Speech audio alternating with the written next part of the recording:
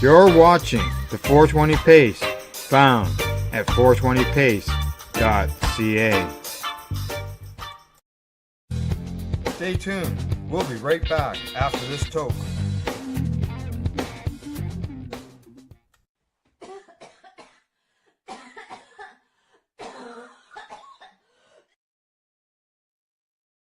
You're listening to the Pace Radio Network here at paceradio.net. The views expressed by the individuals during this broadcast are their own opinions, and they may not be the same as those of their group or other organizations they may be involved with. All medical advice during our broadcast is not a medical opinion and should be checked with your medical physician.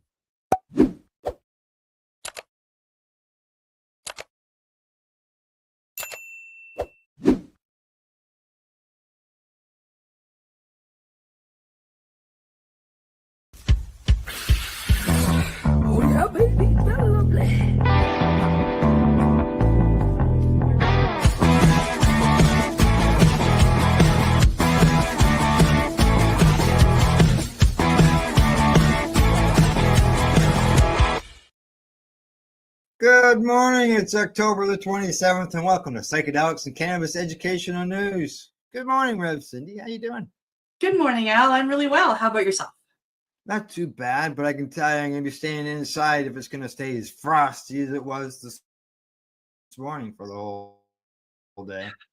It's raining cats and dogs here, right? So I'm pretty much the same way. I am just but I am thankful I live in Nova Scotia, Canada, and I am sending love to Jamaica, Cuba, and that area right now. They're being hit pretty hard. I got my Jamaica hat on. Beautiful. Yeah. Again, Jamaica. Correct. Yeah. Lots of love to them. Yeah, Category 5 coming in today, I believe, is what's hitting them. Yeah. I saw that this morning. Yeah. The eye has disappeared, so that makes everybody quite worried. Yeah. Just imagine. Exactly. So. Yep. Yeah, all we have to worry about around here right now is just frost. Yeah, it's raining here, but we need the rain here in Nova Scotia. So right now it's a blessing. Yeah. And again, thankful I live here in Nova Scotia, Canada versus Jamaica or Cuba at the moment. Yeah. All righty. What's anything new and exciting? All kinds of new and exciting stuff. And I asked you beforehand if I could do some self plugs. I sit on the board for the Nova Scotia Psychedelic Society here in Nova Scotia, obviously. And as you guys can see by my name here, I am an earth medicine facilitator, which is one of the reasons they asked me to sit on the board. We're doing some exciting stuff. We're having a speaker series here in Nova Scotia, in Halifax. Our first speaker series starts Thursday night. It's going to be at the Halifax Library. And we have an amazing human coming in from the Holos group of people talking about the psychedelic renaissance. So I invite you to come. It's free and open to the public. We will be streaming it, and I will be sharing the streaming information as we go along. Good. And what I find really exciting about this is we do have a series. We have four speakers set up, and I am your second speaker coming up on November 17th. And I will be speaking about the psychedelic medicines I use and I support and I serve. What they are good, what use they are for us as humans and what they can help combat, and integrity behind serving the medicine. And where are all these being held at? At the Halifax Public Library in the BMO room. And it is free. We ask you to show up a few minutes ahead of time. Speeches usually last between 30 and 40 minutes, giving us 20 to 30 minutes for questions and answers. We will be streaming, so there will be questions coming in from around the world, and we're trying to hook up with other psychedelic societies as well as Mark Caron's Mark's Conscious Living Network and stream out as much as we possibly can. We've got some pretty interesting people coming up. Super. I think you may be surprised by the people who show up, the amount of people, because there's so many people still in the psychedelic closet. Yeah, well, we've been receiving a lot of messages asking and making sure that we will be streaming the speaker series for people. We're specifically getting questions from people in Nova Scotia. We're not a big province, but it still would take everybody, a lot of people that are asking questions, 5 or 6 hours to get to downtown Halifax if they're coming from either end of Nova Scotia. So I'm excited that we will be streaming it. I'm nervous, speaking in front of that many people and on air. I mean, I do it 3 times a week via us, but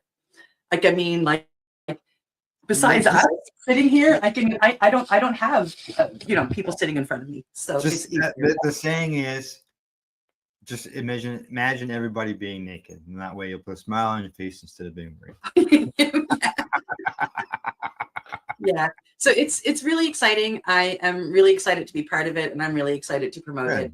And we're hoping to get information out there and get a conversation started here in Nova Scotia. Good. All right. Yeah. When you get it going along, like closer to when you're speaking and all that, make sure you bring it up again. Let everybody know what's going on. So. Absolutely. All right. Talking about what's going on, let's get on to the news. Yeah. Here we go. First story is up. Coming to us from Marijuana Moment, cannabis companies ask U.S. Supreme Court to take up case challenging constitutionality of federal prohibition. A coalition of cannabis companies has filed a petition asking the U.S. Supreme Court to take up their case challenging the constitutionality of federal prohibition. About 2 months after the court accepted an application for an extend the filing deadline, the law firm Boyle Schuyler Flexner LLP that's representing the company submitted the petition for writ of certiorari on Friday. The case from Massachusetts-based cannabis companies and industry leaders, Canna Provisions, Geisy Cellars, Wiseacre Farm, Verano Holdings, they argue that the Commerce Clause of the U.S. Constitution precludes the federal government from enforcing criminalization laws against interstate cannabis activity. To that end, they want justices to reevaluate a landmark 2005 case, Gonzalez versus Reich, wherein the Supreme Court narrowly determined that the federal government could enforce prohibition against cannabis cultivation that took place wholly within California based on Congress's authority to regulate interstate commerce. The new Supreme Court petition argues that the Reich decision was an abbreviation in the court's decisions or court's precedents on the Commerce Clause, a necessary and proper clause, and represents a drastic departure from the federalism principles those clauses embody. The ruling 2 decades ago permitted a dramatic intrusion in the exercise of the state's police powers, it says. Yeah, just something completely separate. 2005. I never think of that as 2 decades ago, and that just made me feel old. The Controlled Substances Act significance to the exercise of the state's policy powers is massive, and even greater today than it was in Reich's time, when only 9 states had legalized cannabis, the petition says. 38 states have now decided that the health and safety of their citizens is better served by making cannabis available through regulated channels than through prohibition. The CSA displaces those states' choices and imposes Congress's own views on interstate policy. The serious federalism questions raised by that intrusion warrant the court's attention now, as they did in Rock. The petition says that after the Rock decision was issued, the federal government has undermined the notion of any link between the CSA's interstate goals and its interstate prohibitions. Since 2014, Congress has barred enforcement against state-regulated medical cannabis, but not adult-use cannabis, while leaving both prohibited under the CSA. State-regulated medical cannabis is therefore less regulated from a federal perspective than the least controlled Schedule 5 substances in the CSA. The DOJ has taken non-enforcement even further, with the policy of not enforcing the CSA as to either state-regulated medical or adult-use cannabis. This long period of desuetude, I can't even pronounce that word, has served any link between controlling state-regulated cannabis and regulating interstate commerce, therefore rendering the CSA's intrusion on the state's policy making even more stark. A U.S. appeals court rejected the arguments of the state legal cannabis companies in May.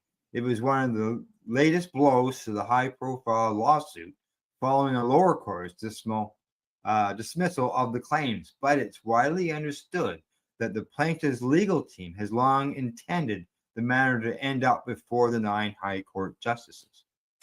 4 justices must vote to accept the petition for cert in order for the court to take up the case. While it remains to be seen whether Scouts will ultimately take the case, one sign that at least some on court might be interested in the appeal is a 2021 statement from Justice Clarence Thomas, issued as the court denied review of a separate dispute involving a Colorado medical cannabis dispensary.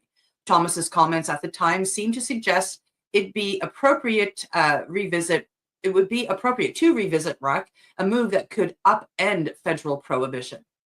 The statement pointed to policy development since the earlier case was decided, such as the hands-off enforcement approach taken by the Department of Justice, as more states legalized cannabis in a congressional budget rider protecting state legal medical cannabis programs. Now, Thomas wrote that whatever the merits of RUC when it was decided, federal policies of the past 16 years have greatly undermined its reasoning. He was describing the government's approach to cannabis enforcement as a half-in, half-out regime that simultaneously tolerates and forbids local use of cannabis. Through federal law, though federal law still flatly forbids the interstate possession, cultivation, or distribution of cannabis, the government, post-RUC, has sent mixed signals on its views. The justice continues, saying the situation strains basic principles of federalism and conceals traps for the unwary. The initial complaint in the current case, now known as Canada Provisions versus Bondi, filed in U.S. District Court for the District of Massachusetts, argued that government's ongoing prohibition on cannabis under the Controlled Substances Act was unconstitutional because Congress in recent decades has dropped any assumption that federal control of state-regulated cannabis is necessary. At oral argument on appeal late last year, David Boyce told judges that under the Constitution, Congress can only regulate commercial activity within a state, in this case around cannabis, if the failure to regulate that in-state activity would substantially interfere with or undermine legitimate congressional regulation of interstate commerce. Boyce, chairman of the firm, has a long list of prior clients that includes the Justice Department, former Vice President Al Gore, and the plaintiffs in a case that led to the invalidation of California's ban on same-sex marriage, among others. Judges, however, said they were unpersuaded, ruling in an opinion that the CSA remains fully intact as to the regulation of the commercial activity involving cannabis for non-medical purposes, which is the activity in which the appellants, by their own account, are engaged. The district court, meanwhile, said in the case that while there are persuasive reasons for re-examination of the current scheduling of cannabis, its hands were effectively tied by the past U.S. Supreme Court precedent in RUC. This comes in the background of pending cannabis rescheduling decision from the Trump administration. President Donald Trump said in late August that he'd make a determination about moving cannabis Schedule 3 of the CSA within weeks, but he's not yet to act. Meanwhile, this week, the Supreme Court agreed to hear a separate case on the constitutionality of a federal law prohibiting people who use cannabis or other drugs from buying or possessing firearms. The Trump administration has argued that the policy targets a category of persons who pose a clear danger of misusing firearms and should be upheld. Huh? Wow, that's it. That's a relatively short marijuana moment story. It sure was. I had to scroll a couple of times to make sure I really? Okay. Really? Is that? Yeah, That's unfortunately, mine's the one that's on the screen, so I got to do it when everybody's watching. it. I was surprised too. What, that's done already? Good. Not repeating it 5 times? All right. On to the next story. Here we go. What's up? Yes, coming to us from Leafy. combining cannabis and tobacco linked to mental health issues, the study shows. People who use both cannabis and tobacco together have different brain chemistry when compared to people who only use cannabis. And the difference is linked to higher levels of anxiety, depression, and relapse into addiction, a new study claims. The findings come from a study published in the journal Drug and Alcohol Dependence Report, where researchers from McGill University at the Douglas Research Center examined brain scans from 13 young adults and found significantly higher levels of fatty acid amide hydrolase, which is FAAH, in those who use both substances compared to cannabis-only users.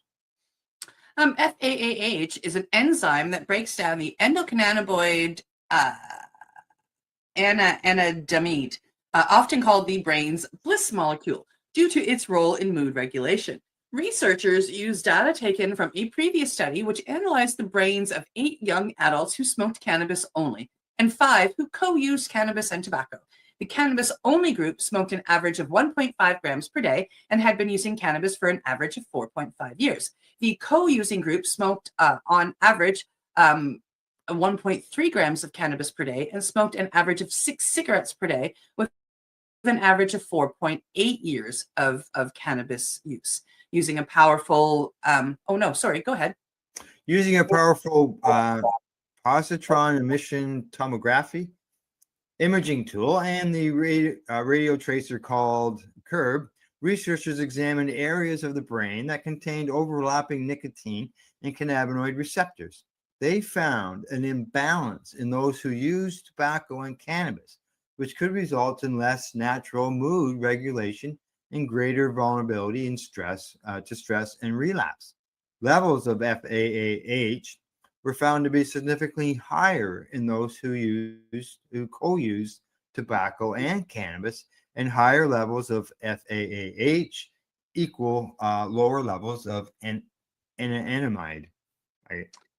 Big word. This is like, I find this quite interesting. Higher FAAH levels mean lower concentrations of this molecule, creating an imbalance that affects the brain's natural reward and pleasure systems. This disruption may leave co-users more vulnerable to stress and increase their risk of relapse when attempting to quit. Wow.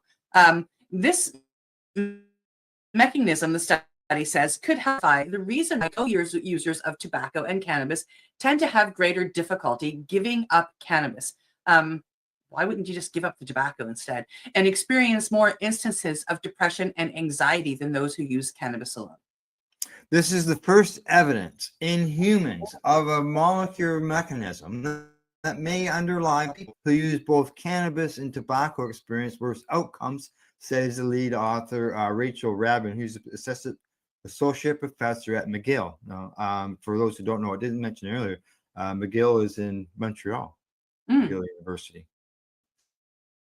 Identifying this mechanism is an important step towards finding targets for future medications to treat cannabis use disorder, especially among those that co-use tobacco. Right now, the only available treatments are behavioral therapies, such as counseling.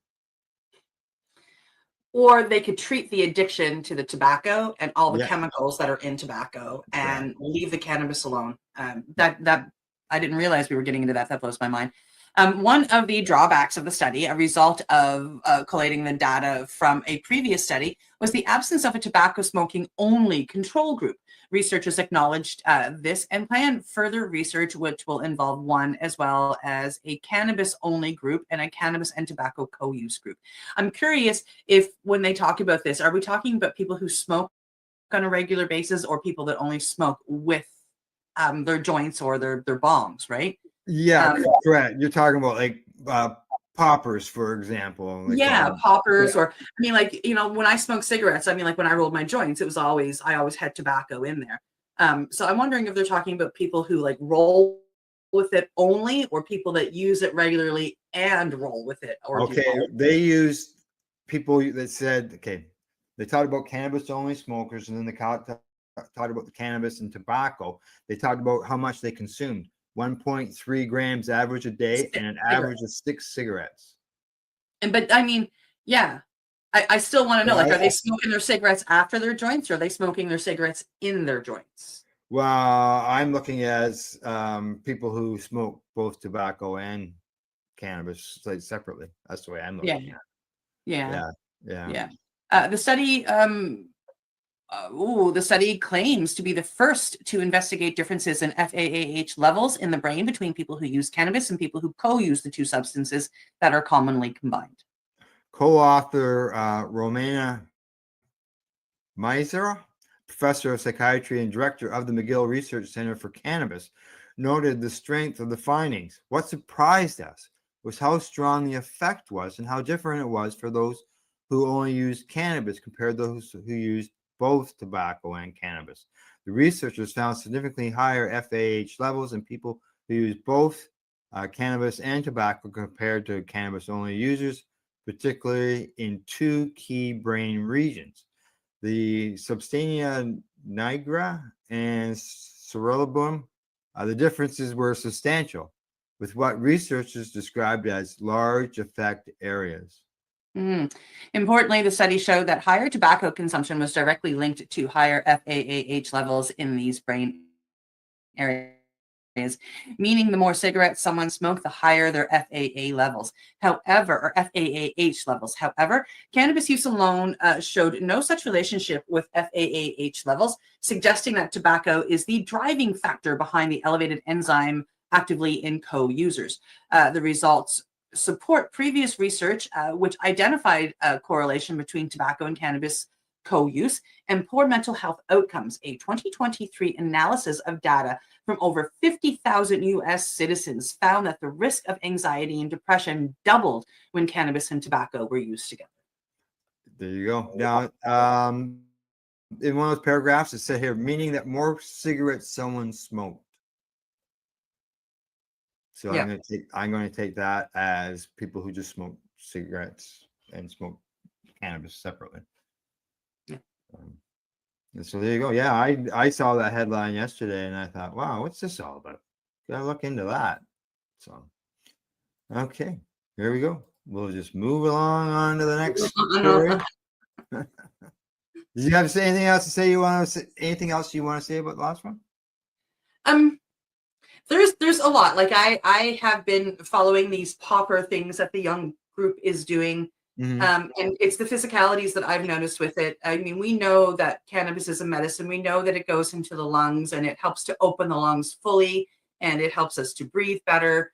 And whatever we're doing to our bodies when we inhale the hot smoke, we're helping to heal at the same time. Cannabis is in there doing the work. If you combine that with tobacco, remember, the cannabis is going to go in there and it's going to open up your whole lungs. It's going to make everything open and everything wonderful. And that allows tobacco, and not just the tobacco that we have learned over years that tobacco, modern day tobacco, is full of carcinogens. It's full of, and they put rat poison in there. They put all kinds of chemicals and crap in. So when you open up your lungs, now you're allowing all of those chemicals and all of those carcinogens into every point of your lungs. I don't care if you're smoking the cigarette with it, like poppers are rolling into your joints, or if you're smoking a joint and then you follow it up with a cigarette. Your lungs are still open at that point in time, and you're allowing all those carcinogens to get in there. So it doesn't surprise me that it's now been linked to mental health. Yeah, I know. Yeah. It's just to give my 2 cents. I could never understand why people would mix tobacco with cannabis. Well, when I was younger, we weren't always guaranteed to have good weed, and it didn't burn properly. So like I found when I was a cigarette smoker, putting a little bit of tobacco in there helped it burn beautifully. I actually choked less with chemicalized weed than I did if I rolled just a joint. Yeah, so and it made the joints bigger, it made them last longer, blah blah blah blah blah blah blah blah. So there were reasons, but as I quit smoking cigarettes and moved on and learned more, it was just like, oh, look at what I did to myself all those years. And if you light a cigarette now, within the first 2 or 3 puffs, your friggin' head be spinning in circles. Oh, listen, I work with mapacha, which is indigenous, grown and prayed over tobacco.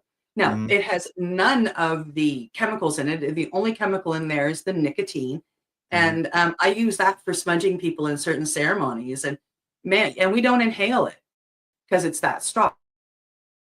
So you just bring it in, but you still get the nicotine in your system. And man, oh man, a few puffs of that. Woo! I can just imagine. I can just imagine. Yeah. Okay. All righty. Here we go. On to the next story. On to the next story. Coming to us from International Cannabis Business Conference, CBD may reduce systolic blood pressure. High blood pressure is a serious public health issue facing the world today. International researchers estimate that roughly 1.4 billion adults aged 30 to 79 years worldwide have high blood pressure or hypertension, representing 33% of the population in this age range. Now, hypertension can lead to a variety of health problems, including but not limited to heart attack, stroke, heart failure, aortic aneurysm, kidney damage, glaucoma, dementia, diabetes, obesity, and even death. Absolutely. A team of investigators based in Brazil and affiliated with various health and academic research institutions recently examined CBD use and how it may impact systolic blood pressure. Systolic blood pressure means the pressure in the person's arteries when the heart beats and pumps blood throughout the body. It is the upper number in a blood pressure result. The systematic review and meta-analysis assess the effects of cannabinoid oil, CBD, on systolic and diastolic blood pressure in humans. A comprehensive search in PubMed, Cochrane Library, Scopus, and Emboss databases up to May 2024 identified 4 randomized controlled trials comprising 104 participants, 3 assessing short-term administration, and 1 chronic use in hypertensive individuals. This is stated by the researchers about their investigation, and the researchers published their findings in the journal Brazilian Journal of Pharmacognosy. Meta-analysis demonstrated a significant reduction in systolic blood pressure after acute cannabinoid intake, but no sufficient change in diastolic blood pressure. Chronic administration promoted reductions of 7.01 mmHgs in systolic and 4.55 in the diastolic blood pressure, the researchers found. These findings suggest that cannabinoid may benefit blood pressure control, specifically with prolonged use in hypertension patients, but further high-quality randomized controlled trials are required to approve this efficacy, safety, and clinical availability to cardiovascular care, the researchers concluded. Wow. Yeah. Well, I know that several years ago, and I'm going to say probably a decade ago or two, I was talking to a doctor, a new doctor in the clinic we were at, and she saw me reading a Treating Yourself magazine, and she told me that cannabis would lower my blood pressure. And I said, well, what do you do about lower blood pressure? High blood pressure, you're on medications. What about low blood pressure? What do you do then? And she says, call us when you faint. She said, yeah, I've had that high number. I've seen it 90 and 95 on mine. Yeah. Yep. My father has had high blood pressure and has been on medicine for a long time. And he got diagnosed with cancer a few years ago, and I got him taking CBD. And then his blood pressure started going down, like down, down, down. And he recently found out, probably about 2 weeks ago, that whatever he's been doing has been helping. And the doctor said, stop taking the blood pressure medicine. You don't need it. That's what's screwing up the blood pressure. But he's been taking CBD for 5 years every day. Yeah. And yeah, that's the big difference, right? Yeah.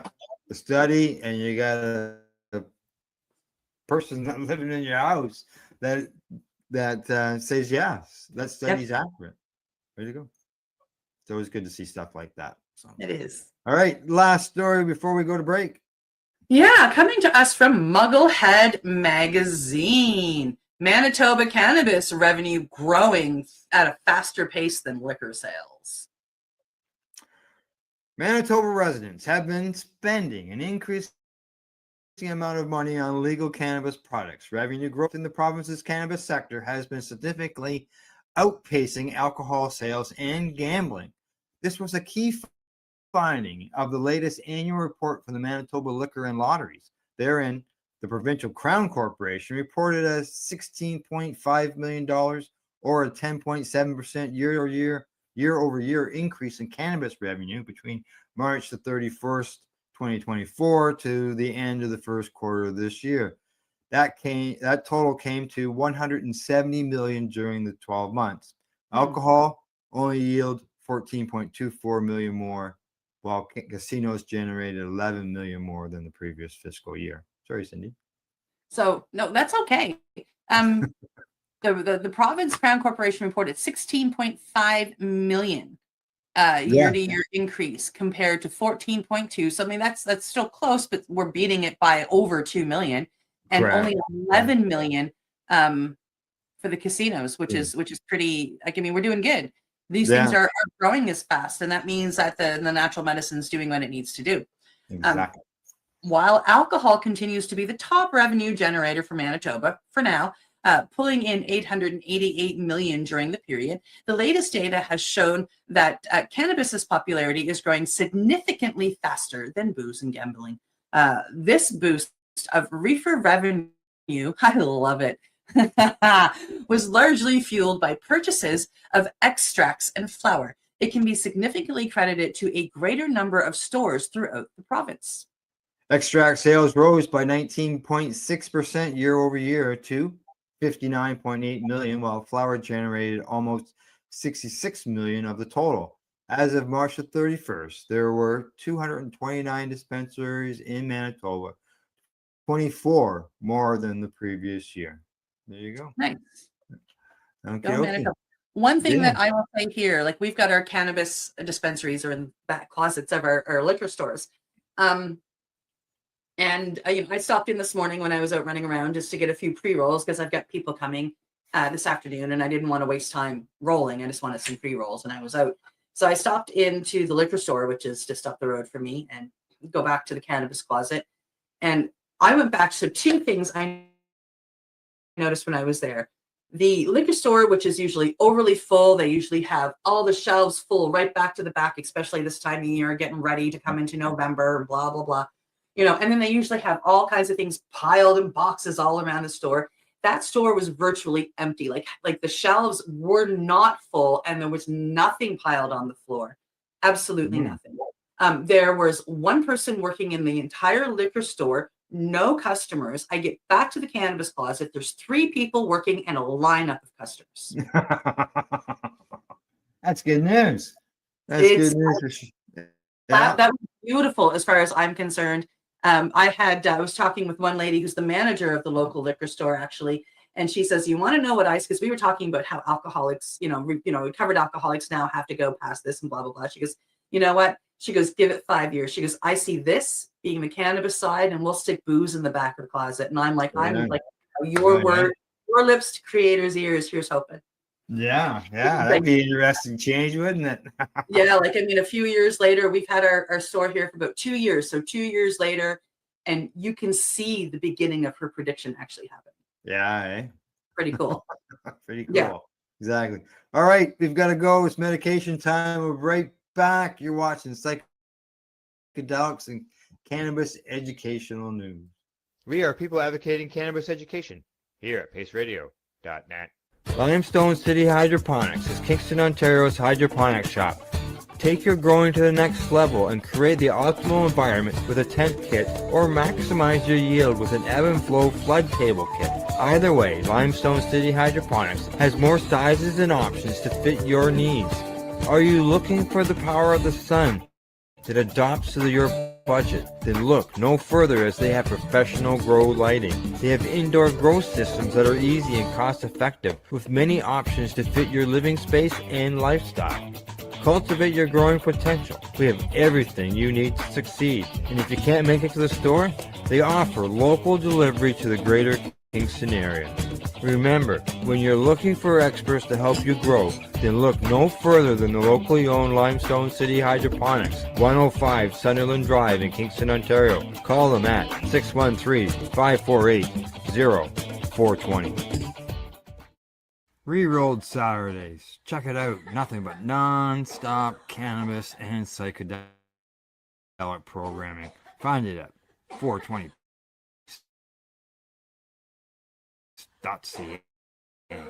Style Shop. From lights to plant nutrients, books, consumption accessories, and more. We've got all your basics to grow or consume cannabis. Visit our info center or take a look at our piercing services and body jewelry, now available in-store through Campbellford Lifestyle Shop, 17 Bridge Street West, Campbellford. Are you looking to get your medical cannabis grow license? Limestone City Hydroponics can help patients through the process of obtaining their license to grow medical cannabis. What's that? You don't have a doctor. If you meet the medical criteria, Limestone City Hydroponics has a nurse practitioner who can assess and provide us prescriptions. What are you waiting for? Contact Limestone City Hydroponics at limestonecityhydroponics.ca or call them at 613-548-0420. PACE Radio is the People Advocating Cannabis Education Radio Network.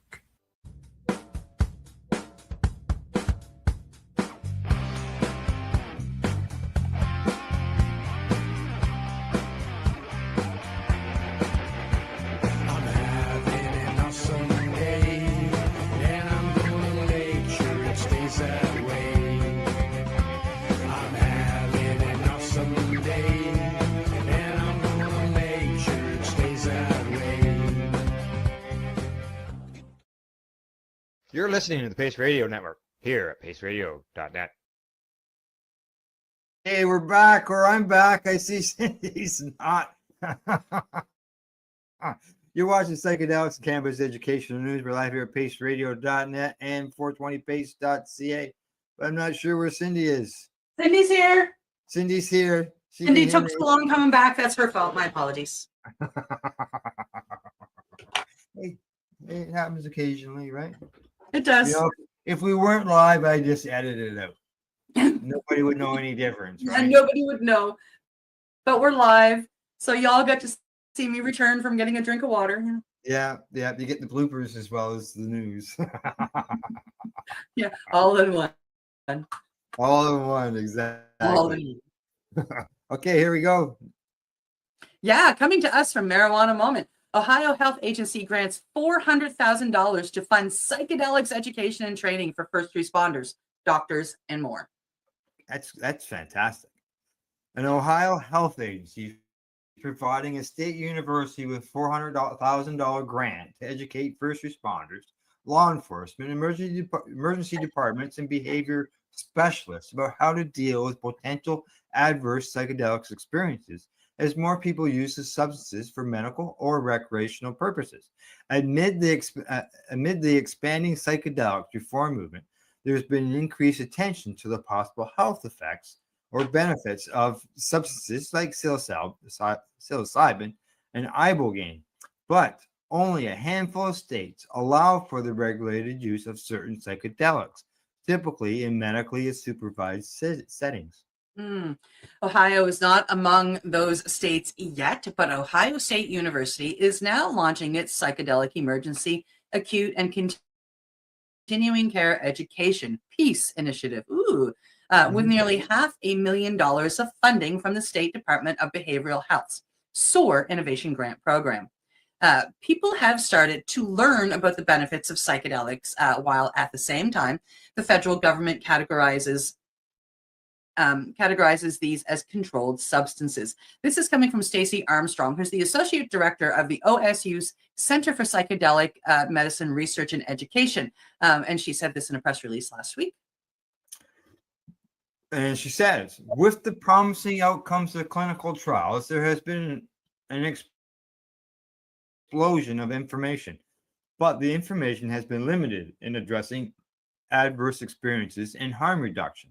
Now, funding from the DBH grant will go towards in-person seminars and online training materials that will be made available to those in professions most likely to face instances where someone might need attention after using psychedelics outside of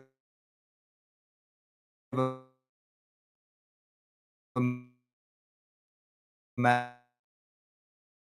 medical regulatory framework cost to qualifying participants. Support someone's challenging psychedelic experience in a way that's going to be helpful, not increase risk or harm, Armstrong said, adding that the center created the psychedelics program and support them in facilitating quality care, psychedelic-informed crisis triage, and referral guidance to healthcare providers with specialized training in psychedelic harm reduction. According to the CPDRE, the Peace Initiative is intended to reach over 127,000 professionals across the state, which will also include doctors, nurses, social workers, psychiatrists, and other disciplines. CPDRE is all about access and affordability. Tina Romalia, CPDRE's program coordinator, said, "Too much information in this space is inaccessible, unaffordable, or inaccurate. Our job is to make it all three: accessible, affordable, and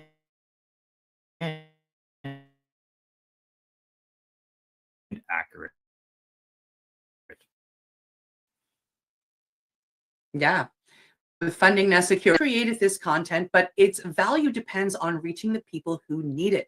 Angela Douglas, who is the CPDRE Clinical Research Coordinator, she says, with DBH's network and workforce enterprises, we're confident we can get this training to every corner of the state. They have extensive connections. Their workforce development and policy leads are actively recruiting, gathering information. So we're talking to the right people to make sure this gets to where it needs to go. Now, the OCU's efforts complement research it's done in the past, including one study conducted in conjunction with the Johns Hopkins University in 2023 that found an association between psilocybin use and persisting reductions in depression, anxiety, and alcohol misuse, as well as increases in emotional regulation, spiritual well-being, and extroversion. While Ohio voters approved adult use cannabis legalization in 2023, there's been little interest so far within the legislature to pass psychedelics reform. That's despite the fact that the legislatures in red and blue states alike, as well as in Congress, have seen multiple efforts to advance the issue in recent years. And this is the second short marijuana moment. I know, I thought the same thing. I checked during the break. I thought, geez, that one's another short one, too, in one show. All right. Have they decided to stop typing so much over there? I don't know. Maybe. I don't know. I know if it was going to print, they wouldn't have super long ones. So this print costs money. Thanks for the thumbs up, Bob. We appreciate it. Okie dokie. We're time to move on to our next story of the day. And there you go. Coming to us from Cannabis Science and Technology, Cannabis and Pupil Response. Study examines eye measurements after recent inhalation. Yeah. Measuring the size of pupils may be useful in assessing acute cannabis inhalation, a recent study suggests. Now, pupil measurement and eye changes have been used by law enforcement to assess impairment from cannabis, the study notes, examining that some previous studies have used pupillometer technology to objectively measure changes in the pupils. This current study aimed to use this technology to measure pupil sensitivity and size of pupils after recent cannabis inhalation. Now, pupillary dynamics as a marker of acute cannabis inhalation was published in Clinical Toxicology in September 2025, and the work was supported through funding from the National Institute on Drug Abuse. Wow. Out of 126 participants, 95 were able to complete all of the assessments.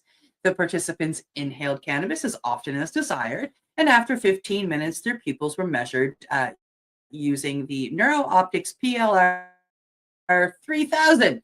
Measurements were taken at baseline and at 40 minutes and 100 minutes following the cannabis inhalation. The cannabis, either flower or concentrate products, was provided by the participants themselves. For comparison, 30 of these participants completed the same assessments at the same time points without cannabis. For pupil size, sensitivity, specificity, and accuracy were calculated to find a combination of the most accurate and predictive metrics. At least absolute shrinkage and selection operator model was used. Now, the percentage change in pupil size after cannabis use was demonstrated to have the highest area under the curve, specifically 0.73 at 40 minutes and 0.75 at 100 minutes. What was it at baseline, though? I don't know. Additional results included individual measures were more predictive than considering variables together in a lasso model. Compared with the control group, cannabis inhalation was not associated with reliable changes in maximum pupil size when measured in darkness. Diminished pupil dynamics, including pupil response to light, were more predictive of cannabis use. Pupillary dynamics, when measured with an objective test, may contribute to providing an indication of recent cannabis inhalation, the researchers concluded. Now, previous studies have examined methods of assessing cannabis intoxication from sources other than inhalation. In proof of concept study published in 2025, researchers at the National Institute of Standards and Technology measured changes in concentrations of THC and other cannabinoids on participants' breath after ingestion of edibles. This study was part of a larger study to gauge impairment while driving, noting the lack of reliable methods of assessing impairment from THC. In this study, 29 participants ingested cannabis edibles of their choice. One of 2 breath sampling devices were used at 3 time points over 3 hours. THC concentrations were found to have varied after ingestion. Other results included 19 participants showed a significant increase in THC concentration at any time point. 4 participants showed no change. 6 showed a significant decrease in THC concentration, and the variability between CBD and THC trends suggested differences in biological processing. This study did not compare THC concentration and THC dose, which was suggested for further studies. They say that this study supports the idea that multiple breath measurements over a period of time could be a way to use a breathalyzer to detect cannabis use, regardless of how it's ingested, explained Tara Lovestead, a NIST chemical engineer, in a news release on the study. And she says, however, devices will still need standards to ensure that they are accurate and used correctly in standards that don't yet exist. Mm-hmm. And when you look at that, the results, 6 show significant THC concentration decrease. You wouldn't, and things are. Everybody was different in that. So some didn't show any change at all. Some some went up. And it's the same as the fact that the pupils, there's not enough difference in the pupils to say you can look at somebody's eyes and know if they're high. Which is what they used to do. I remember going to shows when I was a teenager, going into whether it be different shows at 16, 18, 19, whether it was bars or into concert halls. And I remember having we walk in and they check your eyes, especially if you're wearing sunglasses. I remember being, I wasn't wearing sunglasses, but I remember being behind people that were asked to lift their sunglasses. And so at one point in time, we really were looking at people's eyes to see if they were high. Yeah, glossy, bloodshot, all that stuff. So. Huge pupils, right? Yeah. Okay, on to the next story. On to the next story, coming to us from Leafy. Zurich seeks to extend legal cannabis pilot until 2028. Zurich City Council has applied to extend its legal cannabis dispensary program until 2028, 2 years beyond its original end date after declaring the pilot project a success. The Zero Can project, which began in 2025 or 2023, has attracted more than 2,300 participants who have purchased approximately 750 kilograms of cannabis through 88,000 legal sales, the city announced on Monday. Okay. City officials said the extension would cost CHF euros 690,000 euros. I can understand that one a little bit more. And be 690, that would be an extra three. It'd be over $1 million Canadian. And highlighted the program's impact on the illegal drug trade. Around 7.5 CHF million have been withdrawn from the black market, the city stated. Andreas Hari, the city councillor overseeing the project, emphasized that the pilot study focuses on health and protecting users from the risks of the black market. The program is supervised by the Psychiatric University Clinic Zurich. The federal government approved an expansion of the program in July of 2025, increasing the maximum number of participants from 2,100 to 3,000. City authorities are now particularly keen to attract occasional users and women who remain underrepresented in the current participant base. The original study was scheduled to conclude in 2026, but the city's application seeks to extend the operations for an additional 2 years to gather more comprehensive data on the program's long-term effects. The Zurican project represents one of a number of cannabis trials taking place across Switzerland as the country explores national legalization. In September of 2025, so just last month, lawmakers opened a public consultation on draft legislation that would allow adults to grow up to 3 cannabis plants at home, purchase cannabis from state licensed not-for-profit retailers, and possess and consume the medicine legally. Now, the Social and Health Committee of the National Council submitted the draft Cannabis Products Act for consultation on August the 29th, with interested parties having until December the 1st to respond. And if approved, the law could take effect by September of 2026. Wow, exciting. Yeah. Success. They're calling it a success. So, yep. And if if it wasn't a success, you could sure pretty well guarantee that the program would have been shut down instead of they wouldn't be expanding it. No. All righty, last story of the day. Here we go. Yeah, coming to us from International Cannabis Business Conference. Panama to register medical cannabis products. Back in the summer of 2021, Panama's National Assembly unanimously approved a measure that sought to regulate the use of medical cannabis. The approval of the medical cannabis legalization measure was historic for both Panama and the region at the time. Unfortunately, implementation of the measure has languished ever since, with lawmakers and regulators struggling to set up the framework to launch a regulated medical cannabis industry in the Central American nation. Thankfully, a big implementation milestone was recently achieved in Panama. The Minister of Health, MINSA, through the National Director of Pharmacy and Drugs, issued resolution number 372 of September 26, 2025, which establishes the requirements to opt for the exception to the sanitary registration of products containing medical cannabis and its derivatives. This is reported in local news coverage. According to the resolution, finished products containing THC exclusively for medical use may qualify for this exception. Authorization will be granted under the guidelines of the National Program for the Use of Medical Cannabis, administered by the National Drug Control and Drug Administration, the outlet also reported.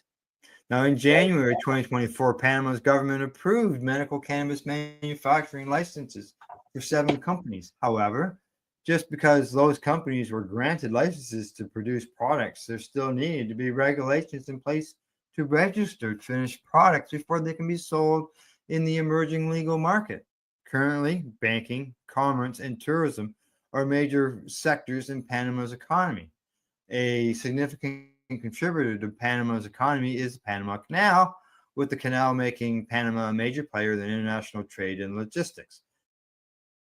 As a successful medical cannabis industry would further boost economic opportunities in the Central American nation. Mm-hmm. Yeah, that's a long time. They've been waiting years for this program. Yep. Wow. That's too bad. A lot of patients have been suffering that could have been helped. Yep. Yep. So, well, hopefully they got this step. Hopefully the rest of the steps are already underway, and they don't get too much more in the way of delays. So, Hopefully. yeah, hopefully. All right, look at that. We got it done under the wire, even after all that talk. Wow. That's Maybe, eh? But they always have good articles, and they do. yeah, they are long. Like I said, if they were in print, it might be a different story because it takes so much paper, right? Yep. Costs money, which is weight when it comes to deliveries, all that stuff. So yeah. All righty. Well, anything else before we sign off and say goodbye? I don't think so. But if you're not doing anything Thursday night and you live in Nova Scotia, come on down to the BMO room at the Halifax Library and catch our first speaker series here. And if you can't, we will be sharing the link, and I invite you to join in and watch. And you will be sharing the link to your Facebook page? I will be sharing the link to my Facebook page. Of course, I'll be sharing it over to Mushy Moment, and I'll make sure that we share it in the PACE newsroom and the PACE rooms as well. Oh, all right. Sounds good. All right. That's the news report for today. And for our buds at the Campbellford Lifestyle Shop, limestonecityhydroponics.ca and at ease.ca. And in closing, as always, thanks for tuning in. Thanks for watching. And don't forget to educate, medicate, and do not incarcerate. You're listening to the Pace Radio Network here at paceradio.net. The opinions of the individuals during this broadcast are their own and may not be the opinions of their group or other organizations they may be involved with. All medical advice during our broadcast is not a medical opinion and should be checked with your medical physician. Enjoy the buzz of legalization with Campbellford Lifestyle Shop. From lights to plant nutrients, books, consumption accessories, and more, we've got all your basics to grow or consume cannabis. Visit our info center or take a look at our piercing services and body jewelry, now available in-store through Campbellford Lifestyle Shop, 17 Bridge Street West, Campbellford. Limestone City Hydroponics is Kingston, Ontario's hydroponics shop. Take your growing to the next level and create the optimal environment with a tent kit, or maximize your yield with an ebb and flow flood table kit. Either way, Limestone City Hydroponics has more sizes and options to fit your needs. Are you looking for the power of the sun that adapts to your budget? Then look no further, as they have professional grow lighting. They have indoor grow systems that are easy and cost effective, with many options to fit your living space and lifestyle. Cultivate your growing potential. We have everything you need to succeed. And if you can't make it to the store, they offer local delivery to the greater Kingston area. Remember, when you're looking for experts to help you grow, then look no further than the locally owned Limestone City Hydroponics, 105 Sunderland Drive in Kingston, Ontario. Call them at 613-548-0420. We are people advocating cannabis education here at paceradio.net.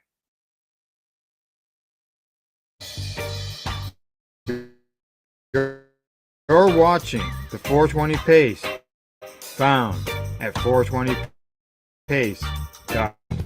Stay tuned. We'll be right back after this toke.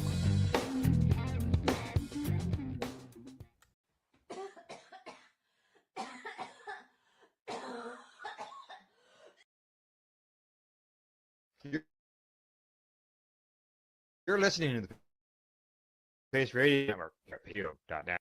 The views expressed by the individuals during this broadcast are their own opinions, and they may not be the same as those of their group or other organizations they may be involved with. All medical advice during our broadcast is not a medical opinion and should be checked with your medical physician.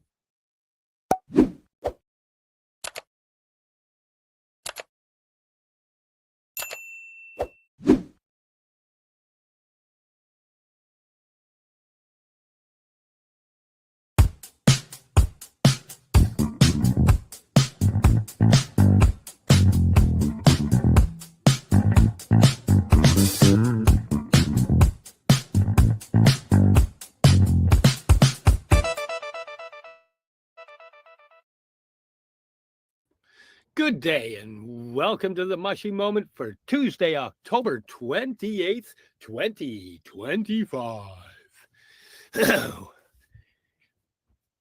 Wait, am I pointing the right way or am I backwards? No, you got it right. Please welcome myself and my awesome podcast partner, Cindy. So it's permanently stayed in the right way, so now when I point, it'll be the right direction. Nice. How you doing today? It's been quite a day. Yeah, it's been it's had its ups and its downs and it's all arounds. Like, I mean, normally I wake up with a cup of tea and a joint, and this morning I decided to sit with the frog. Nice. Yeah. And the frog said, ribbit. Nice. Yeah. So that's and by the frog, you're meaning Cambo. So you did a small, little Cambo ceremony. Yes. Yeah, it had been a while.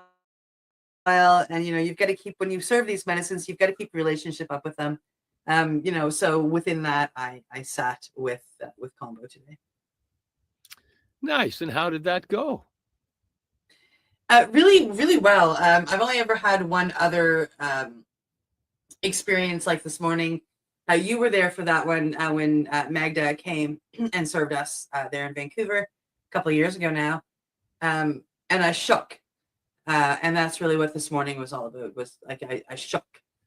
And it's funny, each trip I set myself up right in front of the bathroom. So, yeah. Well, detoxifying can be fun. Yeah. I don't know if I'd call it fun, but definitely, it's definitely healing. And in the end, very beautiful. Even with the big purge, I think that makes it even more beautiful. So I came out of it feeling very good and very, full of energy and very clean. And then the friend that came along to sit with me this morning, we had, afterwards, after a bit of food and after, getting my feet underneath me, we had a little hape ceremony. And that was just absolutely very powerful and beautiful. So, but I mean, I had just been, extremely opened up by Combo as well, and left quite open. So yeah, it was a beautiful ceremony. Nice. It makes the hape a little bit more powerful and less to go through when you've detoxified. That's awesome. So, those are a couple of beautiful ups first thing this morning. And then I went and had a little conversation with my daughter, and I checked my email. And sadly saw that the education I was heading out west in November for has been canceled. Yeah, so I was quite sad. But they told us that, they're going to give us a good selection on, ones next year, and we can, get a little discount just for the things. So instead of going to Vancouver in November for my education, I will be hitting Mexico in February. Yeah, bummer. Yeah, that sucks. Boy, that's so sad. Isn't it terrible? Awesome in February here. Then why would you want to miss that and go to a yucky place like Mexico?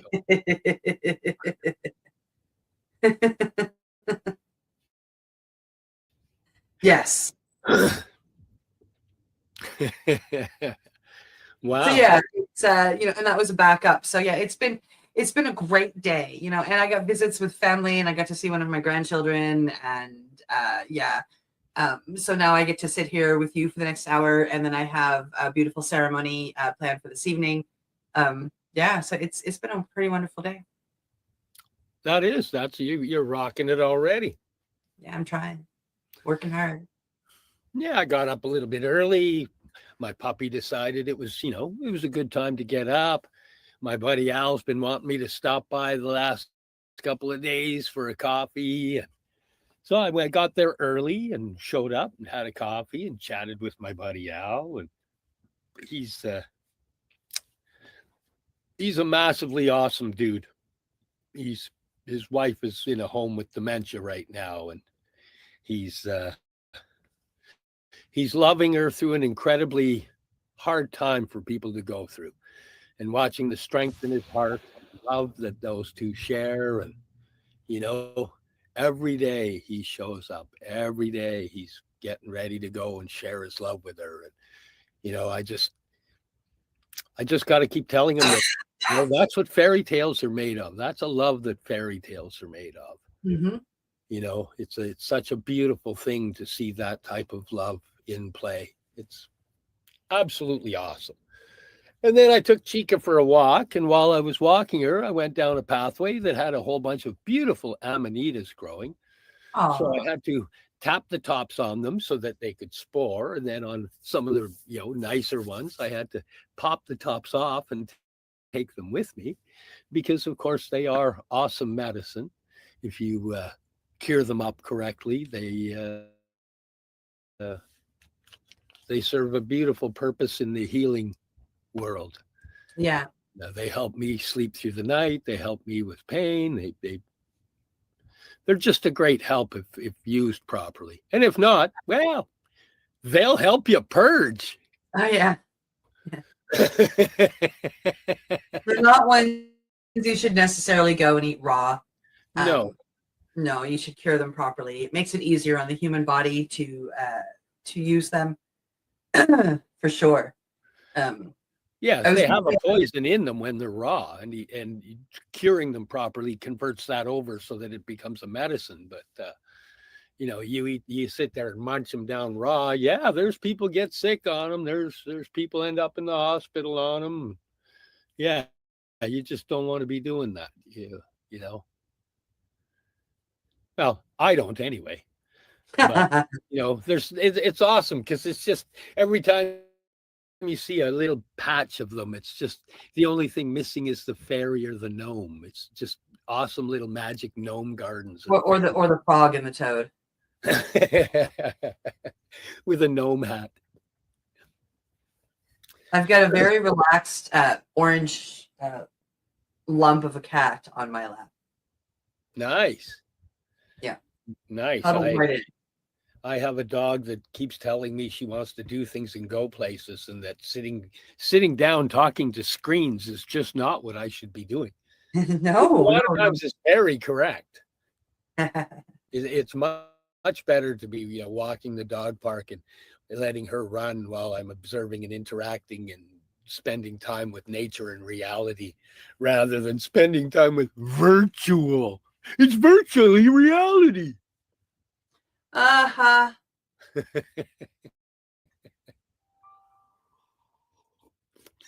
Yeah, no, he's like got his nails dug into my hand, trying to hold my hand close. See, love is a beautiful thing. You have been collecting amanitas, and how are you going to process those amanitas for human use? They go into a dehydrator that is set for 80 degrees, and they sit in there with lots of air blowing on them, and they process down and convert the ibotenic acid to muscimol, and the muscimol is really good as a neuropathy help. It's good for a sleep help. I don't find so much that it helps me go to sleep. It helps me stay asleep. And there's different ways. Like I just have them in capsules. Some people take them and use them for a tea or, different ways. I'm not really dancing there, because when I started with them, it was for me for a certain purpose. But as time is going, I'm educating myself more and learning more. And it's they're it's amazing that the universe just gifts us medicine. And thank you to whoever the people were that learned how to convert it over so that it's not the poisonous medicine of ibotenic acid, but the healing medicine of muscimol. Mhm. And that's actually an interesting point with the amanita. Most mushrooms out there, if there's a good version that's edible, most of them have a bad version that's poisonous, and it's one that looks like it. They're lookalikes. And if you get the wrong one, you're going to be sick. You're going to eat some of them, you'll die. And the amanita doesn't have a counterpart. It is both. It's poisonous, and if cured properly, it's medicinal. And it's an interesting thing that particular one didn't have a counterpart. Here's the healthy, here's the bad. So it's interesting that it's also one of the most noticeable and unique mushrooms. It's the Mario mushroom. When I talk to people about it and they don't understand it, the minute I go the Mario mushroom, oh, I know which one. That's the red one with the white. Yes, that's that mushroom. It's the And Christmas isn't it funny mushroom that they too. use it for magical moments within that Mario Brothers game? Yeah, it's also the Christmas mushroom. People remember it as the Christmas mushroom. Yes, 'Cause it's in places like Siberia and whatnot, it's it got located because reindeers were eating them. So it kind of gets in that little reindeer association with the reds and the Christmassy and this. Yeah, it's kind of neat. I haven't danced in the history of where it all comes from yet. You should. It's really interesting. It it is in part the reindeer, but it also is in part elves and Santa Claus, because people would dress themselves up to not be seen, and they'd hide and look like amanitas, right? It's really quite neat, and they would do it in the winter months, and the reindeer love them, and yeah, there's a whole history behind it, and I can't remember it. I have read it, and it's really kind of neat. Yeah, I'm just kind of going through my Baba Masha book right now, just kind of refreshing, relearning. Sometimes we gather so much information that some of it falls into the cracks and corners in the dustbins and needs to be dusted off and brought back up to the forefront. And yeah, that's one of them. Hey, the other thing we got going is we've created the second company that's going to be taking on all of just the proper healthy supplementation that doesn't include any of the gray market, like the psilocybin or the amanita or any of the CBDs or any of that aspect. We've got Thrive Bio-Optimizers that we're looking at the 23rd to be our official release of an opening of the company through John Sayers Art Show. Oh, and I should throw up that I don't have the virtual link here. Damn it. We can post it underneath later because there's a link to come in, and his friend Leslie has put together a Zoom virtual tour of the art show, which will be 7:00 on the 22nd will be the virtual tour, which is pretty darn awesome. That John's got some pretty wicked artwork, and it's awesome that he's finally getting his premier exhibition to happen. Yeah. And at the same time, he's graced us with the grand opening of the Thrive Bio-Optimizers to happen in that same weekend, which is pretty exciting. Yes.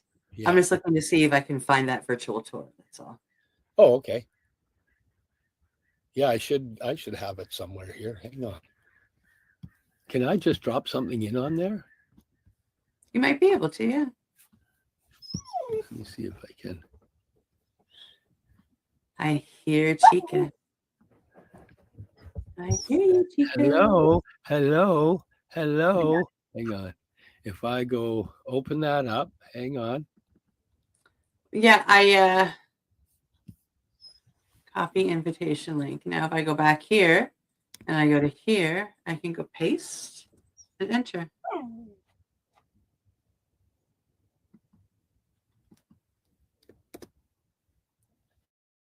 And What are you this doing? one, that one is the actual Zoom link. Oh. That'll get them in. Because I made the poster, so I just opened the poster, the actual thing on. I'm gonna click it. Oh, look at that. If I click it, it does that. Sorry, I had a mind fart. I wanted to see if it would open up the web page.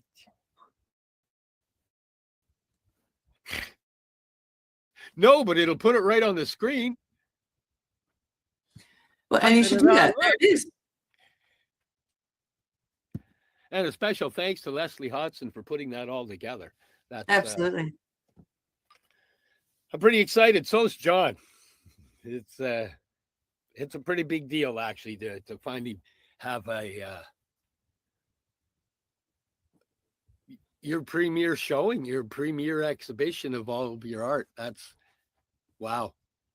And I have to say, you know, being someone that that watches him create and ask questions while he's creating, I'm always blown away by it. Yeah. Hey, hang on. What are you doing? I'm trying to get his website open. And then I can go here. Share screen, correct? Yeah. And then I go to here and share. Is it scrolling as I scroll? Mm-hmm. Well, looky there. There's some of his artwork coming up there. And just so people know, none of this stuff is small. He does quite large pieces. That one's 48 by 42, 48 inches by 72 inches. So we'll just do a quick scroll, you know, just because I got to, I got to show off for my buddy. Yes, and Steve actually put the website together. Yes, I did. So I'm showing off me too. But so these are some that are acrylic pours and 3D. Hi, Chica. Oh, come up here. Come sit up on my lap. Okay, so how do I stop that? Remove. There we go. Come here. Come say hello. Come on. Come here. Come here. Oh, here we go. Chica wants to say hi. Hello. Did you hear her yelling? She was saying, hi, Cindy. Hi, Cindy. Hi, Chica. Oh, yeah. So that's pretty exciting. And if anybody wants to, they can go to johnsayer.com and check out that art. So if you want to come in for the virtual tour of the premiere thing and support him in his journey, and that's all of that art is a journey of healing. He's used that art, you know, after his accident. He had so many upper body fractions and stuff. Sometimes he's creating art so much that he has to take a break because his arms just can't handle what he's doing with the work. And, yeah, he works pretty hard. Yeah, and it's awesome to watch him use the art as therapy with everybody. That's just a damn exciting thing. It is. Be there or be square. What's going to be really exciting to see him sell something. Oh, that probably won't happen. Stop with your negativity. Wow.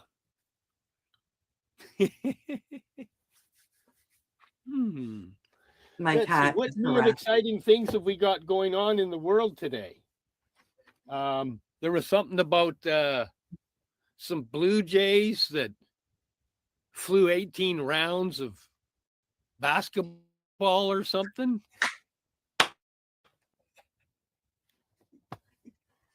I love my friends. Yeah, yeah. I'm not a big, huge baseball fan. My daughter, however, is like massively into the sport. I sent her to a game in the last round in the ALCS, I think it is that it's called. And you can't help but get excited if your kid is getting that excited with something. So yeah, I've been paying attention with her, which so has my dad, so have a few other people. And last night, game 3, it was an incredible game. I watched up to the end of the 9th or something like that, maybe even into the 10th. There was 18 innings. Like 18 innings. They started at 9 p.m. my time, finished at after 4 a.m. my time. And half the country was still up watching. Yeah. My daughter was talking to friends who they went to bed because they had to work in the morning. And they woke up and with the game still going to get ready and go to work. That's kind of funny. Yeah. It was it was crazy. It was an amazing game. I mean, the pitchers were just on fire. They kept striking out and striking out and striking out and getting them out. And balls were being caught and runs just couldn't come in. And we had, I think it was 9 straight innings that there was no score. Wow. Yeah. And then finally, LA scored in the 18th inning and took the game. So it should be an interesting game tonight. I'm sure the players are super ass tired after last night. No kidding. Wow, Yeah. that's a lot of energy to keep putting out steady. Because once you hit 9, that's where it's supposed to end. So once you go into 10, you've got added adrenaline going. Oh, we gotta for 9 more. You're overamping your adrenaline for 9 more. Yeah, there's a whole game's more worth of, we got to be the one that scores. We got to be the one that gets that run. We got to get the run. We got to get that point. And yeah. And so I say on some pitchers today. Yeah. Oh yeah. So but the pitchers were they were on fire last night to keep that game going for that long, and the fact that, obviously the rest of the athletes were, they were catching, they were making sure anybody that did, catch in a hit, they actually got them out. Otherwise, what an incredible game. Wow. And really in a game like that, I know technically Los Angeles won, but there really were no losers. Both teams played incredible, and both teams should be, incredibly proud of how they played. There was some intense athleticism there last night. Wow. Yeah. Yeah. Not that this has anything to do with psychedelics, but yeah, very, very, very cool game, and it's very exciting, and it's neat to watch. The whole country plus get behind it. Well, it has been 32 years since our team had made it to the World Series. So. Wow. Yeah. Wow. You mean since the Blue Jays made it to the World Series? Yeah. Yeah. Yep. The last time they were there, they won in 1993. Wow. They might have made it there again and lost since then. So I think this is their 4th time. I don't know. I'm trying to remember what my daughter told me. Oh, my dad's going to be just reciting it all off too. He's just a little sports encyclopedia. Yeah. Yeah. But it's really cool. I love the bonding experience with my daughter and my grandchildren. My dad even made sure I had a Jays jersey just so I could fit in with them, and so it's a lot of fun. And later on tonight, I have a client coming for a therapy session, but once they leave, I'll put the Jays jersey back on and probably sit on video chat with my daughter and enjoy the game with her for a while, and or at least I hope. She might have a friend coming over, so nice. Family time's always awesome. It is, and like as much as I hate screen time, like it allows us to do things like this, but it also allows me to have friendships and relationships that I wouldn't necessarily have. Like I get to like hang out with you most nights for at least one joint, Yeah. and I've got other friends that like, and when I'm out there, I hang out with friends back home and do the same thing. Like like I love this, right, for that reason. So yeah, like with my daughter being like I want to be home, she wants to be home, of course she's got little kids. It's a way to hang out with people that you don't actually have to leave your house, and it's pretty cool. Yeah, I have to agree. It is. I have no idea what I'll be doing later. Probably picking amanitas. Because you just have the season. There's just a season. You get it blessed and they're gone. So you take the blessings while they appear. Yeah. And you work hard to gather them. Yeah. And you've been doing that. This is year number 3 doing that, like on this kind of scale. Yes.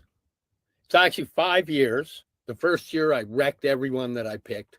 I remember. And then I went, I need to do a little bit of research and learn some shit here. So then I did. And then I only wrecked half of them. And then I utilized them, the ones I didn't wreck, and went, oh, I get it. I understand what these are doing. And then, then 3 years ago, I shared some of them and did a little more and I've actually been doing lots of research. I just don't want to blah, blah, blah till I've got it all lined up and ready to blah, blah, blah. But no, it's they're they're life-changing. Yep. Yeah. Mushrooms are life-changing. Imagine. Words that I never thought I would say. Oh, is it that time? It's time for us to take a break. So let's celebrate some of our sponsors that make this happen. Hang with us. We'll be right back after this. You're listening to the Pace Radio Network here at paceradio.net. Camelford Lifestyle Shop, open Monday to Friday from 10 till 7 p.m. or by chance. Check out our flags, our t-shirts, plus our hats, and look of that supply of rolling papers, plus much more. We've got bongs and your favorite herbal vaporizers. Look at all the incense we have, as well as for those who collect knives, check out these knives in our collection. And while you're here, stop in to see Shay at the piercing room, where you can get poked by Shay. Daily deals, check them out. Camelford Lifestyle Shop, 17 Bridge Street West, Camelford, Ontario. What do you find at paceradio.net? People advocating cannabis education.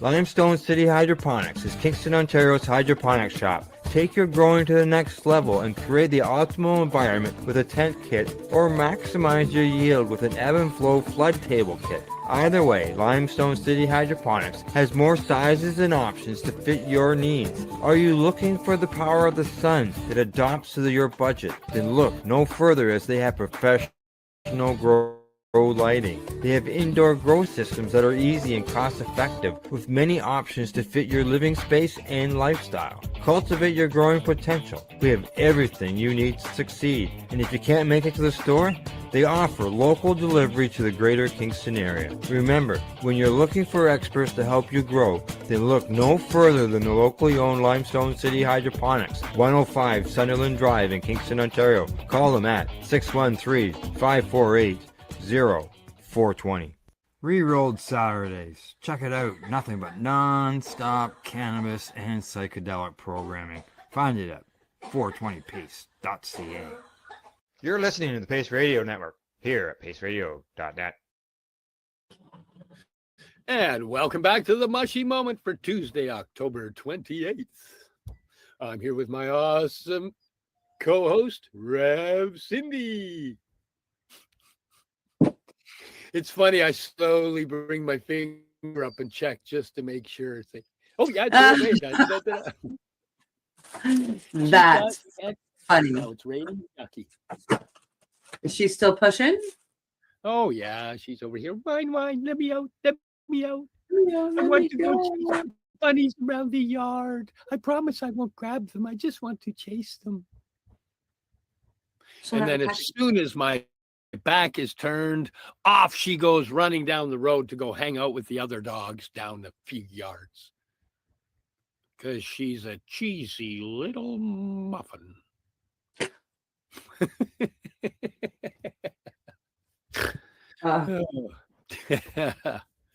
She is, though. Oh, you know what I found interesting? I found interesting that lately, in I would say the last couple of months, there's been a lot of people reaching out and talking about iboga. Mm. And Yes. it's one that I'm not educated to talk on, man. It's kind of funny. It's a lot of people have been talking about iboga. There have been a couple of podcasters that are pretty infamous that went for iboga retreats and then talked about them and talked about the healing. And that sparked big old conversations. It's I'm not really qualified to talk on it. I've got some friends who serve it. I've sat with it a few times. We've had them on the show. We have had our friends on the show. Yeah. And what's really cool is I might be able to go see one of my friends when I'm down in Mexico. But it's a very powerful medicine. And the full alkaloids, which is the iboga, like the total alkaloids, it can be very dangerous when not used properly. And so you have to be very, very careful with it and sit with trained people. And we know trained people. They're good friends. I absolutely love these people dearly. And yeah. I've been giving recommendations out to people that are asking. I'm just referring. I can't speak on it. These are the people that can. So I'm just referring them all. I'm sending them out. They're all educated and they're all really good. They're all extremely good. So really it's just finding the person who your energy harmonizes with, that you go, this is the one that I want to work with. And I know that they're all, well, our 100th podcast was them on the show. And it was beautiful because it was one of those moments where it shows that healing isn't a competition. It's a pathway. And you choose the people you walk the pathway with. And these three have been known to send clientele back and forth. Yeah. Because they recognize that. Well, listen, I'm not the right facilitator for you. You need to go see so-and-so. And it's really beautiful to see, and it's beautiful to watch. And when I sat with Gareth, it was that way. Even though Patrick was my nurse, so I sat with both Patrick and Gareth. Mark was very much involved. He was calling a few times a day to check in on me. It was a pretty beautiful healing community that I got to be part of. Yeah. One day. Yeah, Mark Howard's waiting for you. I'm waiting for him too. I just gotta, you gotta make things happen because medicine costs money, and you can't just, I gotta pull a few things together right now. I'm just getting the company going. That's where the finance is going. But once the company's rolling and I've got a little extra finance, it's going to be going to get my ass kicked and healing up some of those. I've walked a pretty incredible healing path. And there's been a lot of the shadows in my past, the traumas in my past. A lot of that has come to light, and I've organized it and put it in. But you know, that particular medicine will find any that are remaining in the deepest regions, so that I can repair them and turn them into light, and just bring myself into a little more harmony of healing. Yeah. Yeah. It's awesome. You know, the last year I've really been able to see how far I've come in my personal journey. And you know, I get it from a lot of my friends and my family. You know, they allow me to see the reflection of me. Because when we're walking a healing path, and I know that you know this, and probably there's a good bet it's the same for everybody. While you're walking the path, you're looking at the steps that you have to take, which means you're looking at where you haven't achieved. You're looking at where you have to go. And we forget to look back at where we started and to where we've come. And sometimes we can still be overwhelmed looking at where we got to go. But if you take that moment to breathe and turn around and see how far you've come, and the fact that you were just doing it one step at a time, you can let go of that overwhelming fear and go, it's just one step at a time. All it is just taking that step. Yeah. Okay, just take a step. Yeah. I like watching how far you've come. We've got to hey, from the, hey, do you think you might have a microdose that might help, to here we are, to look at how far you've traveled, look at the medicines that have helped you, and you've helped with the medicines, and the other people you're helping with the medicines. Just healing spreads healing. It's such a beautiful thing. It does. Yeah. Yeah. I'm blessed to have walked the path I've walked. You know, I look at it sometimes, and I look at my life now, and you know, I think of the 5-year-old girl that was first hurt, and how she used to look at the hippies, quote unquote, and how I used to dream to be them.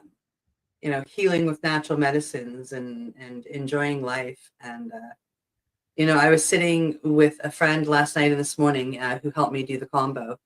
You know, and then we sat and did some hape, and last night we sat and did some cacao, and you know, it's just like, yeah, so this is the way my life is supposed to be.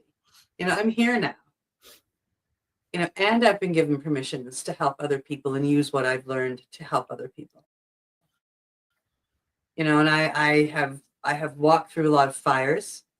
You know, and I've been knocked down a million times, and you know, I knew I was put on this earth to help, so I just kept standing back up and going, okay, let's just find another path and let's just walk it.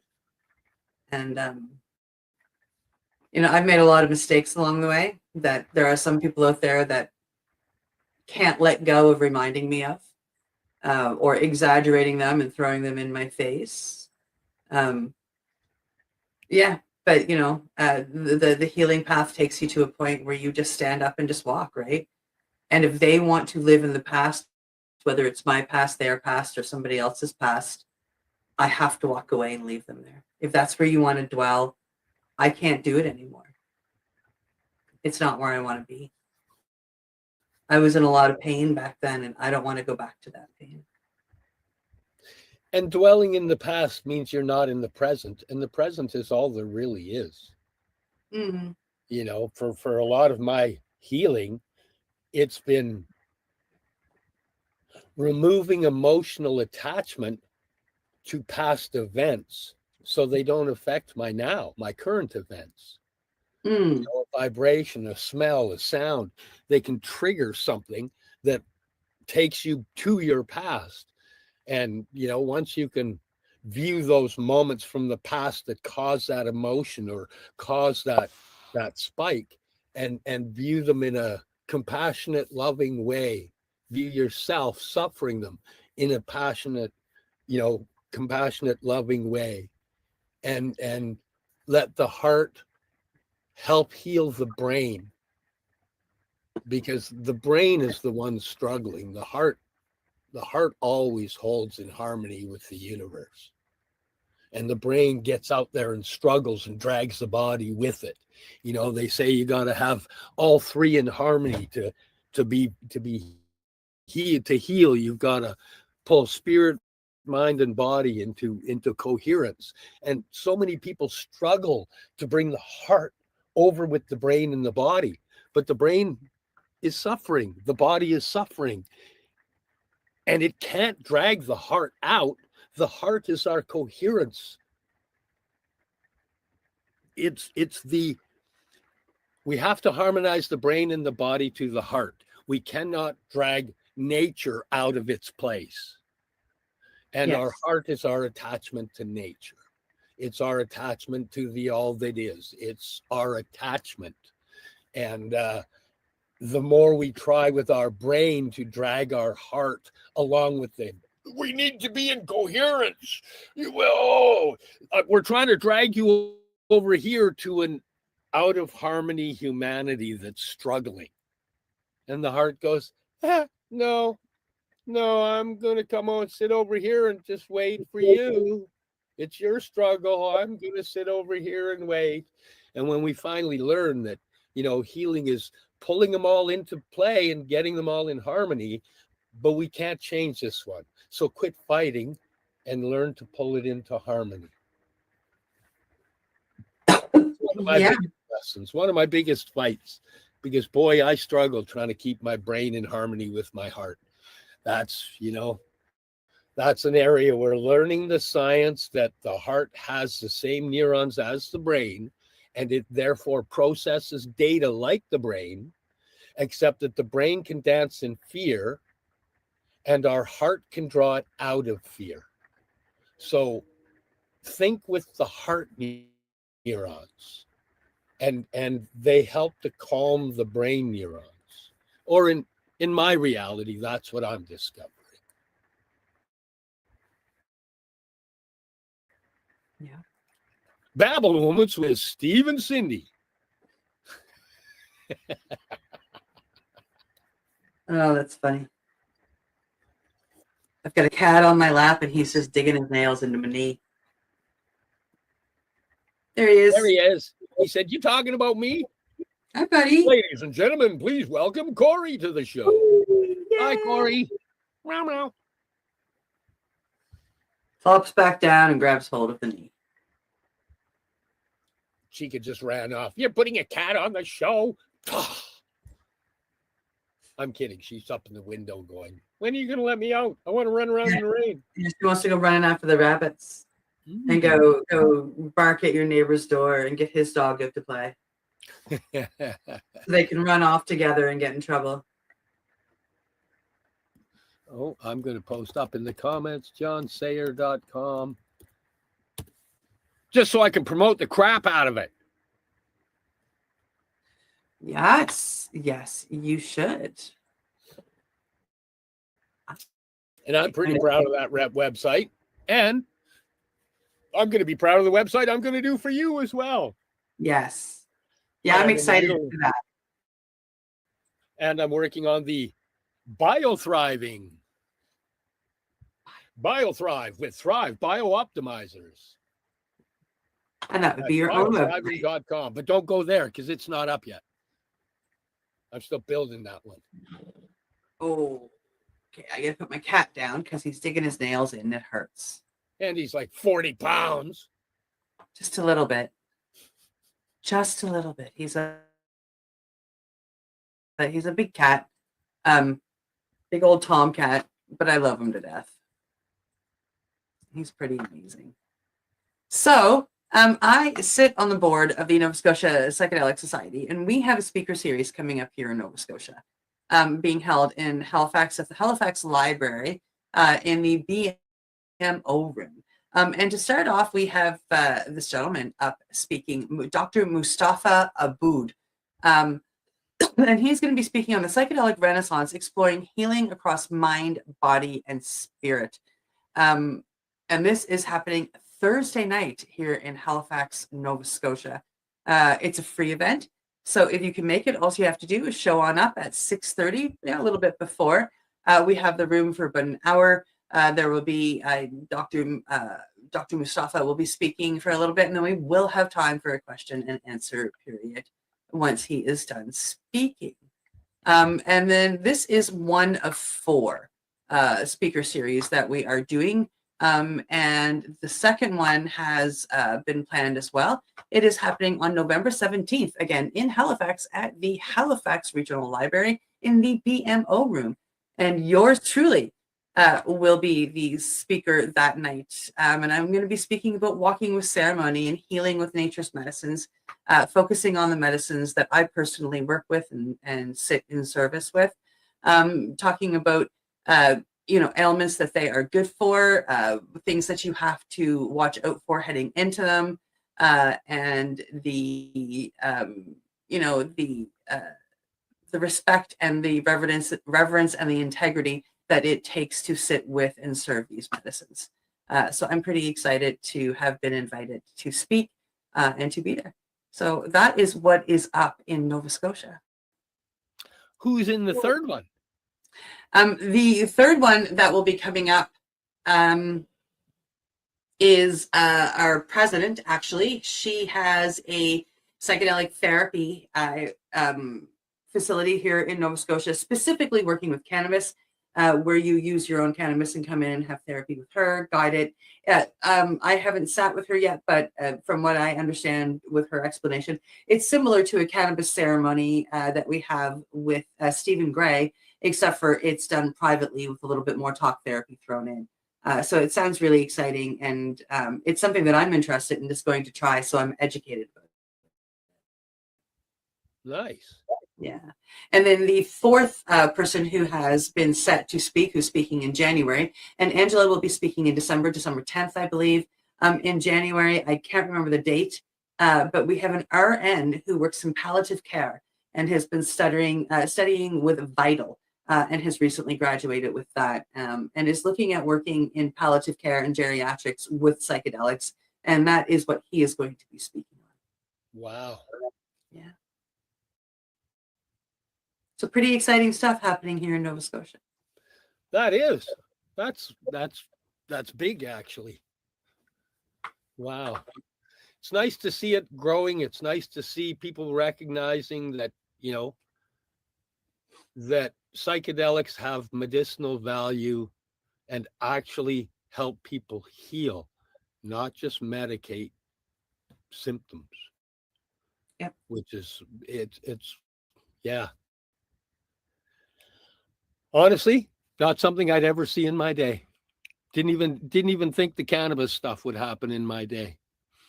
No, and when I first started using cannabis as a medicine, and then slowly got into, microdosing, macrodosing, which I've macrodosed most of my life, adult life anyway. But I got into using these things as a medicine versus as a recreational item. And it became life-changing. It led me to the rest of this. All of these earth medicines, and it's not just substances that I have fallen in love with. The art of breath medicine is amazing and can be just as healing, if not more so, than a lot of psychedelics, depending on what depending on who you are. It's not depending on what you're looking to heal. It's depending on who you are and where you are in your journey. And different things suits different people. Some people would never sit with 5-MeO. It's not their medicine, but they can sit with, psilocybin. Some people don't want the substance, so the breath is really for them. So it, when I give this speech, that's really what I'm focusing on. It's not about the ailment you have. It's about who you are and what you're looking for, and everybody wants something different. I've had now a couple of people come to me wanting to sit with 5. That's where they saw themselves going, and instead we're sitting with breath first. And, I'm not sure if they'll ever go past breath, because breath is so powerful. But when I was talking with them, I hear very loudly that 5 is not the medicine for them at this moment. Yeah. So it's really cool working with this, and I'm really excited to put something together for my night to speak. And I'm looking forward to the first speaker series. It will be streamed, by the way. So when we announce the streaming address, I will be sharing that in Mushy Moment and Pace Radio and Perfect. on my own wall, as well as in your group, the microdosing group. Yeah, the microdosing group. Holy crap, spammers, eh? Yes, there's been a lot of decline. Yeah, Helen and I were discussing that as well. I think a lot of it's bought. Oh, very muchly. I mean, like it's you know, I have been declining with reasons of, you know, like you're not answering the questions, right? And I find the more I did that, the more these just names started popping up. And yeah, so it's been a fun, and I know I'm not the only one hitting decline. There are, I think, 4 of us that monitor that room, and I know we're all hitting that button just as much as the other ones. So You guys are in there way faster than me. I get notified, oh, there's a whole bunch, and then I go in, it's all cleaned up. It's like, oh, right on, thanks. I do have to start spending more time in that group, though.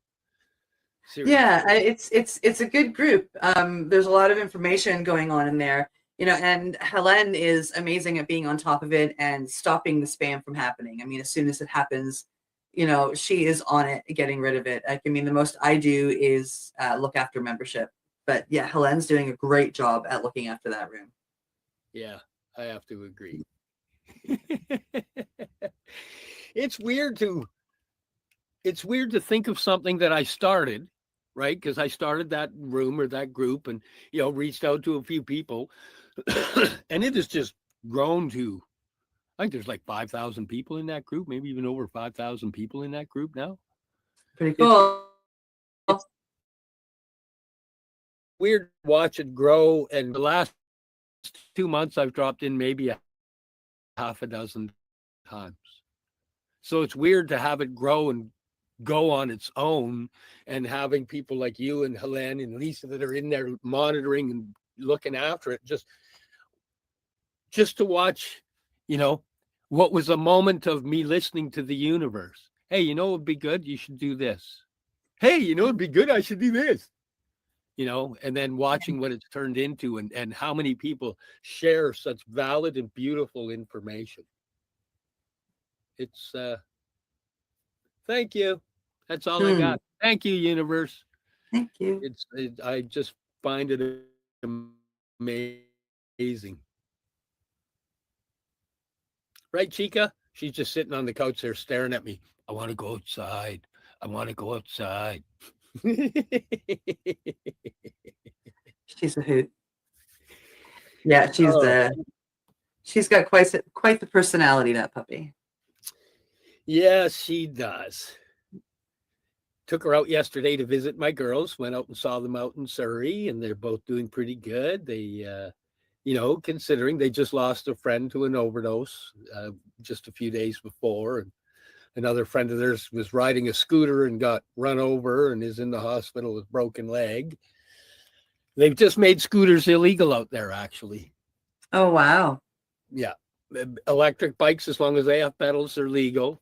And electric bikes with no pedals and scooters are, which is funny because in Richmond, you can go to a corner, use your credit card, grab a scooter and motor off because the city provides them there. But out in Surrey, I guess, with a lot of the stuff that's going on in the world today, they've just decided, no, we'll just make it illegal. So, and, you know, I can see it. Some of those scooters, people jack them up. They're doing 90 kilometers an hour. You better be wearing good gloves and helmet, man, because, you know, you bite it, you're getting hurt.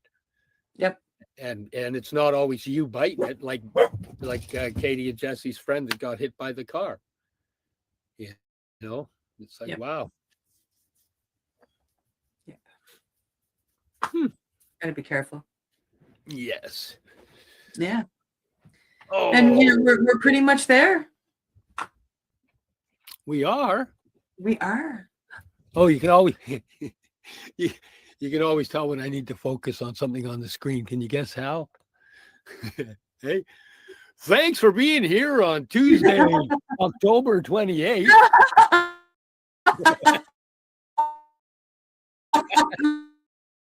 Everybody, thank you for being here for Tuesday, October 28th, coming up on the Halloween ghouly time period. And I hope you have a great Halloween. Hope you have a great Halloween. We'll chat before then anyways. And join us next week for another fun and awesome podcast. And yes, we are getting guests to come on, but just lately we just felt like, letting me babble. So well, and we had a guest for today, and sadly it didn't work out. And it's been lots of education and very busy times as well. But yeah, we're getting her done. Yep. Yeah. Okay. Bye. Awesome. Have a great day. You're listening to the Pace Radio Network here at paceradio.net. The opinions of the individuals during this broadcast are their own and may not be the opinions of their group or other organizations they may be involved with. All medical advice during our broadcast is not a medical opinion and should be checked with your medical physician. Enjoy the buzz of legalization with Campbellford Lifestyle Shop. From lights to plant nutrients, books, consumption accessories, and more, we've got all your basics to grow or consume cannabis. Visit our info center or take a look at our piercing services and body jewelry, now available in-store through Campbellford Lifestyle Shop, 17 Bridge Street West, Campbellford. Limestone City Hydroponics is Kingston, Ontario's hydroponics shop. Take your growing to the next level and create the optimal environment with a tent kit, or maximize your yield with an ebb and flow flood table kit. Either way, Limestone City Hydroponics has more sizes and options to fit your needs. Are you looking for the power of the sun that adapts to your budget? Then look no further, as they have professional grow lighting. They have indoor grow systems that are easy and cost effective, with many options to fit your living space and lifestyle. Cultivate your growing potential. We have everything you need to succeed. And if you can't make it to the store, they offer local delivery to the greater Kingston area. Remember, when you're looking for experts to help you grow, then look no further than the locally owned Limestone City Hydroponics, 105 Sunderland Drive in Kingston, Ontario. Call them at 613-548-0420. We are people advocating cannabis education here at paceradio.net.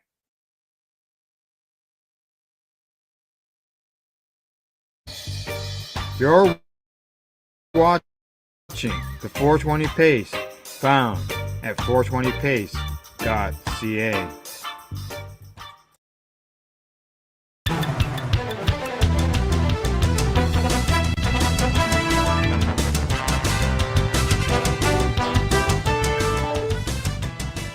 Here we go. First story is up.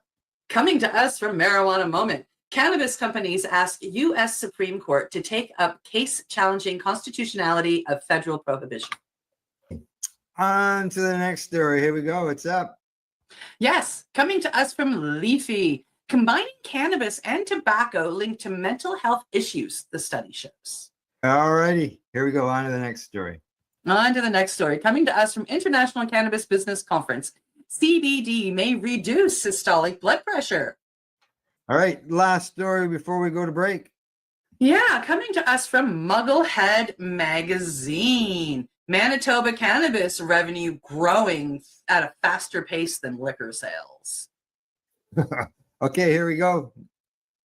Yeah, coming to us from Marijuana Moment. Ohio Health Agency grants $400,000 to fund psychedelics education and training for first responders, doctors, and more. And there you go. Coming to us from Cannabis Science and Technology. Cannabis and pupil response. Study examines eye measurements after recent inhalation. Yeah. Okay, on to the next story. On to the next story, coming to us from Leafy. Zurich seeks to extend legal cannabis pilot until 2028. All righty, last story of the day. Here we go. Yeah, coming to us from International Cannabis Business Conference. Panama to register medical cannabis products.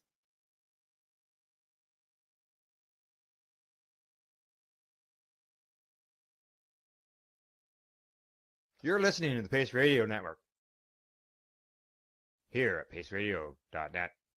The views expressed by the individuals during this broadcast are their own opinions, and they may not be the same as those of their group or other organizations they may be involved with.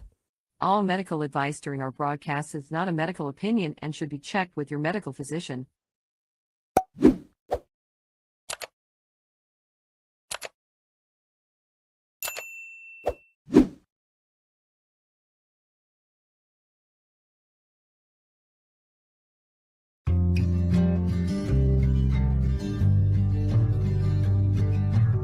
I want to talk about news, don't want the drama. From no pretentious media Madonna. I found me a great ganja mama. Cannabis and coffee with some marijuana. Good morning, everybody, and welcome to Cannabis and Coffee with me, to Marijuana. It's been a while since you see me on my show. It's been a month, actually, since I've done my show. And I was going to take the summer off and just kind of, ease through it because I lost my dad a month ago today. So it's been kind of a rough month. But I had a friend reach out and say, hey, are you doing a show and can we be guests? And I said, absolutely, because these are return guests. And this is a show update on Haley. So this is about her, and she's going to come on and tell you all about what she's been doing and update us, and Cheryl too. Her mom, Cheryl's with her too, but Cheryl's also been going to school and doing a lot of research and stuff that she can also update us on as well. So with further ado, I'm going to bring Cheryl and Haley Rose on. Welcome, ladies. How are you this morning? Good. Hi, good morning. Oh, that's a Pikachu behind you. Hang on. Hang on. You got Pikachu? I got one too. I actually have an original one from when the kids were small that's 30 years old, but it's in my buffet. And I've got Charmander and I've got, I don't know, some other ones, but they were the kids when they were little. I actually have a Teletubby sitting here. No way. Like, yeah. It was Tyrus's, my oldest son, who'll be 29, right? So this was his Teletubby. So this thing's like, God, that's awesome. 28 years old. That's and Dipsy. It still works. That one is Dipsy. You want a Dipsy? That one's Dipsy. No, I said that one is Dipsy. Yeah, this one's Dipsy. Oh, there's no batteries in it. But if there was battery, I took the batteries out because it was still like if you touched his tummy, it would still. Yeah, I just got my Pikachu at the carnival on Canada's Day. Did you win it? No, my boyfriend won it for me. I heard you had a boyfriend. What the heck? Are you happy? Is he nice? Oh, he's really nice and loving. And he's very understandable. I just like you have like come so far, honey. Like I just love this. Like Cheryl, like it's just like wow. I like know, said, right? From 5 years ago, where her laying on a couch and couldn't barely move to this. Oh, having parties, going out, karaokeing, and has a boyfriend. Holy. Yeah. There's some. I was going to talk to you about the carnival. When I went there, before we went in, my mom wasn't sure if we should go inside the carnival. So we tried it out, and I went inside, and I went deeper and deeper and deeper inside until I found a game that I tried. And it was like, I think it was almost, it was like right in the center where there was tons of flashing lights all surrounding me. And my glasses that protect me from fluorescent lights, I didn't need them. And all those carnival games that you could play were all surrounding me, and it didn't bother me. And me and my boy, so and when we were standing there, I saw a game that I wanted to play. It was also flashy as well. The game is a basketball game. You have 3 chances to win. You throw the basketball into the hoop. Once you get it in, you have 2 more chances. I almost got in twice, but I missed. Oh. So then it was my boyfriend's turn, and he got it in twice. He only missed once. Oh, so great. He won it for me, even though he likes Pikachu just as much as me. He won it for me. Though.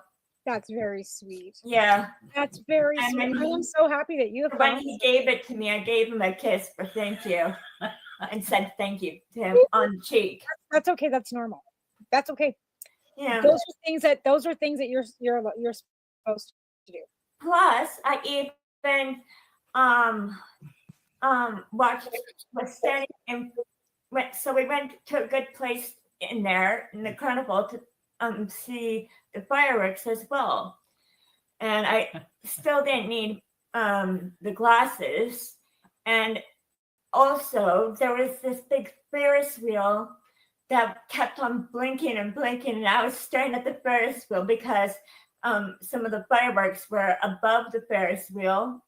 And so on this side would be, pretend this is the Ferris wheel, okay? This is us on the ground. And we were watching the fireworks in the carnival. You're watching fireworks. That is amazing. On site with everybody else. And all those people around you and all the noise. Oh, yeah. Yeah, and the flashing lights. Stimulations and all that noise and stuff.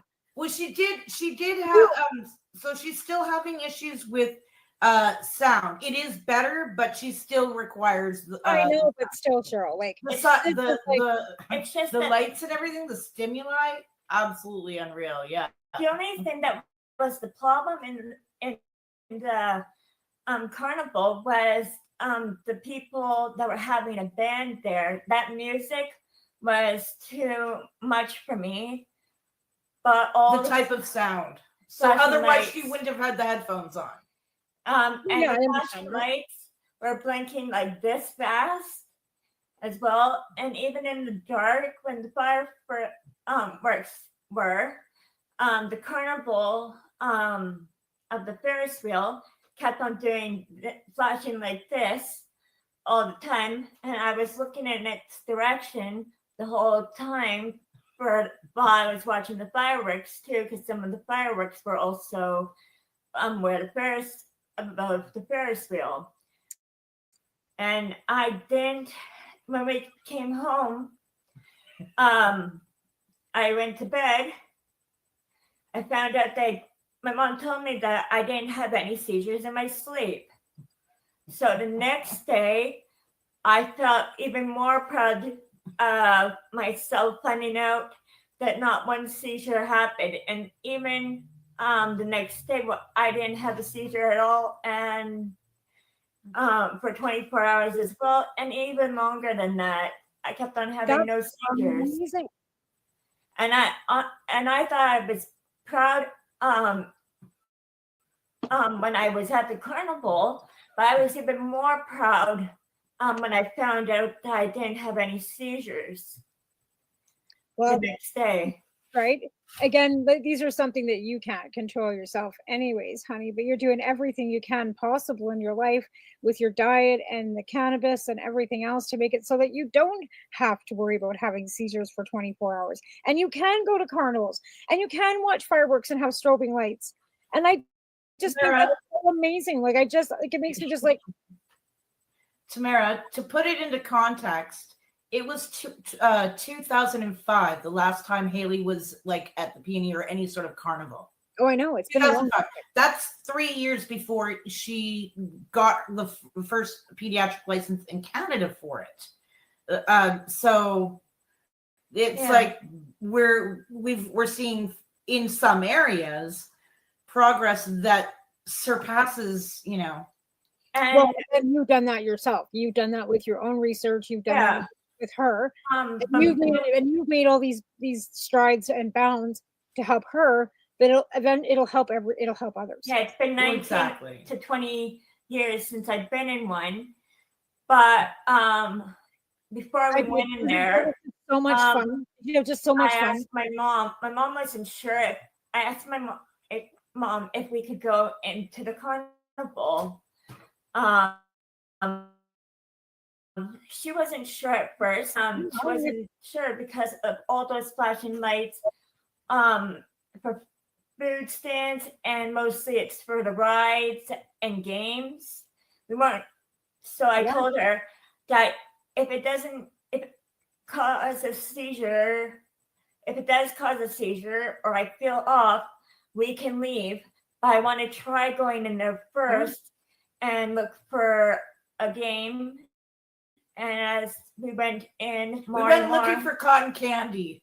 We went because now, so I for over the years I figured out how to calculate a amount based on her carbohydrate, sugar content, and as a special, very special meal, you could have a small amount, right? But you still get it, and right at the carnival, right? So, I mean, just to be able to have that little bit of quality life. Yeah, like I mean, just to be able to go, like So as we got more into the carnival, there was even more flashing lights, and it still didn't cause a seizure, and I still didn't need to wear my glasses for it.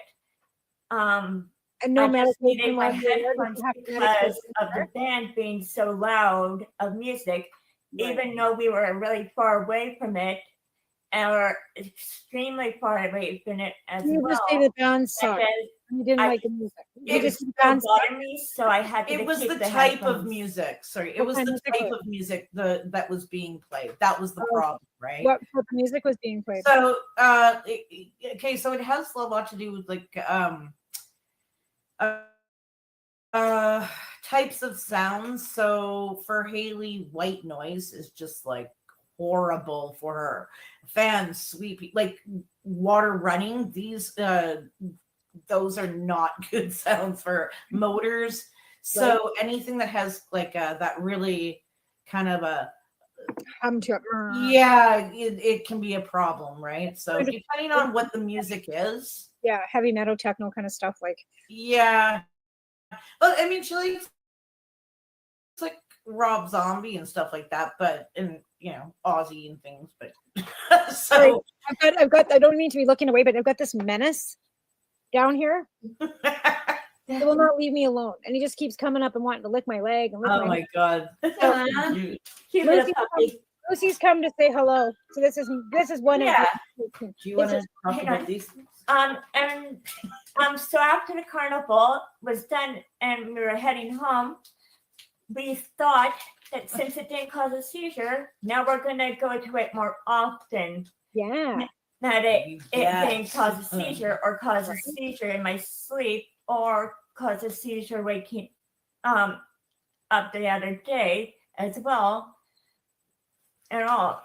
So you can go to other festivals and stuff. And I mean, you live very close to festivals every weekend. The only thing I cannot do would be the rides. I could play the games, but not the rides. But that's okay with me because I think the games are more fun. Plus, another thing. She's got a checklist here of things she wants to tell you about. That's good. I'm glad you came prepared. She did. Another thing that happened this week and was we had a doctor's not an appointment like going there. I mean like on computer, on a phone or something like that.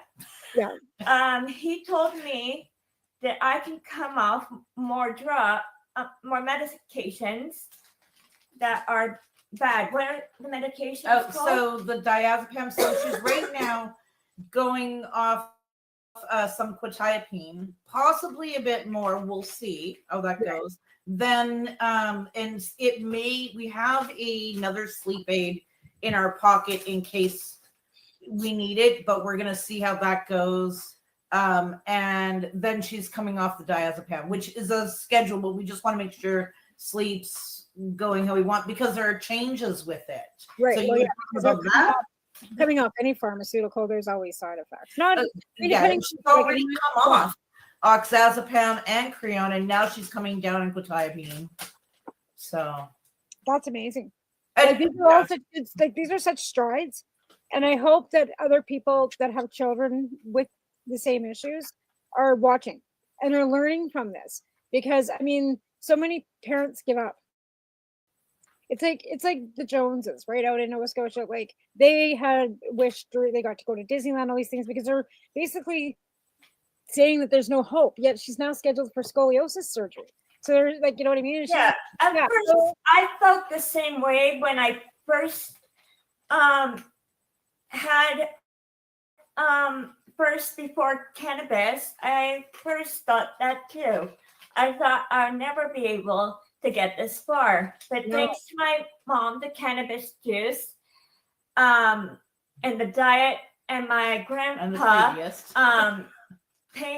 helping me out with the diet, I have now gotten this far, and I now found out that there is hope. You just have to be really patient, and then eventually you will find out that you can do this too. In the will, though, Haley, because if you didn't want to do this yourself, your mom could have forced you to do all kinds of things.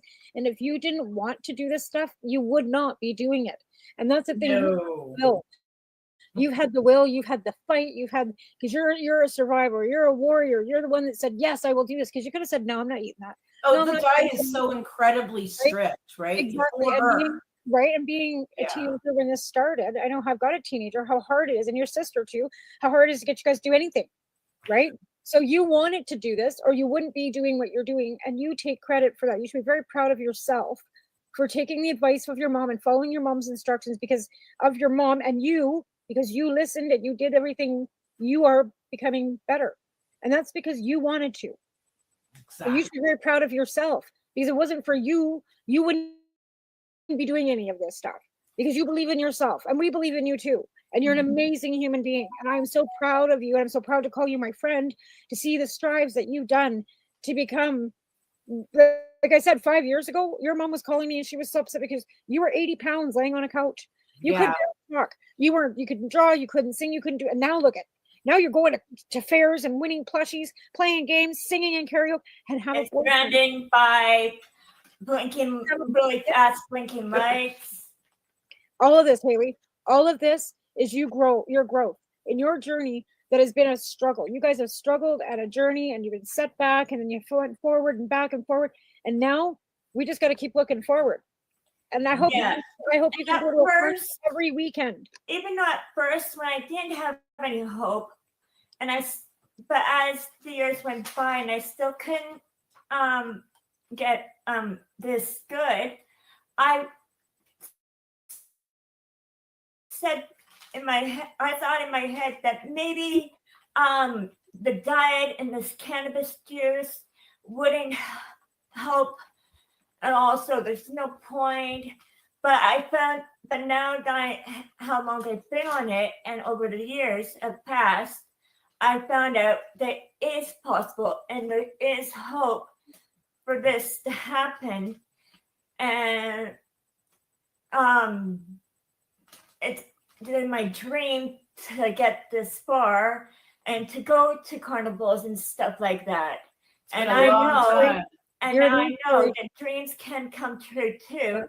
You just have to be patient, and it can happen to everyone else. They just need to know to be patient and be and not give up and their hopes and dreams, because they can do this too. It just takes a long time, but it's worth it. Well, you also have to have a parent that's willing to research and put you on the proper diet, because your diet might not work for somebody else, and you're doing might not work for everybody, but it's a baseline for everybody to go off of, right? And look at, research more into, let's look deeper into Right. this, right? Right, and then look into what would maybe be more beneficial for an individual child, a young Exactly. adult, And even an adult. individuals on a whole, right? You know what I Yeah, mean? I believe If you're an adult now, like you're 31 years old, you're an adult. You're not a little kid anymore. So these are like stuff that the youth strives that would help adults too, as well as children. Yeah, I believe that this can happen to anyone, no matter what they're on or what they're doing to help them. I believe that this can happen to them too. I just want them to know that just be patient.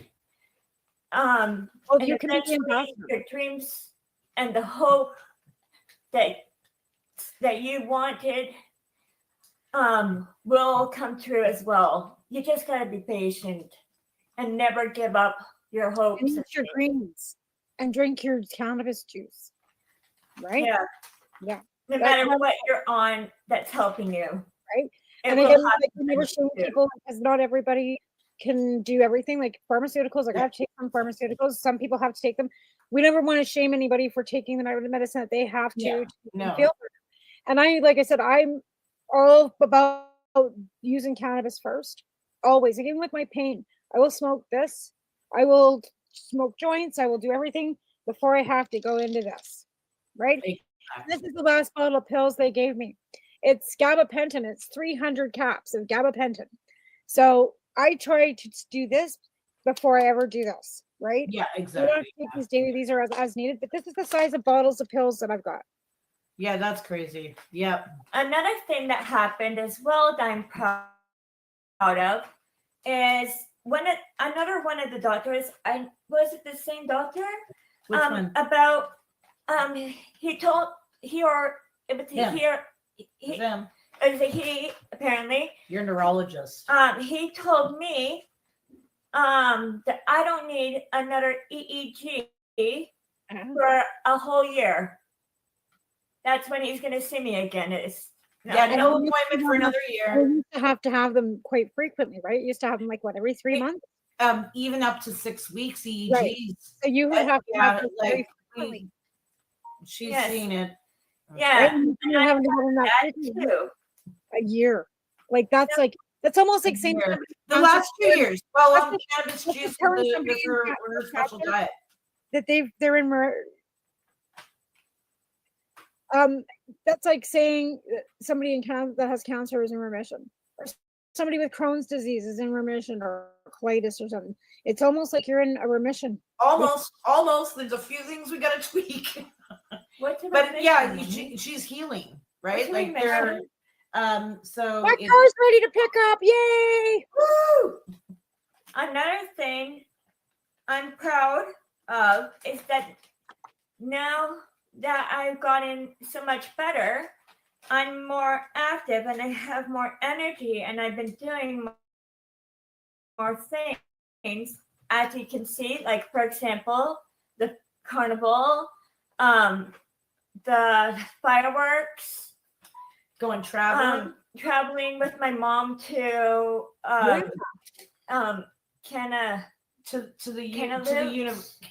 Kamloops. Kamloops. For Yeah, tell me about that. Tell me about going to Kamloops on the campus at the university. I bet you that was fun too. Yeah, I went there twice now. Twice? Yeah. You left your house on a bus? Twice? Yeah. We did have Are you kidding me? We What's did that? have, but we went to the forums and she watched presentations and I know. yeah, I mean, yeah, Get And that was the only time I Shut needed the a front wheelchair. door. is on the bus, It right? was on the bus. And Yeah. the only time I needed it. But you're not having to use a wheelchair another either, are you? Like you're walking, you're not rolling a wheelchair. You don't use No. a wheelchair. Where's the Heck, wheelchair?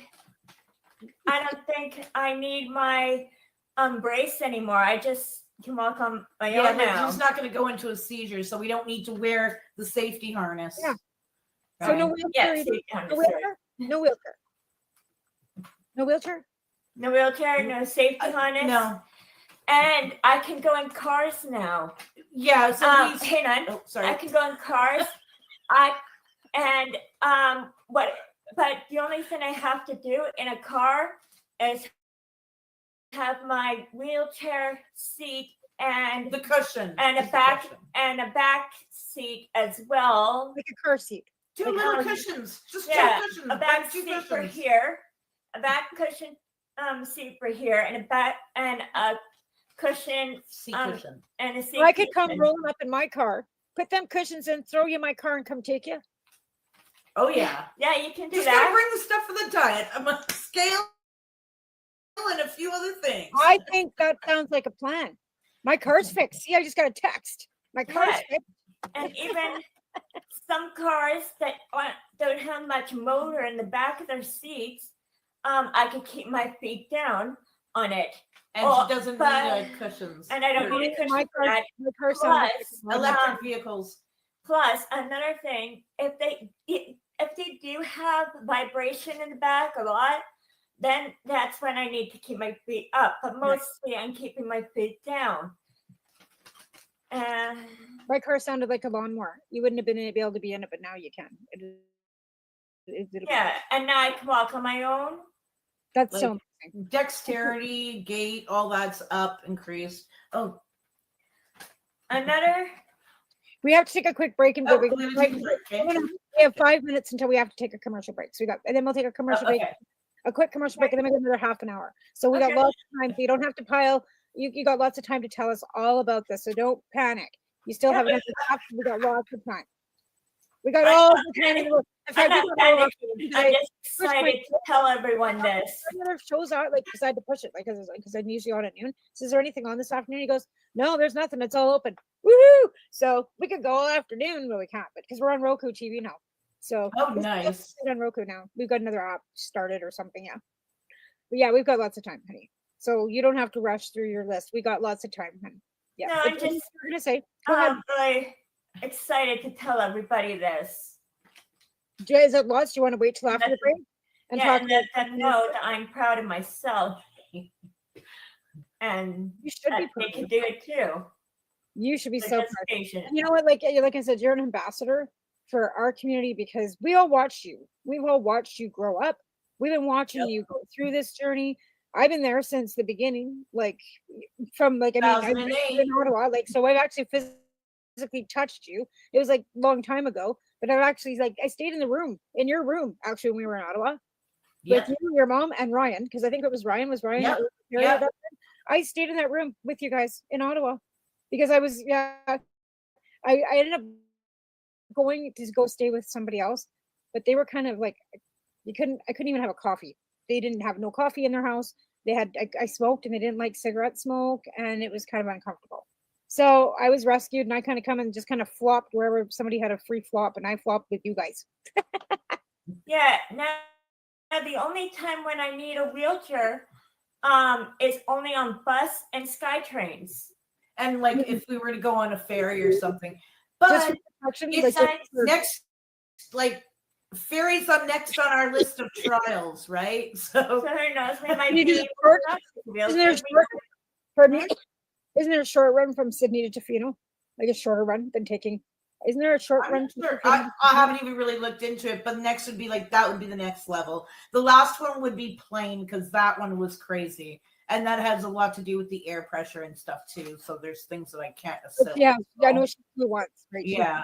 flew it all. Yeah. That was crazy, but yes. So that one's last. You guys ended up flying home though too, and that was the flight was not great going home either. I remember that. Yeah. And yeah.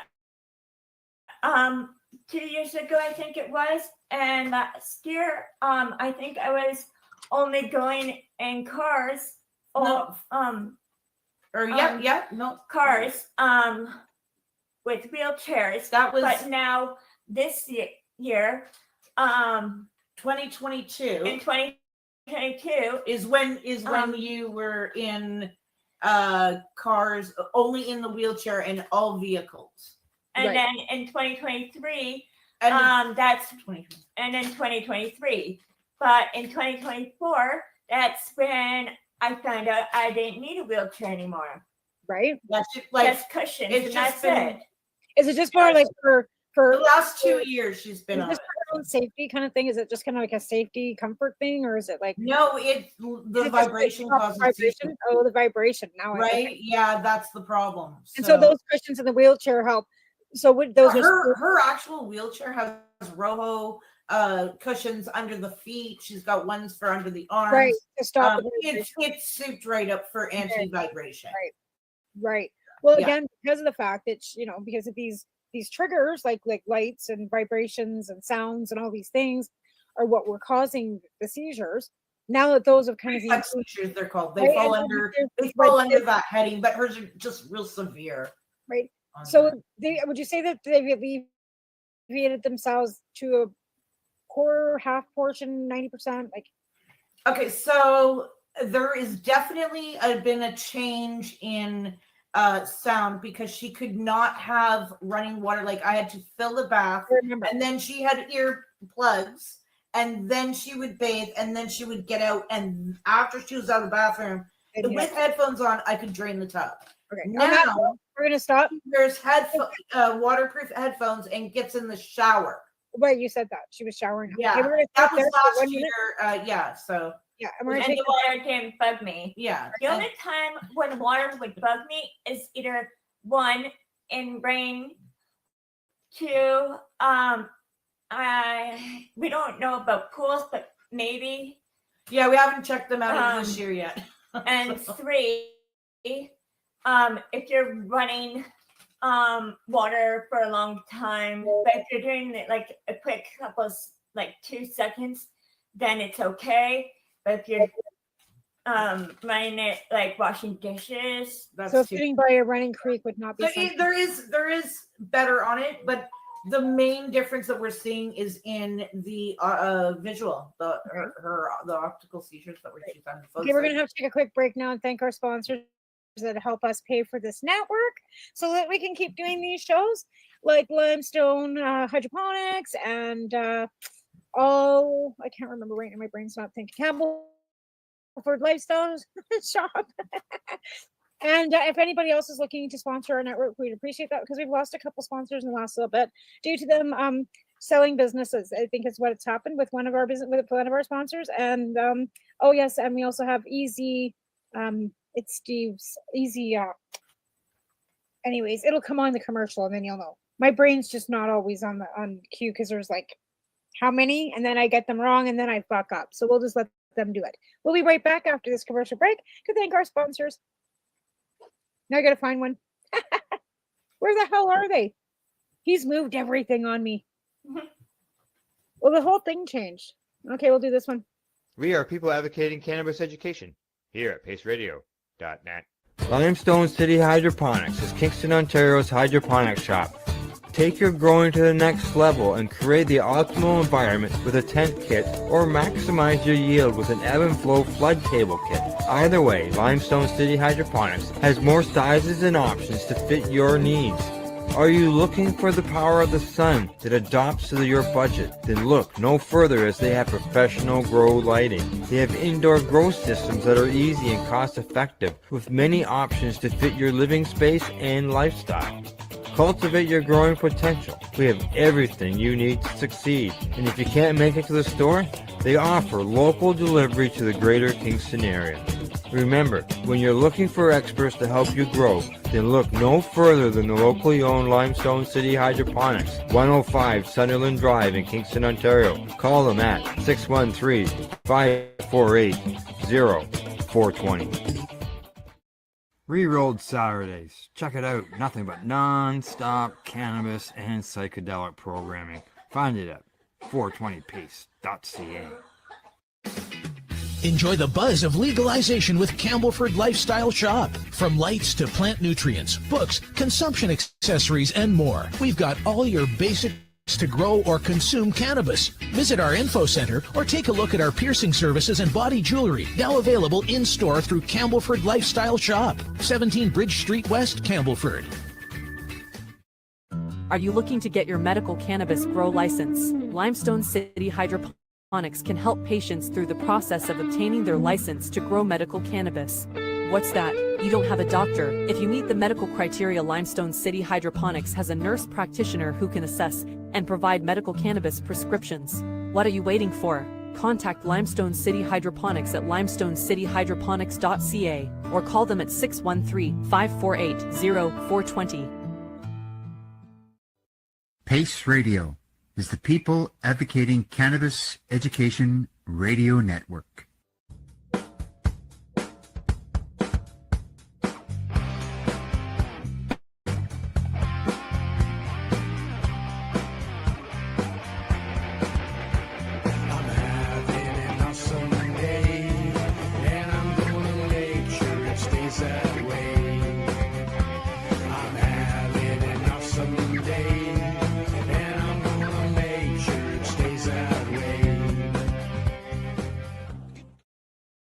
You're listening to the Pace Radio Network here at paceradio.net. All right, we are back after those quick breaks, and see, there's so many of them I can't remember them all. That's a lot. But yeah, Steve's actually got a show on our network with Cindy, and they talk about psychedelic medicines. And also, Pierre was on our show last week from Kingston, from Limestone Hydroponic, and they do a lot of other things. Like they've gotten into houseplants and stuff too, because cannabis growing is not as prevalent as it has been in the past. Patients aren't doing it. The illegal market, there really isn't much of one anymore. And the big guys, I probably imagine, getting their nutrients from the suppliers themselves. So these small hydroponic stores are, and I mean, even in Nova Scotia, like they're closing the bong stores. Like Denise has worked at, Mackenzie has worked at that one store in Nova Scotia for like 17 years, and they're actually closing it. So there are people that are losing their jobs because people aren't going and buying their papers and their stuff at the bong stores anymore. They're going to the legal market stores because their papers are, like me. I mean, I've used blue zigzags. I've never gone to the bong store to buy papers anyway. That's Like sad.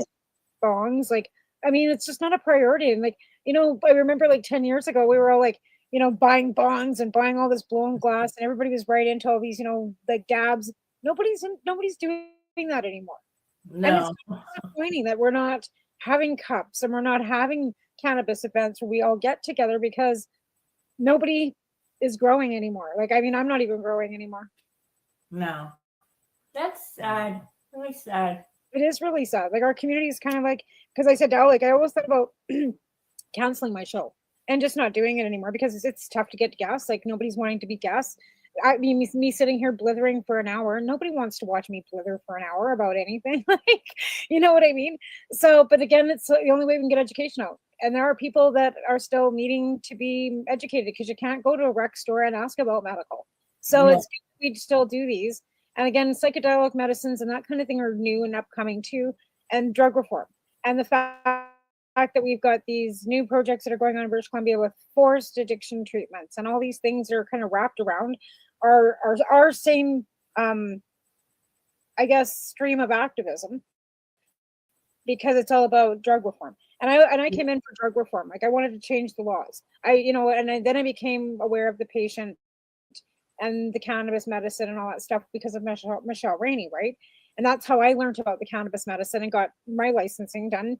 And I was educated myself, because I came in as a scientist, political scientist with legal background, kind of wanting to do legislation, policy change, and I did. Like, that's where I stayed. That's why I stayed in that lane, and that's why I went to Ottawa and with you guys as well, where we met, because we wanted to change policy. Why I went to the convention in Montreal to write the policy to legalize cannabis, and we got. So that was my involvement, like sitting in MPs' offices and, you know, talking to politicians and, you know, doing that line of things. And even now, like, there's nothing for me to do. Really, like, there is still gaps in the system, like, Absolutely. obviously, and not There is. like for patients. But again, I'm not in that legal system, so I really can't be fighting for something that I'm not involved in. Because I'm not. I've got that nice little fucking record there, right?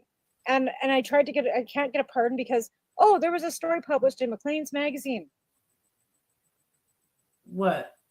Too many cops. It was printed about me being arrested and doing that 6-month fucking whatever. So because it's in print in a publication, there's no way of erasing my record because it's been published. Because it's already been published.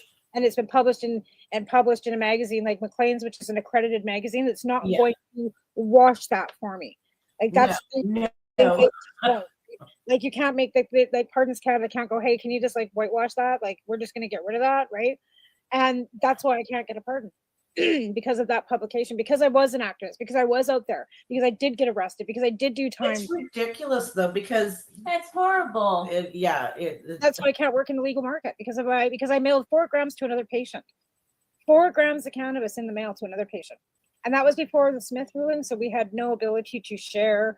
We couldn't do that, right? And I just got my license, and wasn't aware. I just thought, hey, well, I came home with them.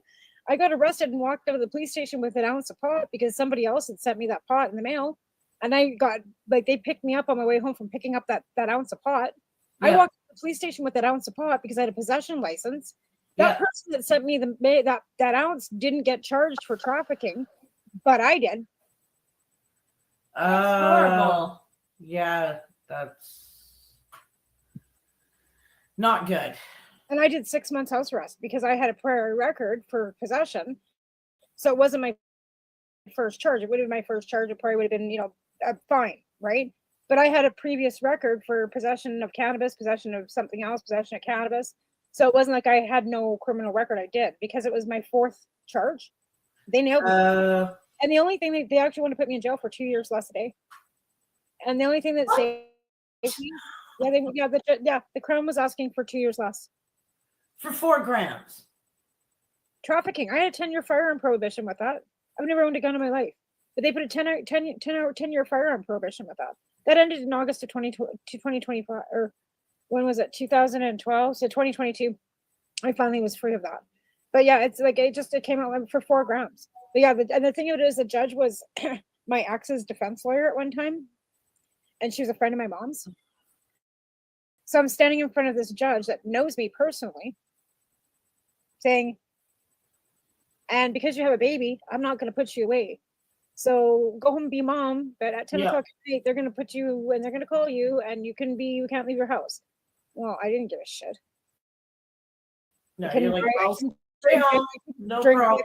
No big deal. I could still smoke because this was my medicine. I had a license, so I could still smoke cannabis, but I couldn't do anything else. I couldn't, drink, and I didn't drink anyway. Like it really, and now it was working. So, and I had a baby. So you think I was going to be out partying after 10 o'clock at night? No, I wasn't. But it was the fact that I had to sit at home and have a phone call for them to phone me and say, "Are you home, Miss Cartwright?" Yes. I'm answering the phone, aren't I? Like I'm answering you. So yeah, obviously I'm fucking here.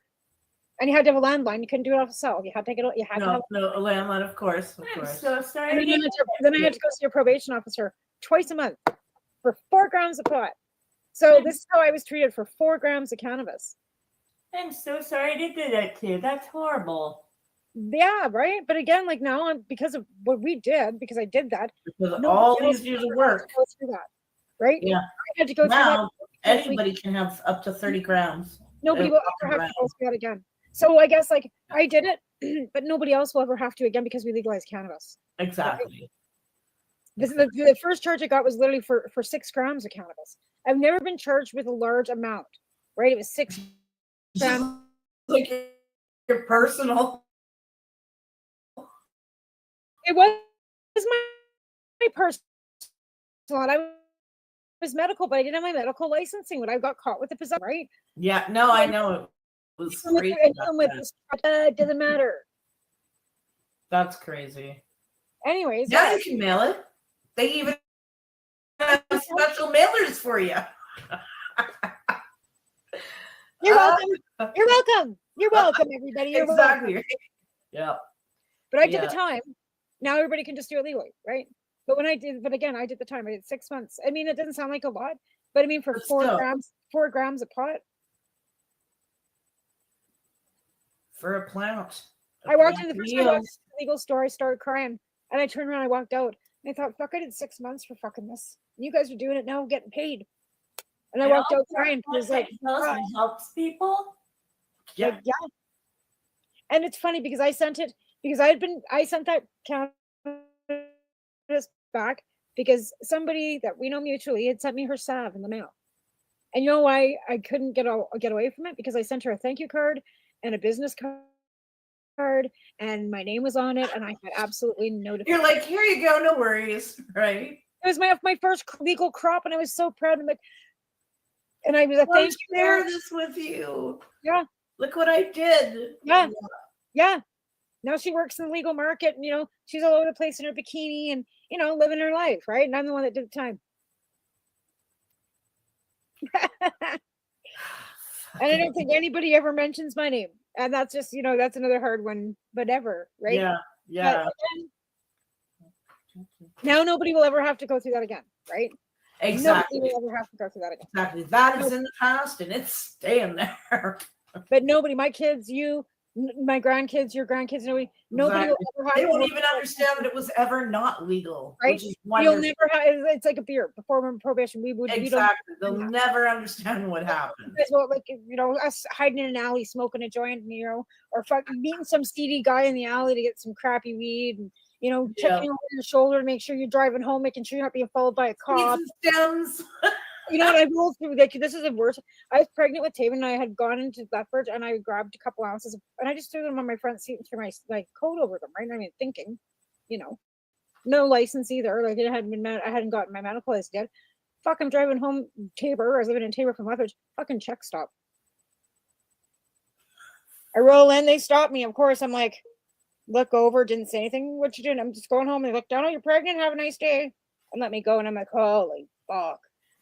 Neil got pulled over when he was out there on the fucking Freedom Tour. He got fucking nailed for 3.5 grams too. Yeah. And and he, as long as he stayed in Alberta, but the idiot went through Alberta, got nailed, got to go back to court, right? Like, so Alberta was the worst, and they're the ones with the most stores and they got legal vapor lounges. The only province that has vape lounges. The hardest province to get anything done when we were out there protesting and trying to get it legal. Now it's like the Wild West. Woohoo! Because they privatized liquor. So because of the privatization of their LCB and their liquor stores, anybody can fucking sign up. I'm glad that everyone's grandchildren and their children and so on won't need to go through all what you went through. Even you to have to get a license, like for you to be, 7 years before we even be, like, since 2001 I was searching. Right. And again, like what we had to go through to get licensed, we had to wait 10 weeks to get a license, we had to find a doctor. Never mind, I had to fly from Alberta to Ontario to go see Dr. Camerman so I could get a signature, because my doctor in Alberta was like, I'm not signing your paper with marijuana. Are you kidding me? No, I'm not kidding you. And then it was like, well, you're a drug addict. Like, yeah, I'm not going to give you anything else for pain. You can only use your cannabis, you drug addict, right? It was just ridiculous. And then the college of physicians, still, even today, now they're making it so if you want to get a licensing, anything under, they won't sign for 20 grams even anymore. Well, most of these doctors, but again, she's since 2008, right? Right. They know even people that have had 50 grams, they won't sign them. The Health Canada is just. That's Pierre was telling us that on the last show we had. That's horrible and so sad. Because they don't want anybody growing a lot of cannabis, right? Because they don't want anybody growing a lot of cannabis. So they're not going to like your microgreen. It's because, the thing of it is, even after the legalization, they've had busts up to 1,700, 2,400 plants in Ontario from people that have licenses that are outrageous, that aren't actually patients. They're again extorting and exploiting our system, right? Our medical system, right? And there's always going to be that group of people that do organized crime. And I think these guys were Asian persuasion. You know what I mean? Not saying they're not Canadian, but they were Asian persuasions with the names that I saw. But they had licensing for, but they only had licensing for like 49 plants, 20, which is like 198 plants. So, but they were growing 1,700 plants. Okay, right? That's crazy. That's not even. Yeah, exactly. But again, when the police come in and they find, and again, you're not supposed to have more than one, no designation grow, 4 plant, they can't have 4 licensing, and they were just breaking every rule that they could break. Right? Again, one bad apple. And that hurts the patients. That hurts one bad apple. One bad apple fucks it for all of us, right? Yeah. That's the reason why now they, and even with the soldiers, when they went through did the kiosks on it was because of the money, right? How much money were they spending on veterans? And they wanted to revamp veterans' disabilities and how much money they were spending on. So they did this kiosk, and that's when the 3 to 5 gram limits came in because the government only wanted to pay for up to 5 grams, right? Meanwhile, some of these veterans patients had grams, like 20 grams a day. Oh yeah, for sure. They wanted to cut back the soldiers and the veterans so they didn't have to pay for it. Meanwhile, they've been paying for their lights, for their grows, for their nutrients, all these things that cut all that stuff out of their benefits, right? And give them one set benefit for medical. And they've got a limit on it, just like everybody else in Canada. Like, to be fair, they were taking advantage of that portion of their disability, right? Like they were like 6-7 grand for grows startups. That's so not fair. But Or the nice. military benefits were paying for it. So in the hindsight, the government of Canada was paying for these veterans for their PTS, and I'm not disputing they had it. They absolutely should, but then there's got to be fairness. There was one that they found that had gotten up to $10,000 for a startup for a grow that the Canadian government had paid for. So if you're going to do that for a veteran, you should be doing that for every patient then. Yeah. We don't have veteran affairs benefits. They do. So veteran affairs benefits would pay for their stuff. They just put it in as insurance as a medical need, give them the receipts, and then they get a reimbursement, right? Because that's how it worked for their medical. Yeah. Using But instead of giving everybody else it, they take away from the veterans. I think that is so right. Yeah. I think that's again, they were taking advantage of it. Like it didn't cost the government to do that to those people, and I think that's horrible and so sad.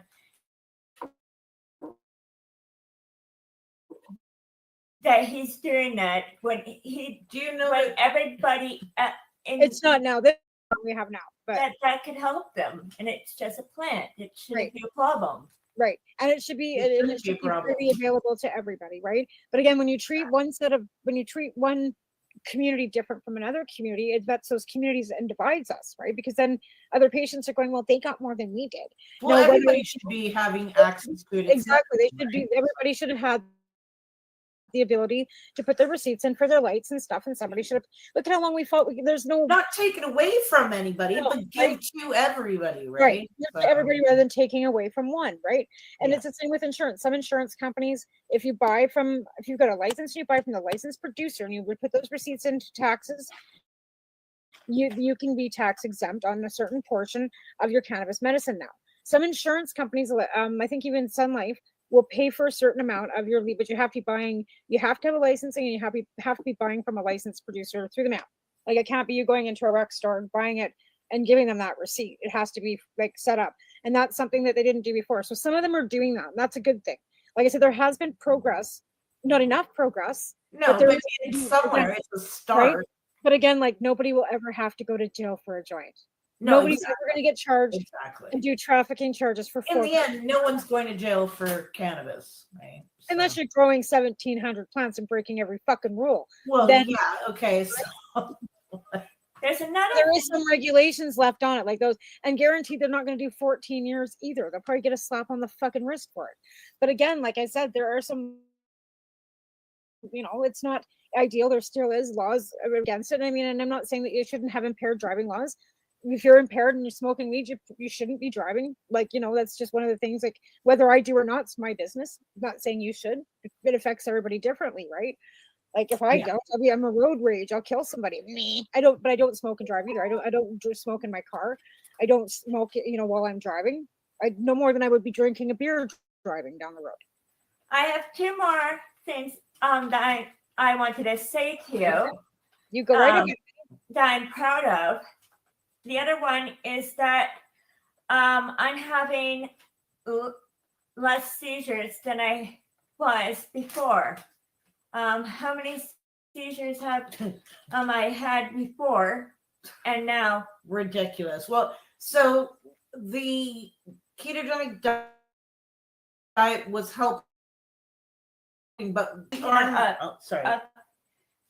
Okay. The new like a So and now for your sugar, so this is awesome. This is the best thing. Here's the thing: it's not covered for her because she's not a true diabetic. However, she does have severe recurrent hypoglycemic events. Right. So when the first year we were at single dosage, we're now at double dose, and The first year we saw about a 60% decrease in severe hypoglycemic events.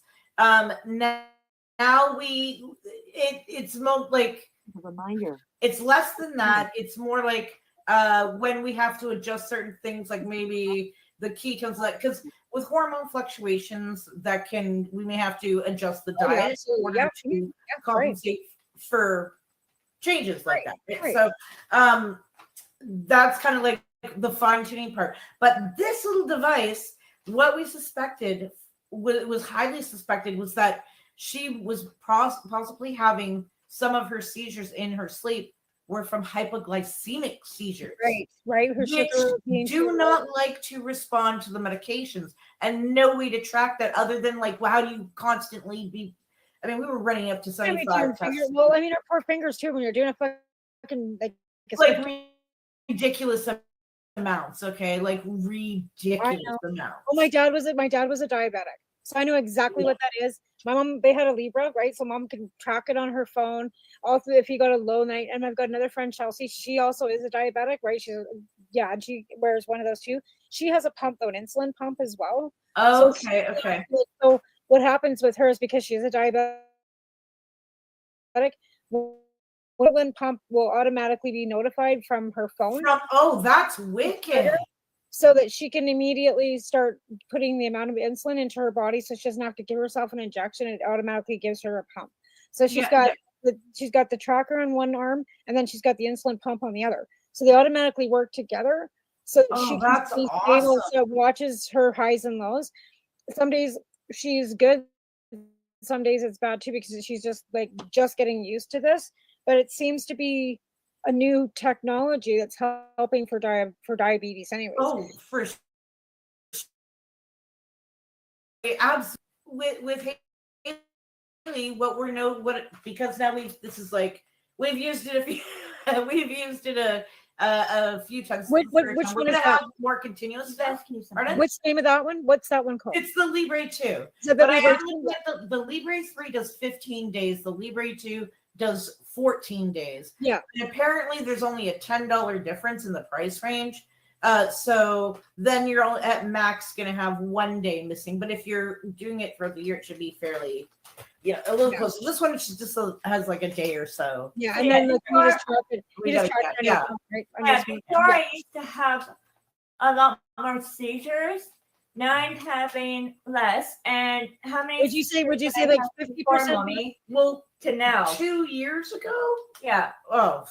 50%. Well, okay, so I think that the issues that that a lot of the seizures that we were seeing in 2021, 2022, because when her glucose was low and ketones were high, her EEG was beautiful, just clear, right? So there was only one slow spike wave without formation that was even seen when we were doing all those testing. Right. And she was doing really good, but I was feeding her much juice. It was ridiculous. How much while she's getting a good EEG. It was crazy. How much applesauce did I have to take? Oh, apple juice up to 2 liters. When it was real bad. Yeah. In order to fix it. Bring the glucose levels up, right? Get it to stay longer than 30 minutes. Wow. Every 20 minutes. That's a lot. Yeah. It was bad before. And then, but the ketones were up and the glucose was low and the seizures were doing good.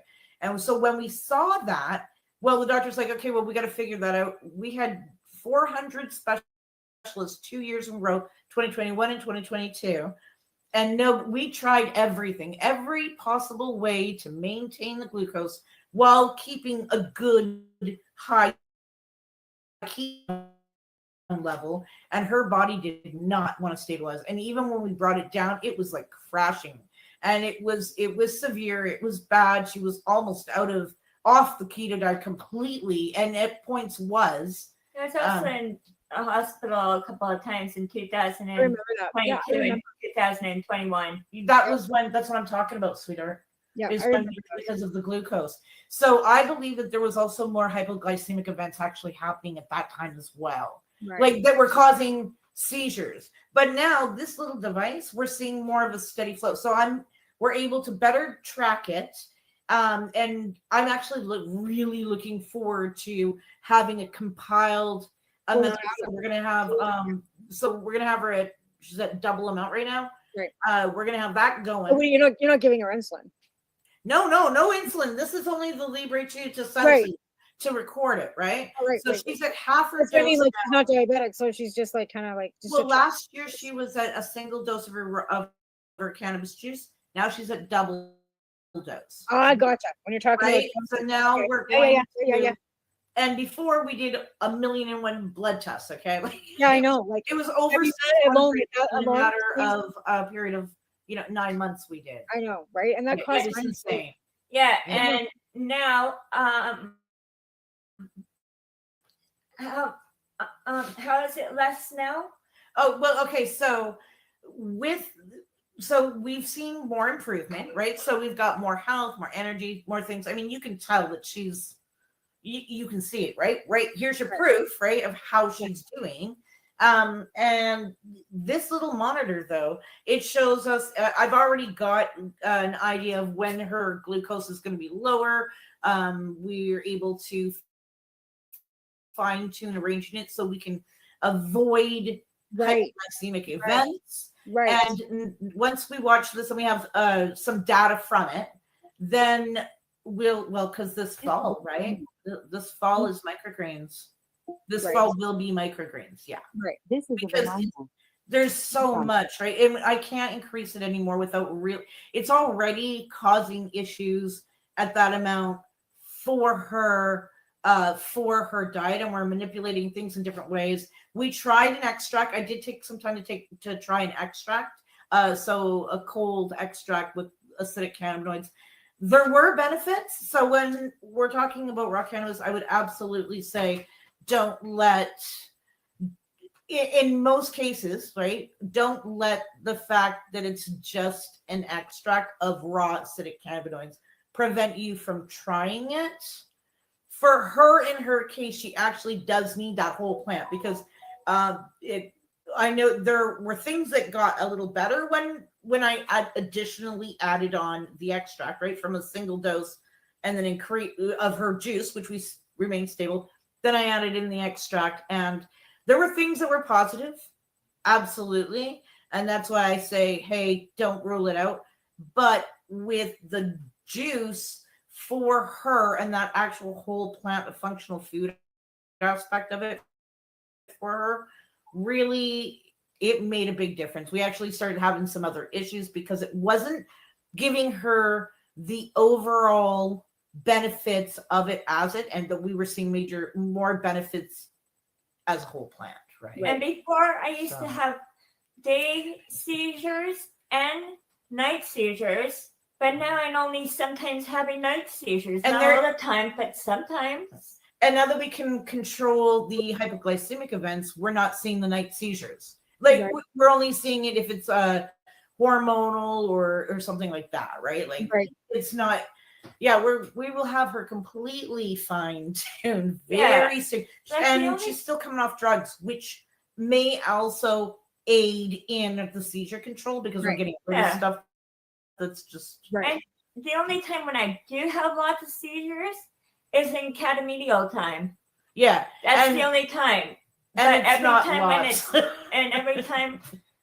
But if it's not catamedial time, then I'm having so much less here and there instead of all the time or every once. Do you think that the hypoglycemia is also a trigger to seizures too? So if you keep you can have seizures from low if you have a hypoglycemic event. There is, if you were to look it up, it will put seizures as a possible thing. And now that we got this, we can better track it. But she had hit, like, even while we're doing this. So an example would be, and we're talking over a 60% reduction, but when we're talking almost 100 episodes in a month, that still leaves a large amount that you still have to deal with. And for example, this thing caught in the middle of the night when I never would have had a clue because her blood was fine before bed, but it caught a 2.2 glucose. Wow, that's low. Yeah. Yeah. Yeah. So I was able to quickly intercept and end it. And like, give it a few doses, got it where we needed. In one evening, like in one night, right, of adjusting it, we were able to fix it rather than days not knowing. And if it's dropping that low in the middle of the night, she has a seizure from it, and it doesn't react to my Dazzlan properly at all, because that's not what its problem is. No, it's because of the low sugar.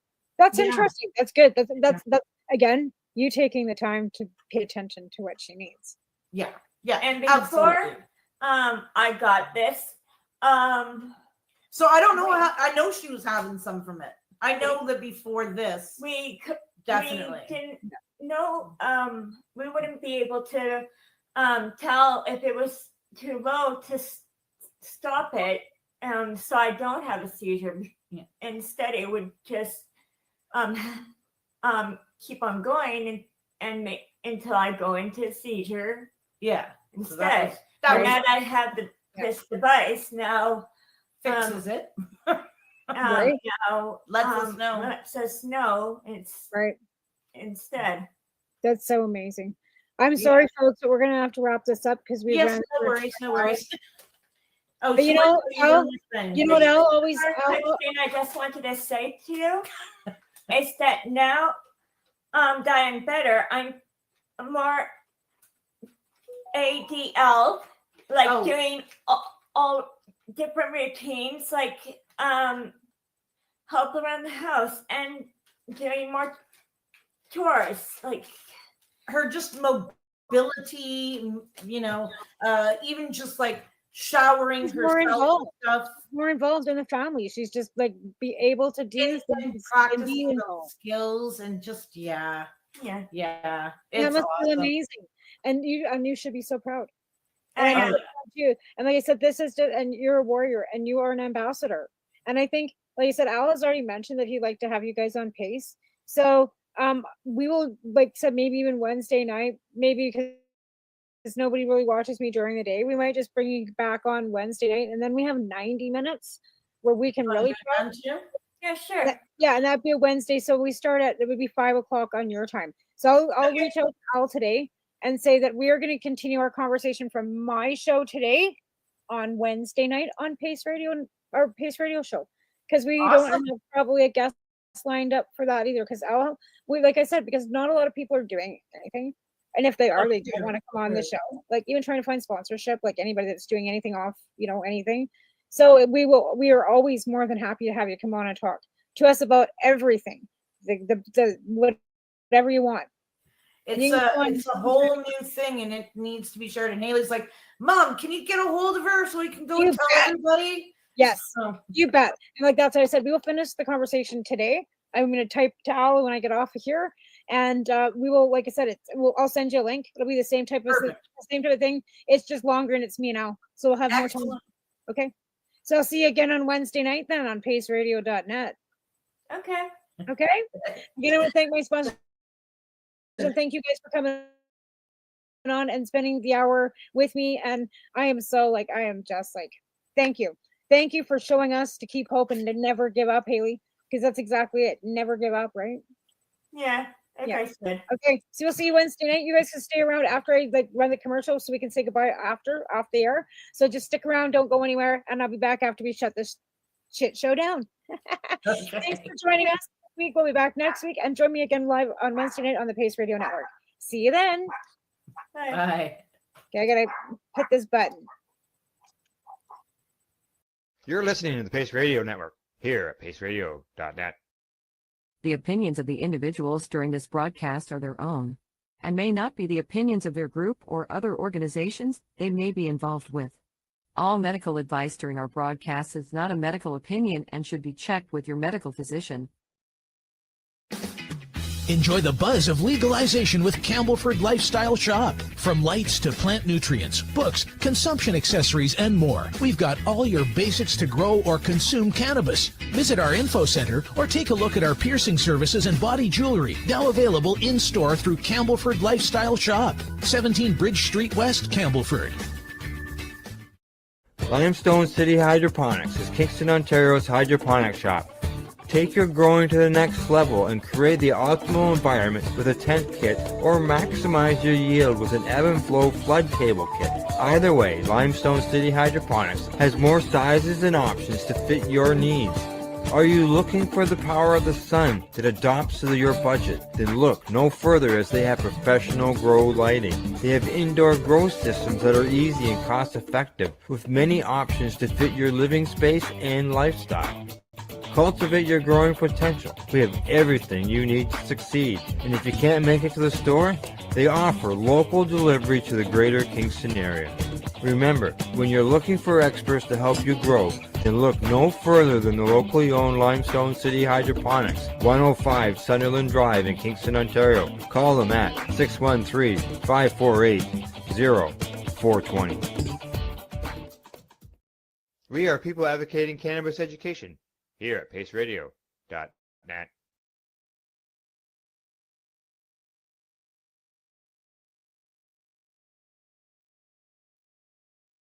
I sit on the board for the Nova Scotia Psychedelic Society here in Nova Scotia, obviously.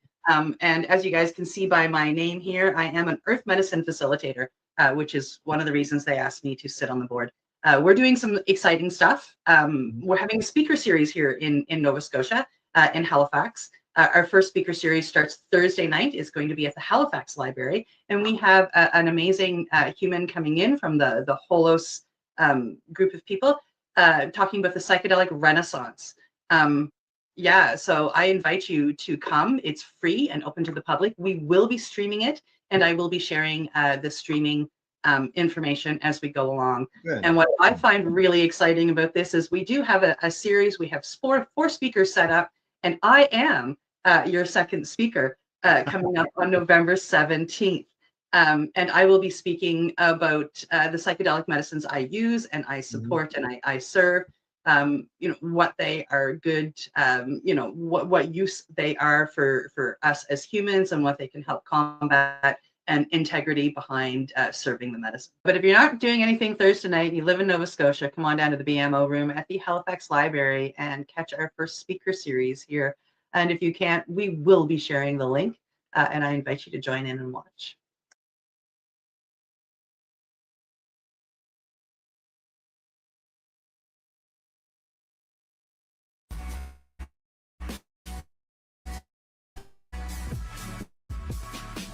Tune in Fridays at 7 p.m. Eastern Time on 420radio.ca.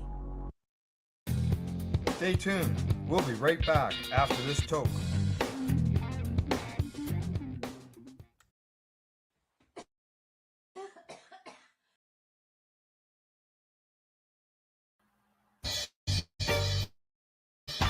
You're watching the 420 Pace, found at 420pace.ca. The opinions of the individuals during this broadcast are their own, and may not be the opinions of their group or other organizations they may be involved with. All medical advice during our broadcast is not a medical opinion and should be checked with your medical physician. You're watching the Hi Guys podcast with Al and the other Al on the 420 Pace Project. Hey, that's a new intro. Is that hot chocolate in that cup? I was assuming. Okay, all right. Because I don't drink coffee. Exactly. Same here. That's why I was asking. You're looking a little disheveled this morning, Al. Oh. You having a rough morning? The alarm in the house goes off early now. And because after 5. Because the kids are leaving. Well, no, the wife's getting up. Yeah, so the alarm clock goes off. You know how it is, and then you. No, I don't know. I don't get back. I don't get right back to sleep. So it's just, And then I wake you up at 10. Yeah, yeah, yeah. We're both literally out of bed. Yeah, actually, yeah, you sent me the message. You out of bed yet? So no, just got up. I just got up as well. And my dog is a bit of a sketch bag this morning because it's raining. Like it's like not raining. We're under an alert. Really? Like, well, you know, it happens when you live beside a lake ocean. Yeah, true. Yeah, yeah. Well, I'm beside a lake. No ocean, but I'm beside a lake. But it's hotter than a witch down there, and it's not hot here. It's only 17 outside. Oh, yeah?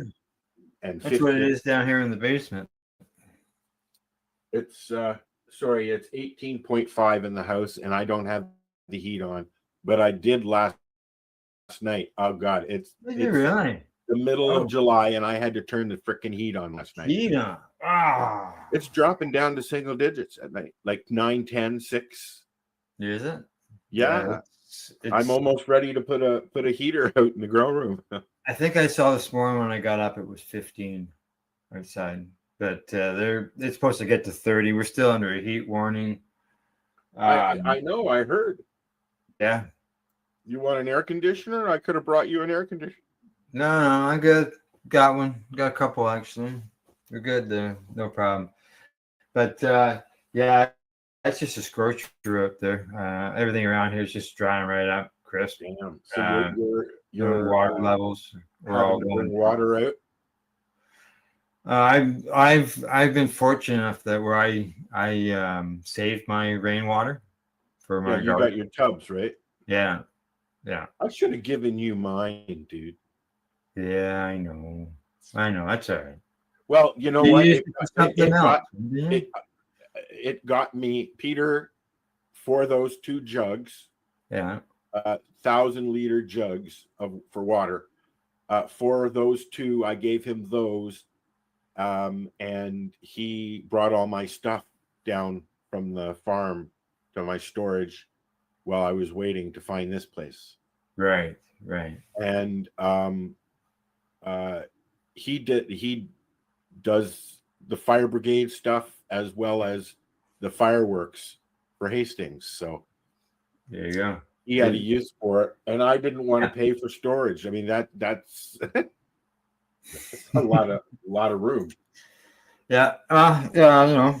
You both were able to, you got benefit out of it. You got your stuff moved, and you got stuff that he could use to help with controlling fires. As you would say, correct. Yes. Right. So, just so you know, people, when we both look at our monitors beside us, it looks like we're looking at each other. It does. I'm looking out of the corner of my eye, looking at you. All right. Okay. I'm just loading up our stuff. Okay. Where it Well, has to go. Then while you're doing that, I see we got the video list here of stuff. So we'll get started with the first one.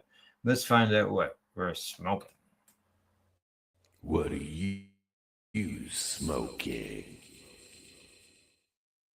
That's the same. That was a new one, but it's not.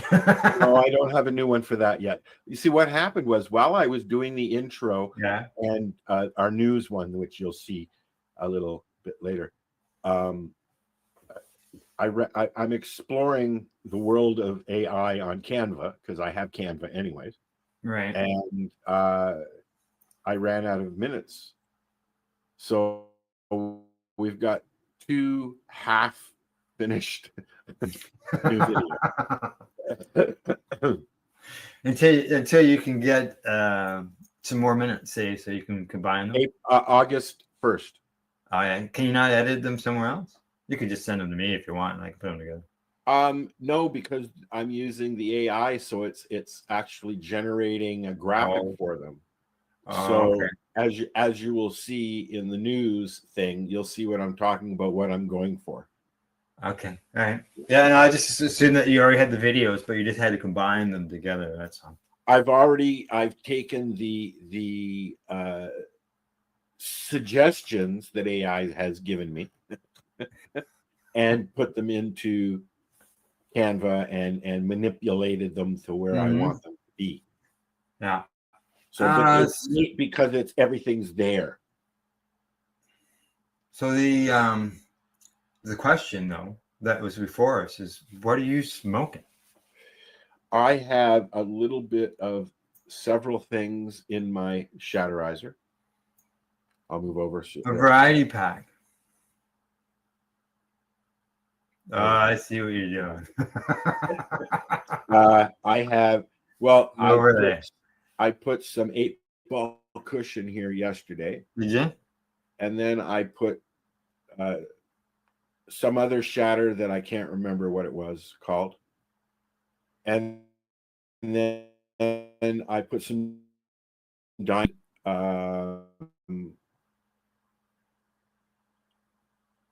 I think that's it. Yeah. Nothing else.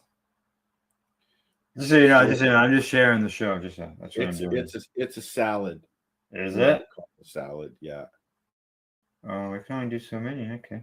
And you know what? I thought that we could try an experiment now. Okay, let's do that. Okay. So I've got some what I call old biker oil. Oh. And you know, it's great for napping. It's great for napping. Is it? Okay. And I'm going to put some on a fork here. A nice sized glob.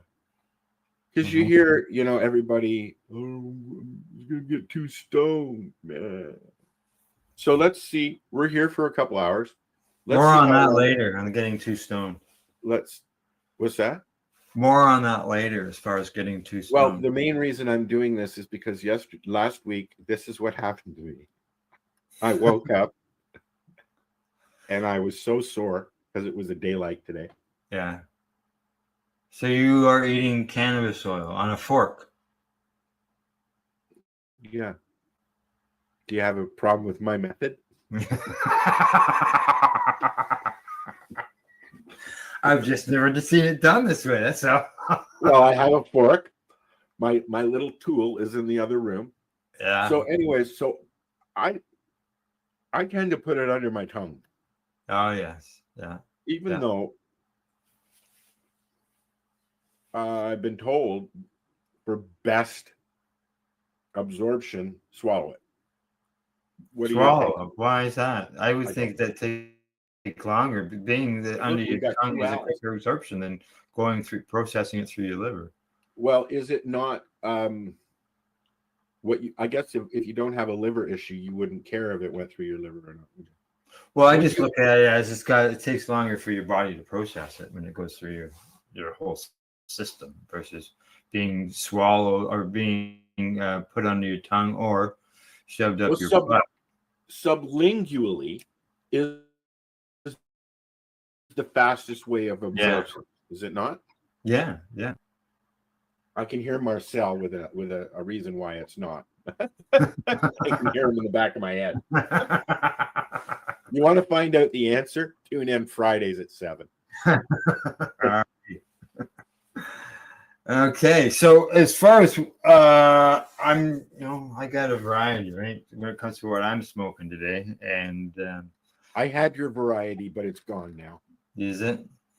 Oh God, yeah. Oh yeah. So yeah, I've been just mixing my doobies. You know, it's the same idea. I think of fecal. You know, you get different strains in there. You get different terpenes, so on and so forth. So by doing the same thing with your doobies, right? I do that when I get to about like when I usually order a quarter pound or so or a month, which is just my dog is driving me nuts today. Clicky.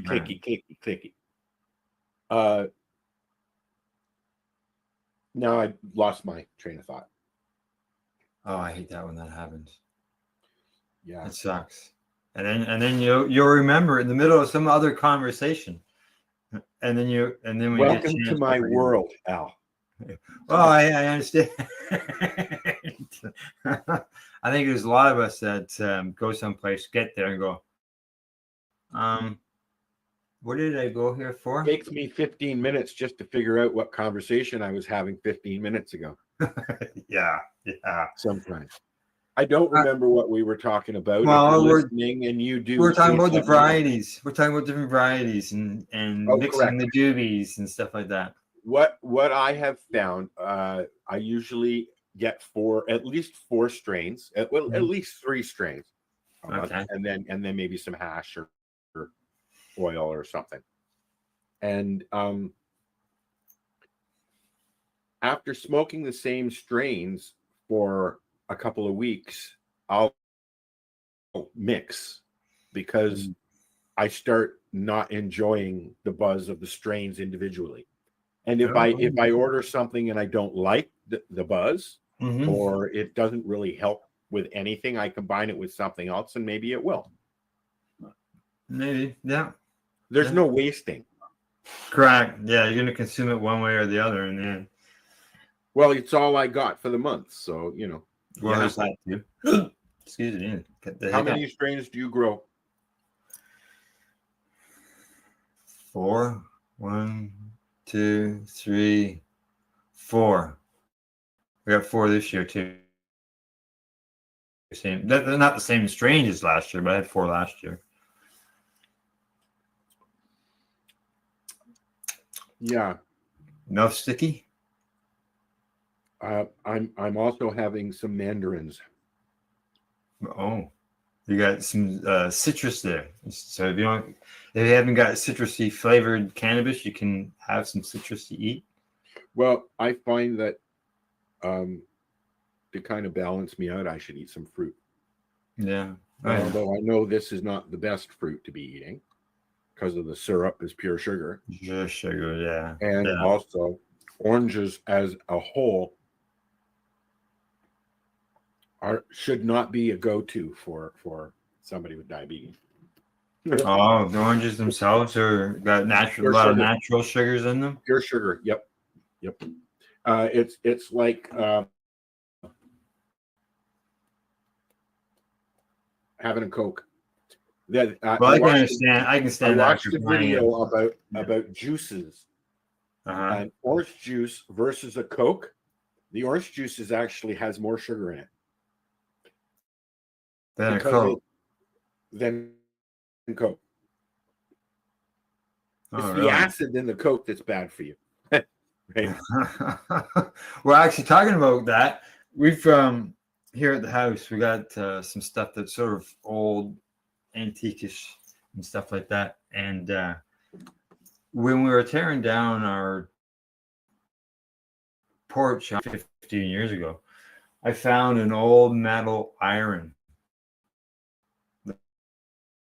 The one that you would have to heat up on the stove in order. Yeah, I found one of those buried in the ground around the foundation, and I still have it. So we're gonna throw it into some Coke and see if it cleans it up. I hear that's pretty good. Add an egg to it. Egg? Yeah. Oh, what's the egg? No, I'm joking. I was gonna say, what's an egg do to it? Thank you, Caroline, for the thumbs up. Appreciate it. It'd be like, what happened? Yeah.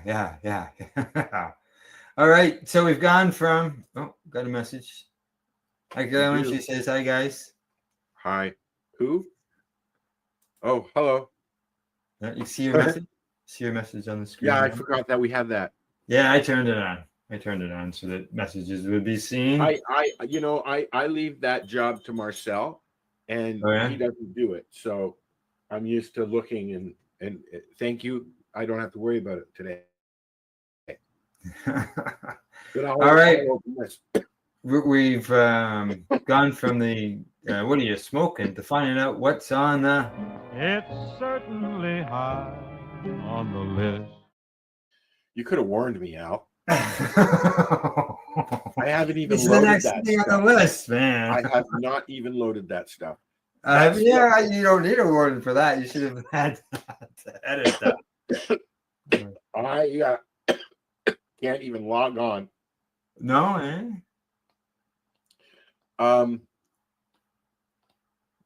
Okay, well, why don't we do 5 things that else? The 5 high list could be 5 things that's frustrating you right now. You. You. you, and the computer. There seems to be a conflict going on with Chrome, so I'm having to not use Chrome at the moment. No, right? Yeah. But what I'm going to do is I'm going to do this because I can't share. Oh, you're on it. Yeah, you're using a different browser. That's right. Well, I can't log in. It's not letting me log into my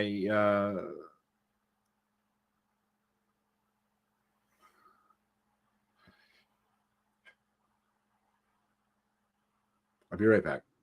All right. Okay. He'll be right back. Why don't we play a song while you're off doing your stuff? Yes, do that, and maybe we can sneak another one. We can play RSO later. Okay. Is it in there? It's in the list. Yeah. No, you didn't load it here. I'll load it from YouTube. I'll be back. Okay. All right. You'll be back. Shall I get started on another song? Go ahead. Okay. We're going to listen to some Rolling Papers, and I hope you enjoy the tunes. This is from Dr. High. You can find him at Dr. High Music on YouTube or Dr. High Anthem on Spotify. And this is Rolling Papers.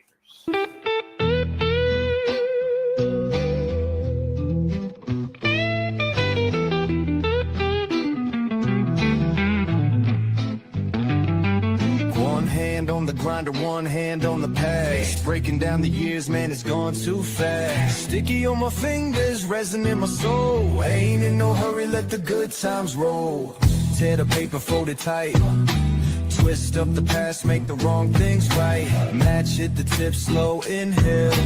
Took a deep pull, let the memories sail. Rolling pavement, red eyes, long nights, slow rise. Thinking about the things I can't rewind. Let the smoke curl, let the time fade. One more hit for the ones who stray. One more hit for the ones who stray. Rolling papers and red eyes, lost in the past.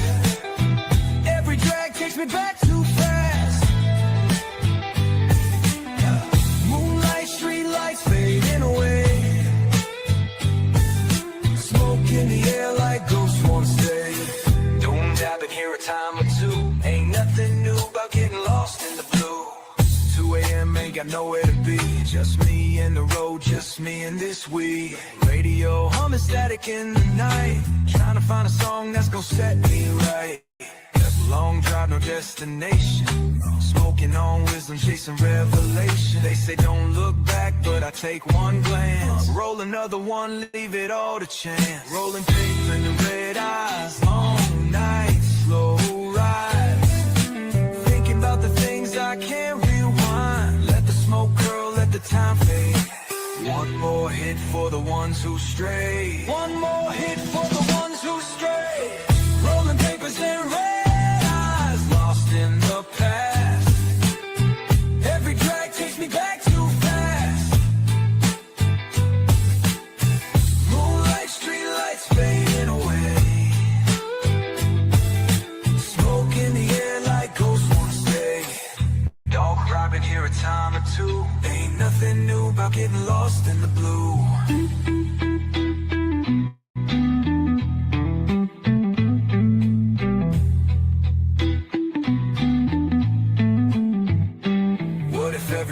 Was a second chance. What if the past only lives in a glance? What if the road don't ever run straight? What if we just here learning to wait?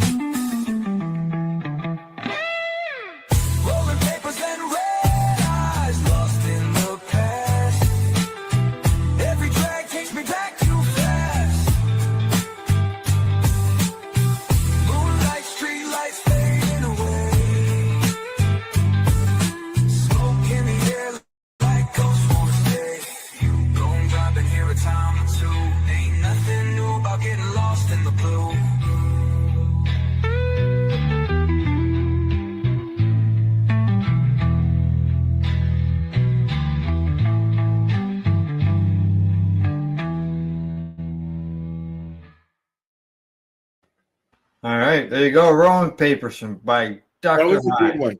He's got some really good ones. Some, aren't my bag, but he's going for the full spectrum of music. Correct. Exactly. Yep. DOKTOR. Doctor. With the K. That's for sure. Yeah, just think of bands or artists. They have hits and things that don't hit so well. So, alrighty. Okay, we're moving on from the list and all that stuff, and we're moving on to recipes. Did I hear a no? Yes, I have a list. Oh, right. Let's hear the list. Yeah, we played the music while you went and got the list. Okay, go ahead. I made it. Did you? No. Okay.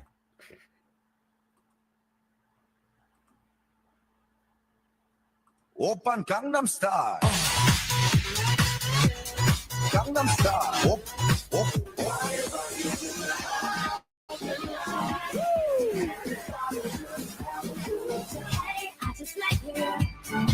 Hey, I just met you. That girl is a real crowd, please.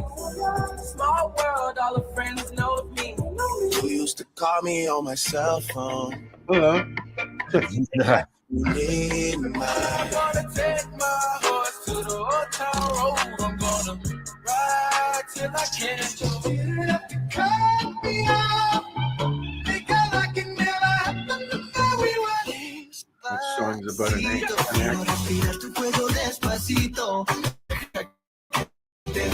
Don't believe me, just watch. I like this.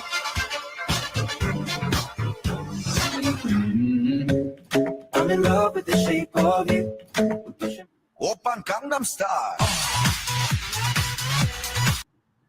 I think that song should be on the top of the list, not number 20, because I think I might have recognized maybe one other song other than that. Well, that was a list from 2010, the top 10. Yeah. So, I like those lists because then I go and I find the songs that I like from that list and I make my own list. Have you ever watched any of those that say the top songs? Like that was said 2010, but that looked like it was more of a reel versus a video. I've watched some that actually play the whole song. Yes, there is a channel that I've been following since before YouTube, if that makes sense. It was a radio channel on Shoutcast or something like that, way back when, that carried over onto YouTube and all the other platforms. And what he does is every New Year's Eve, he puts out a mix, and they're very well done. That's basically what I did back in the day. Oh, the dog's gonna start barking now. I think I just heard him. Her, sorry. Why do people call dogs hims and cats her? I think it's the masculine feminine thing. My cat is a hell of a lot more fucking masculine than my dog. You changed my name. You changed my name, Al. Oh no, it just said Al because I was not on Chrome. Okay, yeah, you added the rap. I didn't add any of that. That's everything's freaking me out, man. It's only 15 minutes on this. I could change that. I could change it from here though. No, I know. No, yeah.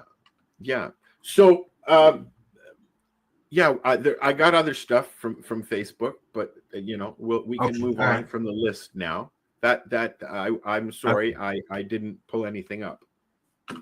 Well, you did. You played the songs. Well, no, you see what happened was, as we discussed at the beginning of the show, we both just woke up. Yeah. Okay, so I've got the next stuff then. Here we go. All right.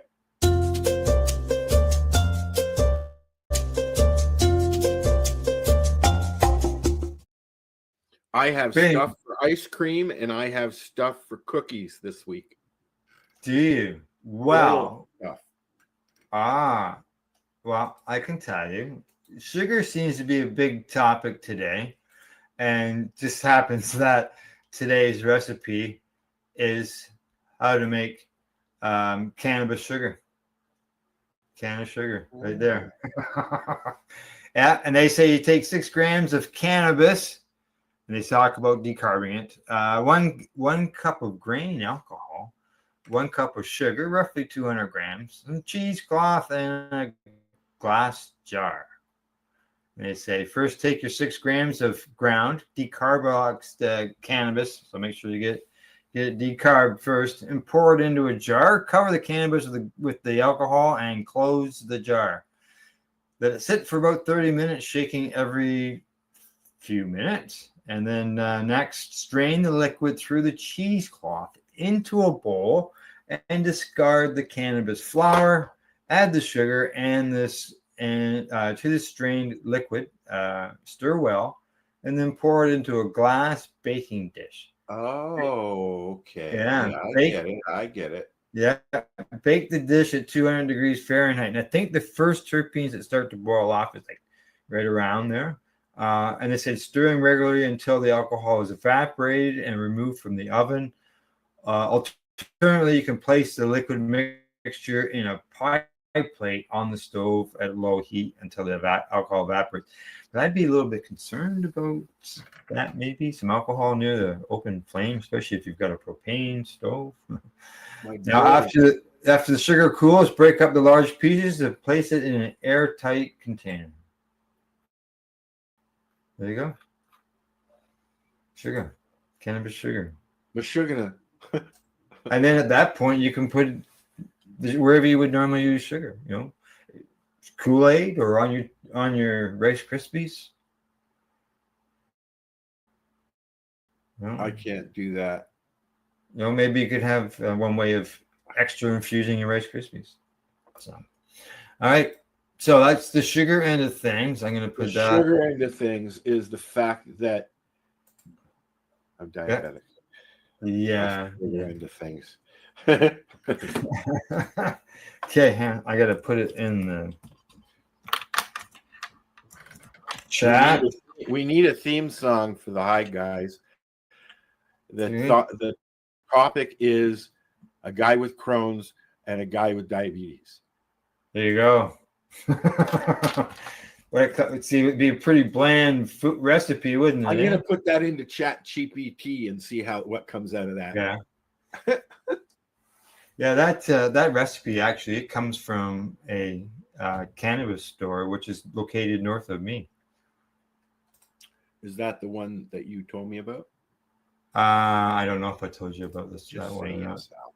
Sure. Okay, sounds It's good. better Yes. for the show. Okay. Yes, it's the one I told you about in great detail. Okay. Now, so we've had sugar. The next recipe. Oh, I've had a lot of sugar. Thanks. Yeah, you do. Okay, here we go. The next recipe that I've got here all lined up and ready to go. Here we go. Is infused vanilla ice cream. Well, this is a good topic because I have the things I need to make ice cream. Oh, there you go.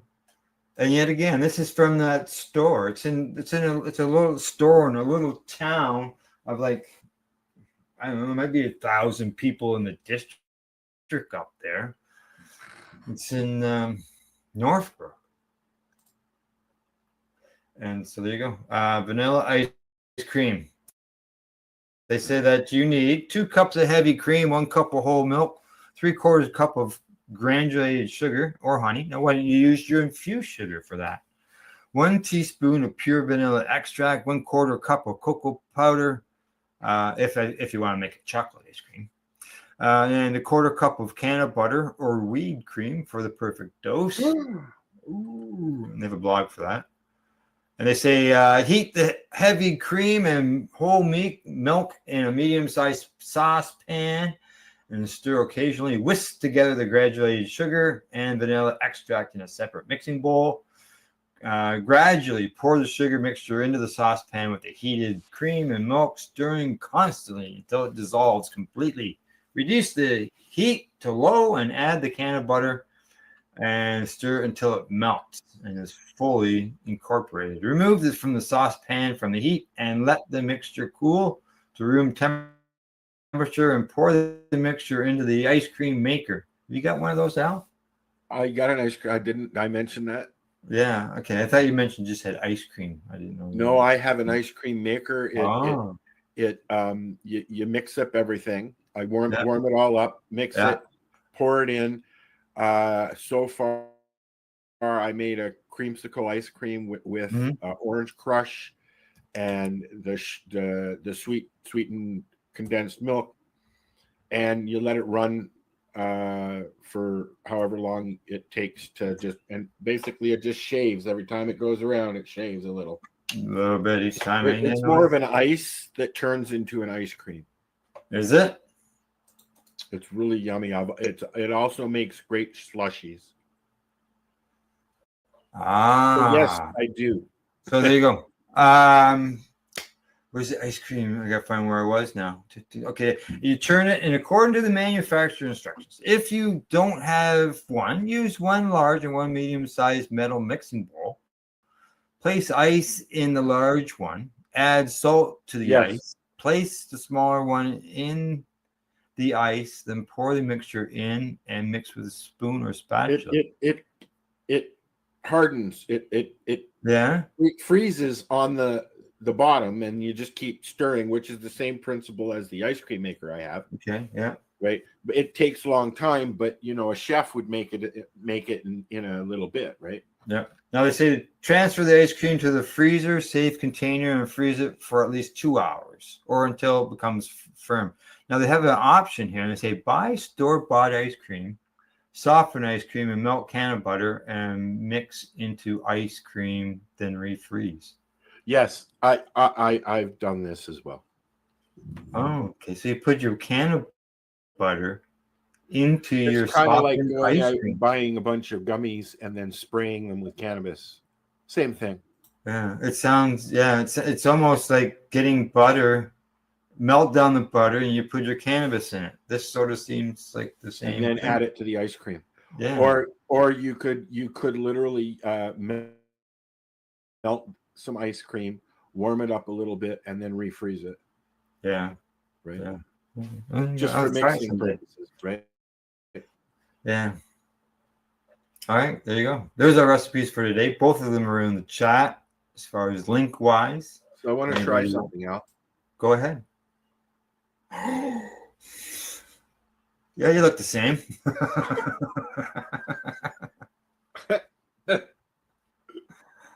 Okay.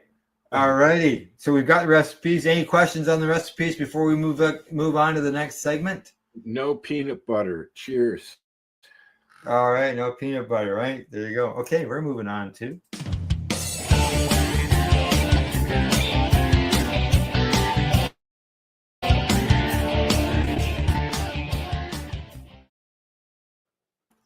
Have you got anything today? No. Well, you? I have got something today. We really should talk before the show. We didn't have time today. I know, I'm kidding. Okay. Somebody asked online about papers. What's your favorite papers? So I posted a picture of Gazette papers. Yes. So then Stevie Biggs saw that and he says to me, he says, "Hey, I've got some of those. You want them?" I said, "Sure." So Steve had Source One Supply, sent me a pack of Gazette papers. And I still have a few boxes. Do you? Yes, so do I. I'll put this in with my other ones. Yeah, and I have some, that are in a bin somewhere. Place. I have a drawer full as well. I'm down to. I've got one half a box of reds left and some blue. Yeah. And then I'm sure there's maybe one or two here and there around that in boxes as well. Yeah. Lots of trays as well. What's that? I have lots of trays as well. Oh yes. Yeah. So I'm just looking at some. The so what's in the package of papers? Yes. Was some dabs. Ooh. I could do some dabs, I guess. I went, oh, what's this? So I wrote him back. I said, what are these? He says, oh, they're gifts. He says, there's the stuff that he had around. Awesome. This is some product that he doesn't have anymore.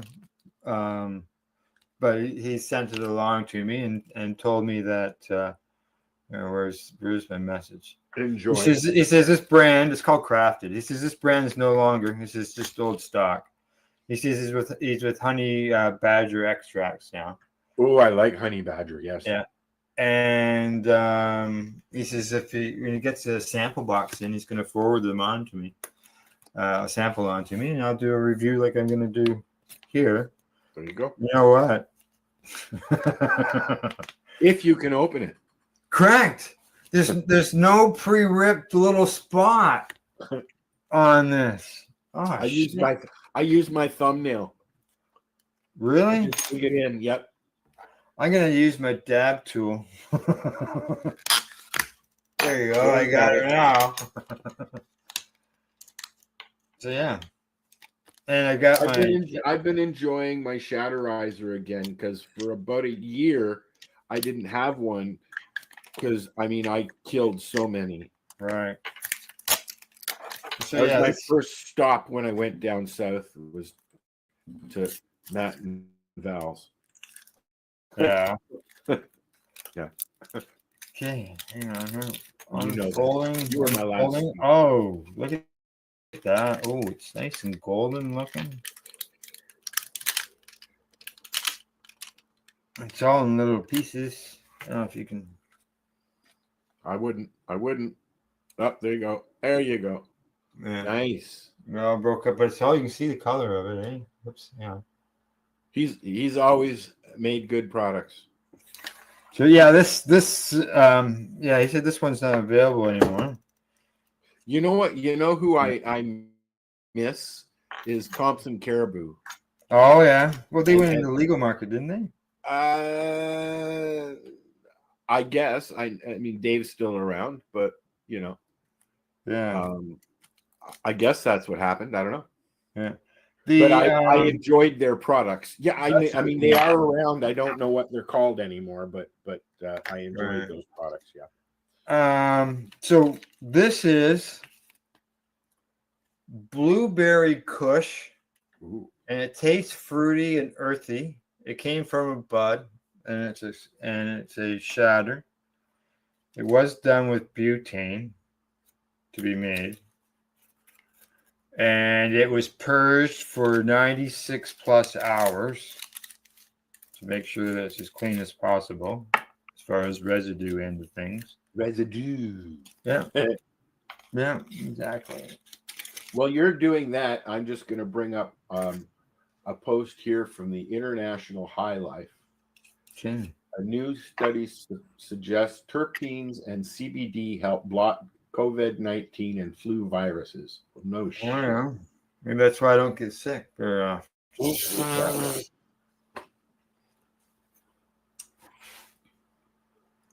Okay. Got my Shatterizer heating up.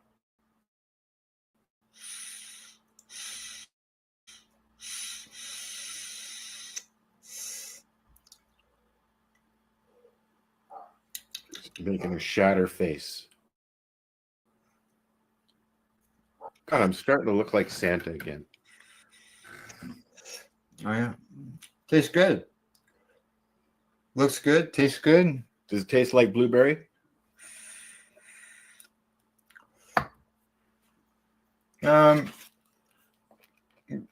Tastes fruity. Not heavy fruity, but fruity. Yeah. Thanks, Steve. That's a good toke. Okay, there we go. Yeah, they're not around anymore. So You know, there's a lot of. I mean, there's a lot of products that have been around and left, mostly because of the legalization in Canada. And unfortunately, a lot of really good products and good people are no longer around. They've been absorbed, so to speak. Yeah, there's some that are like that for sure. Yeah, We had 2, 4, 6, 8, 10, I think 22 vendors every Tuesday night at the lounge in Hamilton. We would see 250, 300 people a week walk through these vendors, and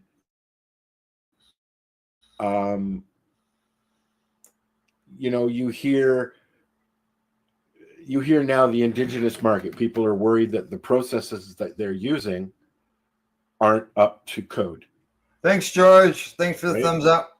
But I tell you, some of those products from before legalization, from the legacy market, are made better than some of the legal stuff that's out there. So, yeah, you know, they're just not monitored. Yeah. Right. Exactly. There's no taxes coming off of it. That's what the real problem is. Yeah, that's what the government's concern is. That's the real problem. It's the money. The money thing. Okay. I am. Okay. From there, as far as product review, yeah, too bad it's not around. But Honey Badger products, check them out, and check out Stevie Biggs at Source One Supply. Let's see what he's got. All righty. Other than that, anything else on the product reviews? No. I hope to have something to review in another 6 to 8 weeks. You get your plants in bloom already? No, but I was in there yesterday and they're starting to stink. Oh, really? Are you looking to see any hairs on them? Oh, yeah, there's hairs. Yeah. So you're out. Like not here. I can tell you that. Well, I mean, there's hairs. There's things are where they're supposed to be. They're all closed, so you know. Well, with that said, a friend of mine, they wrote me and said that some of the seeds that they grew, random seeds, have already produced signs. She pulled them out of the ground. They were male. The balls already showed, so she pulled them. These are about 2 feet now. Yeah. You know, I mean, I'm only 2 weeks behind you. 3 weeks. 3 weeks. Right? Yeah, I've got probably stomach to head high right now. Really? Yeah. Yeah. I'll get there. But anyways, I was in there yesterday, and it's nice and humid and all that. But you know, it's dipping down really low at night. So I might put a heater in there. A little chilly for them, is it? I think that it might stunt them a bit. Yeah. All right. Moving from product review on to the next segment, which is... So, I was reading this article this morning, and you won't believe what happened. Tell me. There we go. Right. You pushed it, and then you went, oh, shit. Correct. Ah, shit. I obviously use this one instead. But it played, right? And here, we'll play it again. This is the new intro for the new segment that you created with your program. Yeah. Okay, here we go. We'll do it again. So, I was reading this article this morning, and you won't believe what happened. Tell me. That was my first attempt at playing with AI. Yeah. Was it? Yeah. With the chipmunks. All right. You know, so- it's really interesting what it does. But anyway, you go ahead. Yeah. The as far as news, we have got a few stories. What? Well, I had some stuff here for news. Oh, okay. All right. So one thing I'm going to bring up here is I got two stories, just two stories today. Wrong button now. Wrong button. Did you know that Canada has now more than $1 billion in medical cannabis has been paid out to Veteran Affairs for cannabis for veterans. I knew this. I posted. Did you? And that's a lot of money. And just think, and that's how much people look at that as wow, holy fuck, $1 billion. But how much money was saved because those veterans didn't have to use some type of pharmaceutical drug. And how many people is this? Is what I want to know. Well, how many people? Oh, the numbers are here. Just let me get to that. There we go. They say that they start 112. There's 112 at one time, and then it grew to 1,700. Then it went to 4,400, and now where's that number? Oh, I believe it's 27,000. Is where it's at now. I could be wrong. Where are we? Now 27,000 versus how many? There we go. 27,000. The number of veterans covered under the program has continued to increase annually from 37 in 2011 to 27,000 in 24-25. Wow. That's how many veterans are on. And just there was at one time, they also, like right now, they're only allowed 3 grams unless they apply and request more, and they may get up to 10 grams. Yeah. And there was that when they lowered that to the 3 grams, that was the only year they saw a dip in the money that went out. So I remember when they were starting all this stuff for veterans, people like Fabian were around, Fabian Henry, and yeah, there were a few other people. Marijuana for trauma. I used to go down to their what do you want to call it? Their location in Trenton, because the Trenton Air Force Base is right there. And that building was where we were going to correct. Yes. Ross and I were going to put a store there, but yeah. And marijuana for trauma ended up being sold and bought by Columbia House. I don't even know if they're still around. Columbia House Records. No, it wasn't the record company, but that was the name of the company. I thought the same thing when I first saw it. What records? What's this? I recently saw a post from Fabian actually on Facebook, but he is disappeared. Yeah. Okay, so I won't say what I want to say. Yeah. Anything else on the veteran end of things? No, I think move on. $1 billion since it was introduced, and like I said, just my bracelet got caught on my seat, and I can't raise my other arm. Are you serious? I'm serious, man. I'm serious. God, there it is. Yeah, I got my medical alert bracelet. I need to get one of those. And it's sort of caught. Do you have an "I've fallen and can't get up" button? No, I don't. I need to get one of those. Yeah. So believe me, I talk with U.S. veterans, and they just think this is fantastic that our government pays for their cannabis.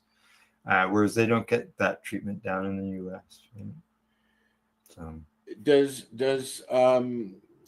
what's his name there? The guy that gets the can of doobies every month. Yeah, in the Irv. States. Huh? Irv. Is that Irv? I'm trying not to mix up his name with Rosenstein. Yeah. No. There's Rose. Rosenblatt. Rosenthal.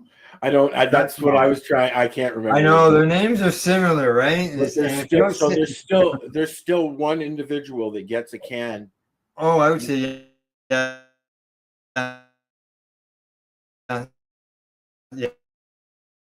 I'm sure there's more, but I think there is. There's like that they used to ship out. Mm-hmm.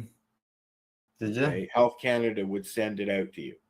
Oh, that was stuff that came in the gold envelopes. That was like Section 56 time. Really, it was Prairie Plant Systems. Prairie Plant Systems. They're the only grower for the program, and it was ground up when you got Correct. it, with sometimes with a lot of seed, from what I understand. But I tried that. Yeah, I only had the one package. I think we tried it. Yeah, when I got it, I thought, "What the fuck is this? There's no buds in this." So, that was my reaction as well. Yeah. Yeah. All right. Now, as far as news-wise, I got one more story here, and this has been a bit of a hot topic lately in the news. And this is on this one here. Where did it go? I want to get the headline in the right spot so it can be seen. And there we go. Greening out. Experts call for THC limits in cannabis products. What do you think? Should we limit our T? You know, from somebody that has greened himself out, Yeah. it's not that hard to do. And if you don't know what you're getting into, it might scare you enough to put you in the hospital. Been there, done that. They say that over the last 8 years, the number of people who've gone to the emergency hospital has increased 13-fold. Correct. Hyperemesis. Hyperemesis syndrome. Yeah. Syndrome. Let's see. Yeah. They like the model that goes on in Quebec because Quebec has got a limit there on theirs. So, but yeah, a lot of people are going. They say a lot of people are going to the hospital. You have two choices. You can go to the hospital, eat something, and have a nap. Yeah. They say today's THC levels average about 25%, which is up from about 4% in the 1960s. But some of the product goes as high as 80 or 90%. And the consumer says that's the good stuff. But that's the thing that, you know, with the rec market, they want to get stoned. That's what they want. You know, it's like people like to get all psychedelic and stuff like that when they do mushrooms, where I do not.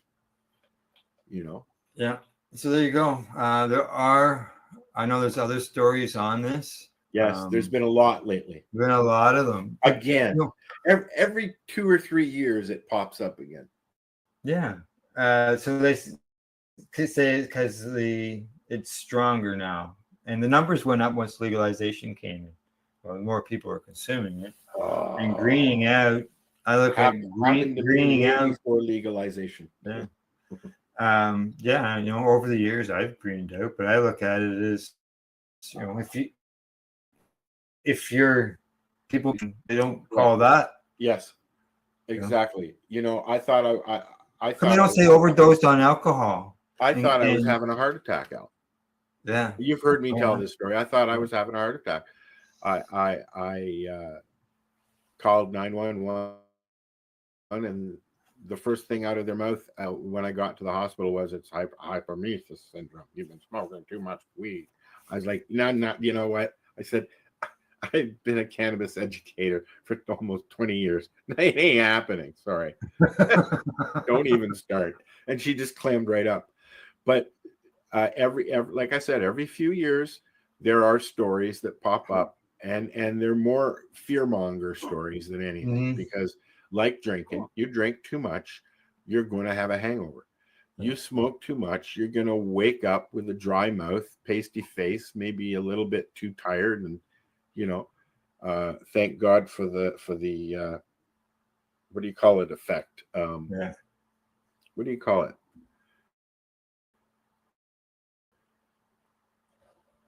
Al, we're having issues today. We're having issues today. With I know. memory. It's because I was looking into something here. So you're gonna have to repeat yourself so I can give you an answer. I can't even remember what I was saying. Shall we let's rewind the tape. Let's rewind the tape, right? And see what it says. Stay tuned Hey, next thanks, week. Scott, for the thumbs up, buddy. I was just looking at this greening out article a little bit more, and they say high THC can worsen anxiety, disrupt sleep, affect mood, and trigger psychosis. Well, they know that like if you are bipolar, schizophrenic, or something like that, the wrong strain can trigger anxiety or an event or whatever. Yep. I've had strains that got me thinking so much, I wigged out. It says here that other experts say that risks include cannabis use disorder, mental health issues, and dizziness or nausea, sometimes referred to as greening out. That's what I feel when I don't have weed. Yeah. Let's see. Okay. Things are all over the map. So it'll be interesting. As some people have pointed out, they're looking at it more along the line of pest control, pesticides and stuff that are being used, and they get consumed. Well, this is when people weren't using pesticides. I don't use pesticides. This has been an issue with the legal versus illegal market, because there's no control there. But then you get some slippery motherfuckers that try and hide things in their ceilings and stuff. Yes. Well, they have over, last I saw, there was over 100 pesticides that was approved by Health Canada to use on plants. And yet there's that one pesticide that everybody wants to be able to use, but aren't allowed to. Yeah. What's that called? I can't remember what it's called. It's very neem oil. What? You're not talking about neem oil? Neem oil, yeah. Oh yeah. Yeah. They're not allowed to use it. No, they're not. But it's supposed to work the best. Well, yeah. I don't know. I stay away from them as much as I can. Well, you're not allowed to use it. Yeah. Well, they have a list. I got stuff right here in front of me. Let's see. Are they both the same? Let's find out. Oh yeah. Okay, they are. One's English, one's French. So put the French one up, and we'll talk about the English. Yeah. We are a bilingual company. I'm looking at this here. But it's not. This is. Where is it? I don't know, man. I know. No, I'm looking at this. It just says pest control products for use on cannabis, and then it just has additional information. Has a date on it. Clickbait. Well, it is the Government of Canada website. It's clickbait. Okay, let me see. I got a thing here. Oh, there's another page. Yeah, keep going. I got a thing here we should mention as well when you're done playing with your computer. Okay, keep going. I'm looking for the list. There's an actual list. I think I may have had a little too much oil. Al. Do you think so? Well, you said you were going to experiment with that. We are experimenting. We're an hour in. Yeah. And I'm as high as fuck. Uh-oh. Okay. So yeah, the greenhouse that some people directed to is more towards the pesticide end of things versus the cannabis itself. Yeah. And the thing you don't see, they always is it easier for them just to point the THC versus some other reason behind it?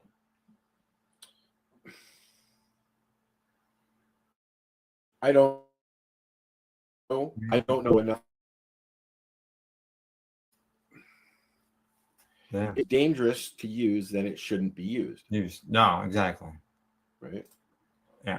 And I knew a fella years ago who would throw up and he would go in the shower, hot shower, all that stuff.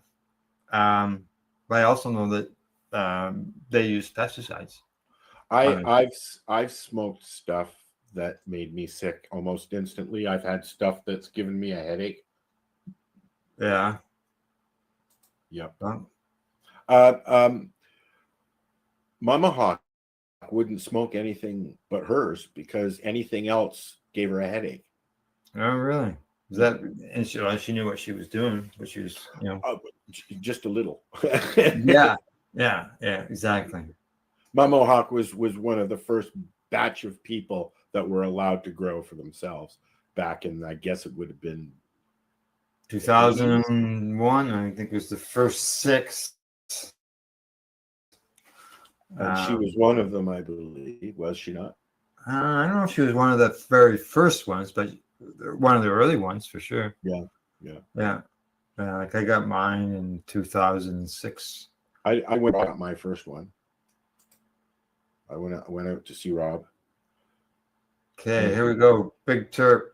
Big Terp says there's a pesticide that they use on grape fields that is known to give out cancer in high doses. Do you know what it's called, Big Terp? I'm sure there's several. Yeah, do you see how big that writing is? That's a much bigger thing these days. It is, isn't it? Yeah, they must have changed that too. So, all right. Let's go from news. We're gonna move on to the next segment. That happens to be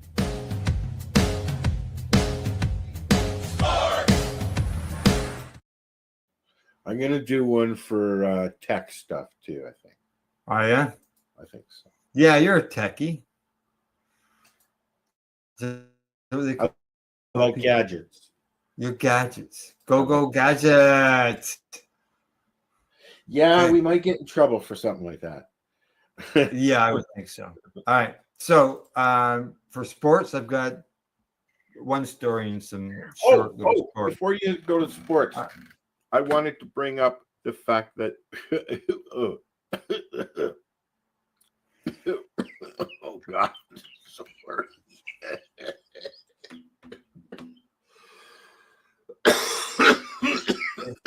He says, "No, I don't. I'm sorry. You have to do your homework." I always believe if you're going to say something like that, it's always it's not nice to point people to the directions of the. I wanted to just point out, that there's a new editor-in-chief now of High Times. Oh yes. Well, High Times got bought, right? Correct. Yes. But by Javier. The guy who owns Raw Papers. Yes. Thank you. But he's made it very clear that Jesus, that was bad timing. Oh, made it very clear that this is his purchase. Rod does not own them. Correct. Yes. Yeah. I got Rod that first article I read. Yeah. But some people will just go right on past that and just I can see people assuming it's Raw that owns them for sure. Yeah, if you want to read more, pop over to Celeb Stoner or join their Patreon and get their newsletter. Good stuff. All right. Poof. Okay. Next. In news-wise, sports news, we have 5 contenders for the most outstanding Canadian award in the CFL. I haven't talked about CFL the whole time we've been doing these broadcasts, so the first. Nathan Rourke, he's at the B Lions. He's the only player to have won the award previously on this list, and he's trying to capture the award that he claimed in 2022. Trey Ford, he's with the Edmonton Elks. He says, well, only 3 different quarterbacks have brought home the award. Ford is looking to become the 4th. He's also 27 years old. Cam Judge, he's with the Toronto Argonauts. And his first year back with the Argos, Judge had Argos. Yeah, he's 30 years of age. Justin McInnes, he's with the BC Lions. He's the second line to appear on the list. McInnes has been the most complete Canadian receiver, edging out Toronto Argonauts wide receiver Kevin Mattel and both of Jaylene and Tyson Philpott. He's 28. Matthew Betts, he's BC Lions. He's rounding out the trio of Lions is Betts, who has been wrecking havoc off the edge on the West Coast all year. And you got honorable mentions: Kevin Mattel of the Argos, Steve Thomas Burlington of the Alouettes, and Stavros Katsastonis of the Ticats, and Jaylene Philpott of the Stampeders. So there you go. Some sports stuff from the CFL.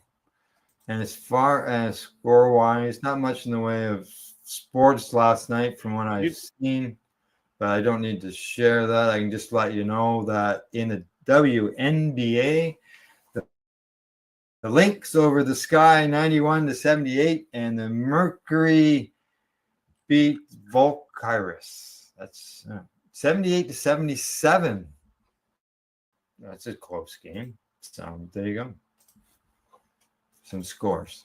There was nothing in any other sport that I saw. Everybody said nothing last night or wasn't playing or whatever. So, all right. Anything else on sports?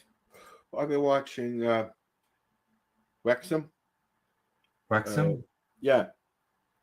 Welcome to Wrexham. And it's about the soccer team in England that Rob McMahon, or whatever his last name is there, and the other one there, the Canadian dude. What's his name? Deadpool. Sorry, I didn't. Anyways, I might have watched one Deadpool. I know about. It's the only sports. It's turned into a really good and interesting show. Yeah. But anyways. And do we want a song? No? Yes, please. You want a song? Okay. Yes, please. Let's find a song to play. You want me to put? How about I put on some RSO? Yeah, if you've got it there. I don't have it here, but I'll get it. Oh, you're gonna go into YouTube and get it because I see it's not listed here. Correct. I am Al. No, I didn't want to play that. Sorry. No. No, that was incorrect. Wrong button. I know about that.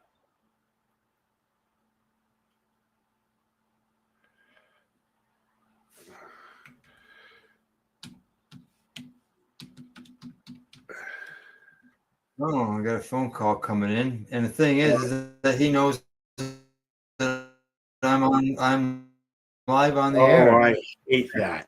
I'm gonna answer it. I'm gonna answer it. Okay. Hey, Scott, how you doing? All Yeah, like you know, I'm live on the air right now, eh? Oh, do you know that you're talking to the Kettle Corn King of Canada?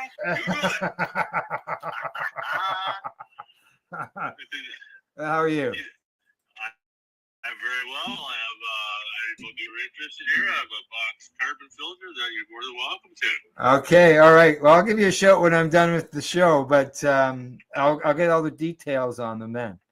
Well, maybe if some of your viewers right now can tell me how many points is on Dr. Box plate, we'll send them like a 6-pack or something right to the door. All right. Did you hear that, Al? No. What was it? Okay. Okay, hang on. We're gonna get them to repeat it. Okay. Sure. All right. Repeat it so they can hear you. All right, Kettle Corn King of Canada live. So if anybody can go on my website, Dr. Buck's Sweet Treat, pop up with the Kettle Corn King of Canada. How many points does Dr. Buck have on his antlers? We'll send you like a 6-pack of all free shit right to your door. There you go. Oh, I can tell you, my wife Gail and the grandkids love Dr. Buck's kettle corn. I've even had Dr. Buck's kettle corn. Even Al's had it, he says. All right, yeah, we just released our new creamsicle. Creamsicle? Oh, dude, send me some. I said to her, like, we got a big one called creamsicle. She goes, where the hell do you come up with this stuff? I said, I don't know, maybe it's the weed, but don't say that to anybody. Yes. I come up with all these crazy ideas, so we released our new creamsicle. Yeah. Then we have our murmur mix. I'm not sure if your lovely wife has tried it. Yes, she did. Yes, she did. She loved it. Yeah, so that's creamy caramel, orange cheddar, and real maple sugar that I get in Springbrook. You actually go on TikTok, you'll see me infuse the maple sugar into the kettle corn. Yeah, well, the day that I was there, well, you infused the caramel corn. I'm thinking if you did the maple syrup or not. Yeah, the caramel. Yeah. Now I can't eat popcorn, kettle corn, because of the hard bits that could end up in the corn. Afterwards, but I break off little pieces, make sure it's clear, there's nothing there, right, and safe for me, and I've got to taste test stuff that way, and awesome. It's good. Like he used real caramel. He melted the caramel down in the, I don't know what you call it, the machine there, and caramelizer. There you go, and then he threw the kettle corn in there, and it's real caramel. It's not just some powder mix that's there. Everybody, yeah, right? And yeah, with my channel, when we started this, I wanted to go old school like when we were kids. right. Like when you taste my pizza kettle corn, it's like when we were kids, we go in and get a pop and a slice of pizza for $4. Al doesn't know about. I think Al wants you to send some pizza popcorn. No, the creamsicle. He says, no, I want the creamsicle stuff. We just released that. And we did. Have you tried? I don't know if your wife tried the birthday cake. I don't know whether she did or not. But while I got you on the phone, just give I'm gonna, and we're live here. Go ahead and promote the fun fair, and then we'll get moving on here. Oh, Dr. Buck's Fun Festival, August 23rd, August 24th. You come out to the farm. We're going to have vendors. It's all free. If you want to bring a donation for the food bank, that's great. We just planted 40,000 sunflowers. We go on Fun Farm with the dog to see me. We planted 450 lavender plants. So you'll be able to walk all through that, take pictures for free. There you go. And you got vendors there as well? Yeah, we have 15 vendors. So if maybe you're interested in being a vendor, it's $40 for the weekend. That's Saturday, Sunday. Maybe you can only come one day. Then we're going to give you $10 in Doc Bucks, which you can buy pretzels, kettle corn, Dr. Buck's Tippity lemonade that I invented. So yeah, we'll have a food truck here. Stop! You're making me hungry. $15 a day to event. Al says, "Stop it! You're making me hungry." Yes, our extra large soft pretzels. Yeah. What's that? Yeah. You send me some pretzels too. He says, "Send me some pretzels too." Oh yeah. I'll have to stop over. Yeah, then our lemonades. You'll see me there. I just invented. We just did. Lemonade too. Tiger's Blood. Yeah. Now, just so you know, Dr. Buck has invited us to be a vendor at his event, but unfortunately, I'm not available that weekend. Oh, Yes. no. Yeah, yeah. If there's any other nonprofit organizations that are interested in the area, they can come here and vent for free. There you go.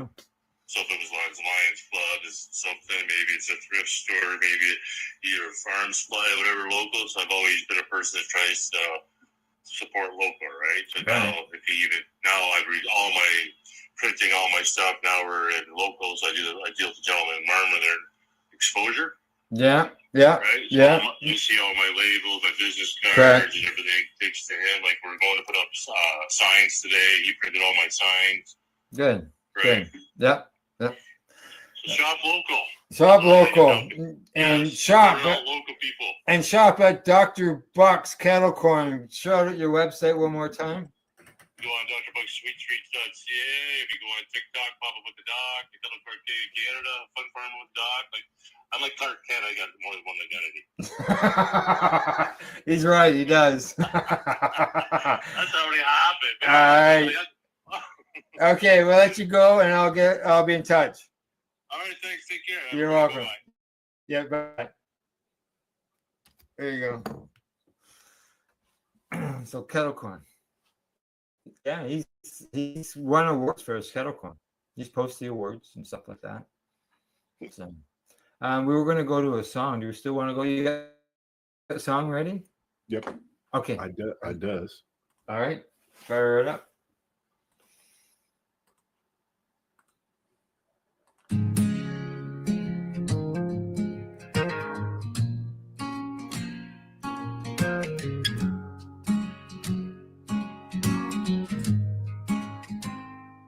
Doctor said the road was dark and long. Treatments came, but nothing felt strong. In the quiet, I searched for a sign.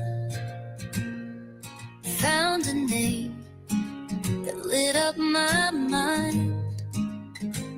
Rick Simpson's tale of healing and fight. A humble man bringing shadows to light.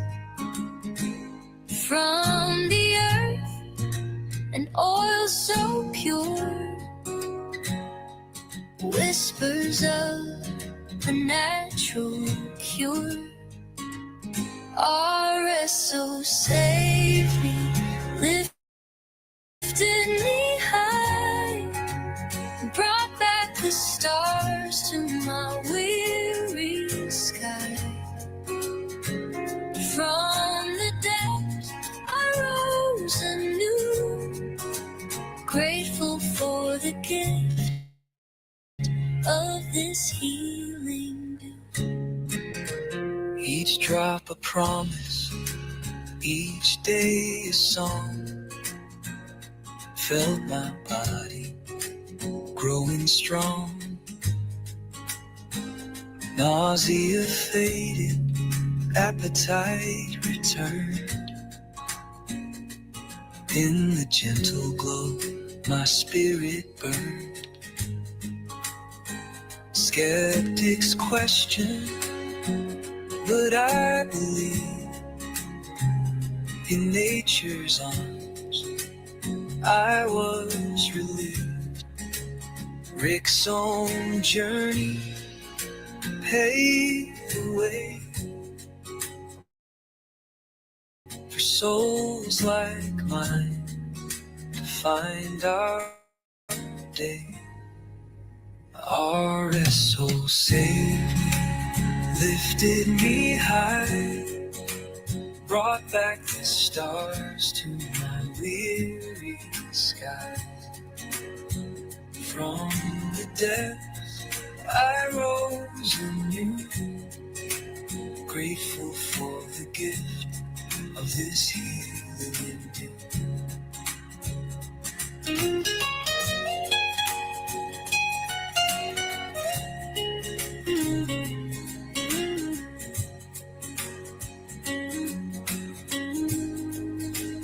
Now I share this story of mine, hoping others In the leaves, a chance maybe. Harmony. RSO saved me, lifted me high, brought back the stars to my weary sky.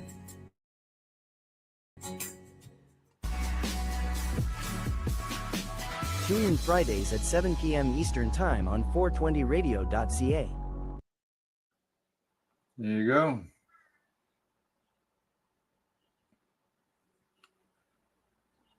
I like that song. Yes, I do too. I agree. It's got great meaning to a lot of people. Like seriously, It does. you know. Yeah. Okay, we are going from a tune to where is it? Oh, gotta find everything in this new list here. Here we go.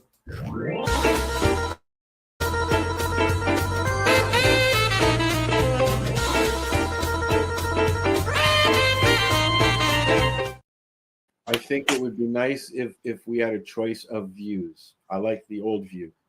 Yeah. Same Yeah, here. or allow us to move things around again. Yeah, because we can't move things, put them in order like we could with the other way. Don't like it. That's my review on StreamYard for the week. Yeah, and I know during the Pace Radio show last week, I went to do that. I went to go move stuff during commercial, and all of a sudden, it started to play. I said, "What the fuck?" During the show. Yeah. So yeah. Okay. Events and entertainment. Let's see. Oh, I know what I've got. We'll go with the events first. And this is from the cannabismarketplace.com. It says CannaCon, which is going on in Michigan. That's on the 18th. The 25th has got Ham Can Expo and Festival. I don't know what that's about. Oh, it's in Hamburg. Okay. Not ham as in Hamilton. And on the 28th is Growing Relationships in the Summer Fair. And that's in, where is that? Let's see. This is in the Fraser River in Mission, BC. I haven't got any events in Toronto. You know of any events in Toronto? No, it's been a very quiet Ontario event time of year. Yeah. Well, there is one event going on soon, but I can't remember what it's called, so we won't talk about it. Okay. Well, I've got a couple events that aren't happening tomorrow. Okay. And one of them is the Indigenous Cup. In August, I believe. It is happening in August, correct? You just said that. Yeah, I hear an echo. No, I know I was agreeing with you. And it is on August the 15th to the 16th. Yes. Is when that's happening. We'll have to decide if we're going to go. The other one is the Karma Cup, which is one where you have to sign up for. There's no kits available for anybody or anything like that. It's a one-day event. I believe all the judging goes on at the event itself. Yeah, which it leads me to believe that it is not a legal event this year. Yeah, because in the promo it said if you got anything to enter to get a hold of them. Yes, which is nice because as anyone who knows me knows that the Karma Cup is my favorite out of all the events, and I'll have to put a bug in Sarah's ear and see what she says. Yeah. Because I don't know. I'm tickled pink if that's the case. Yeah, I'm just trying to. I was trying to pull up their website, but I know that the website is. Well, I don't know if the last few years, which we've been a part of, luckily, has any effect on whether or not that part of thing continues or not. So we'll find out. Yeah. More to come. It's not until when is it? September? I was thinking it was. That's what I'm searching for right now. But I was thinking it was. Maybe it's October. I was thinking it was early November. And then when is the event that we're doing? That's in October. That's in October. At the end of October, the 28th. That's not too far away. No. And what's that called again? The Can Expo. Thank you. I'm just trying to see here. Yeah, the website. Last I saw, the website was outdated. It seemed to be outdated. Yes. Yeah, because they're talking about different stuff there. 24 to 2023, and that. So I'm just. Oh, maybe it's right here. No, because didn't they have the Facebook page removed as well? Who? There we go. There we go. November the 5th and 6th, Sesh and Awards Gala. Oh, Karma Cup. Correct. Day one is the judging sesh, and day 2 is the awards. There will be no individual judging kits. All judging will be done on site. Judging positions will be filled by application. Wow, we're going old school. Yeah. Good for you, Yeah. Sarah. Just trying to see if there's anything else on here. No. I know I saw another post, and it had descriptions, and it looked like they were inviting people to. As we get closer, we'll find out more and more and more. And Well, see, November, it works out good because of the fact that people's harvests, right, would be ready for them to judge if they're growing outdoors. So, maybe December. Yeah. All right. I think other than that, I think that's event-wise is what I've got. I can tell you in the entertainment of the TV land, we are done Lost. Officially have. I was going to ask you every episode. And okay, let me ask you a question. Are you okay with the way they ended it, or are you disappointed? I don't know how I felt when it ended. While you're thinking, the reason I'm asking that is because every big show that I've watched, SOA, Sons of Anarchy, and then the spin-off from that was I can't remember, but I didn't like the way that Sons ended. I didn't like the way that Breaking Bad ended.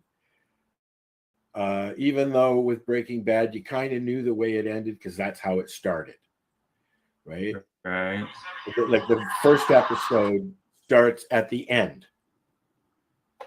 Okay. Oh. So, yeah. What are you thinking now that you've had a minute to think about it?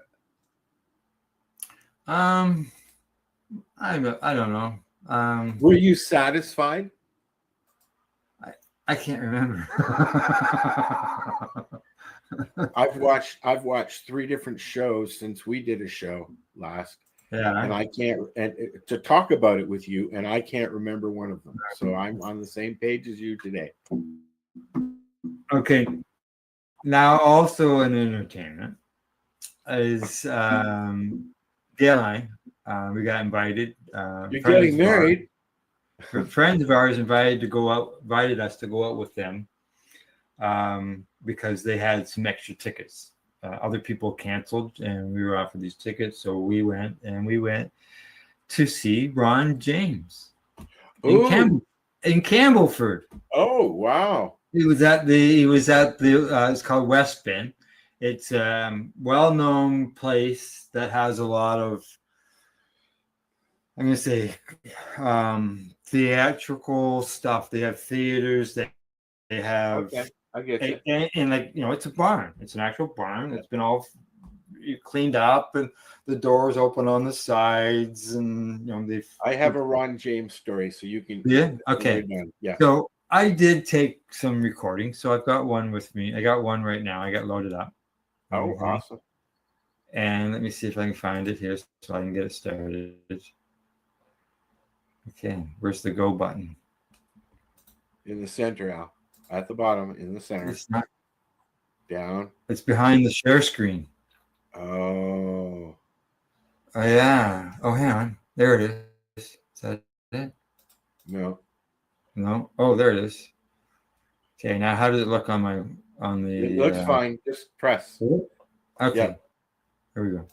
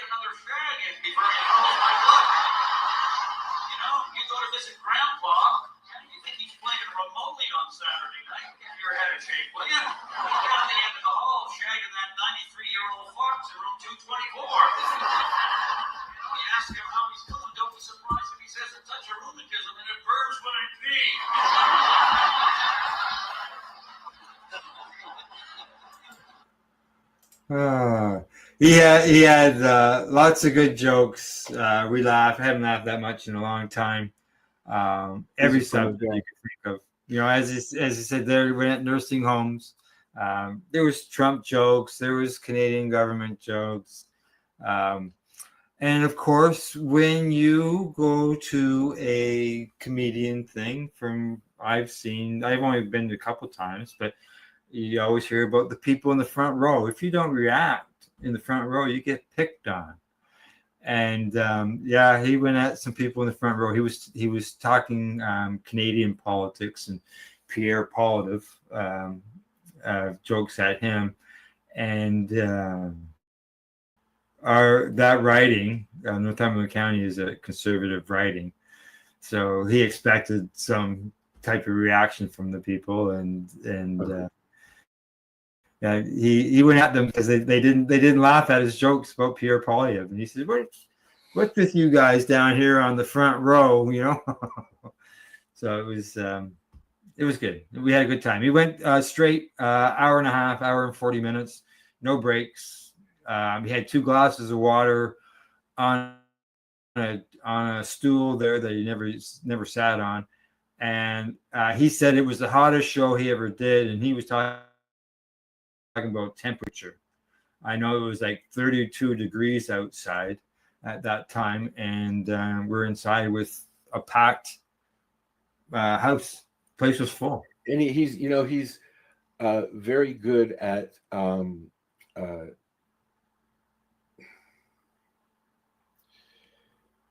I can't remember the name. I used to see him at the old firehouse, the Second City Firehouse in Toronto. Oh, yeah.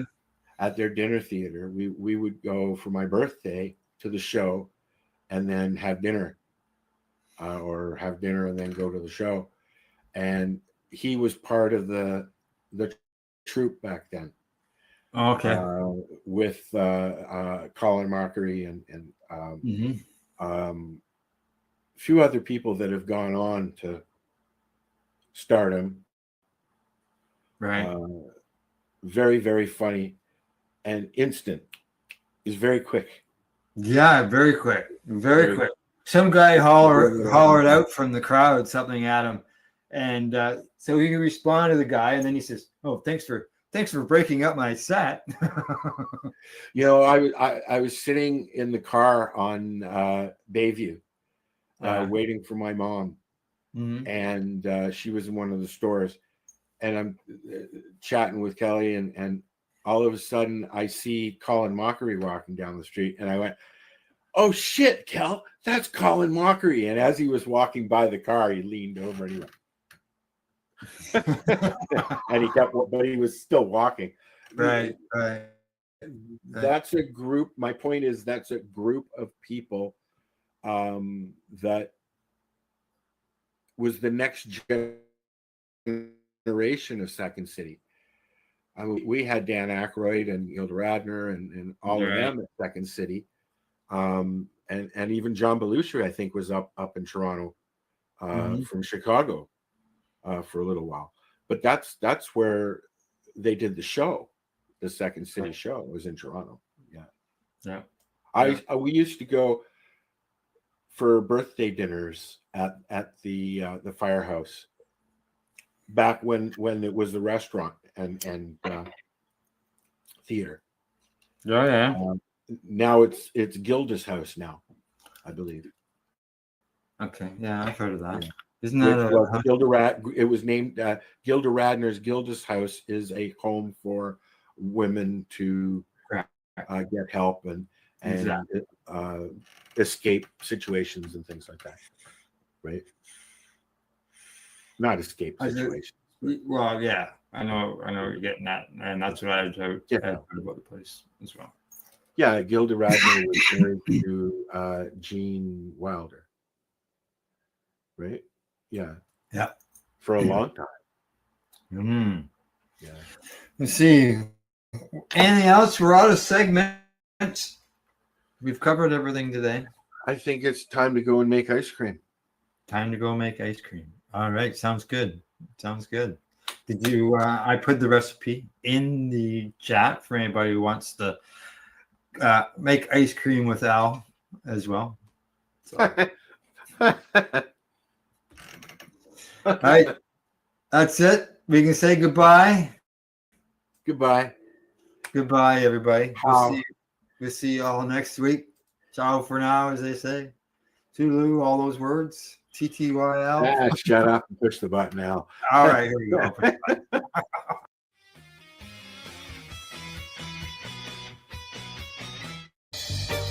You're watching the 420 Pace, found at 420pace.ca. Rerolled Saturdays. Check it out. Nothing but non-stop cannabis and psychedelic programming. Find it at 420pace.ca.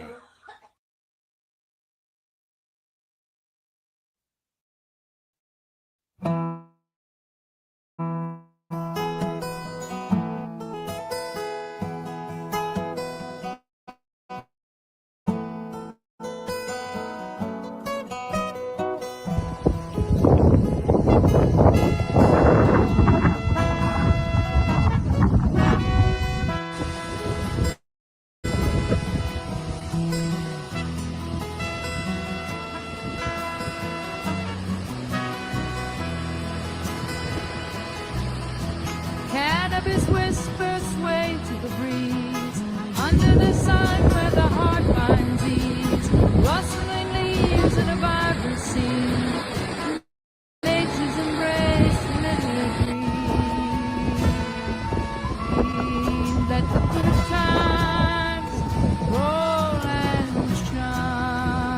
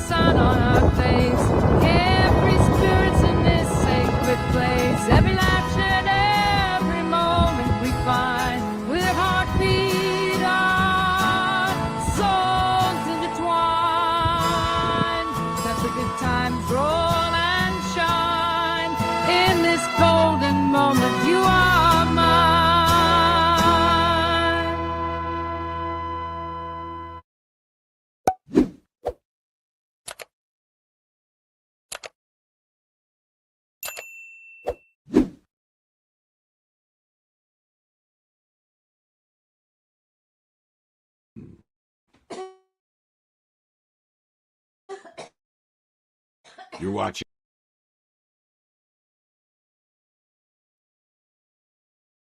You're listening to the Pace Radio Network here at paceradio.net. The views expressed by the individuals during this broadcast are their own opinions, and they may not be the same as those of their group or other organizations they may be involved with. All medical advice during our broadcast is not a medical opinion and should be checked with your medical physician.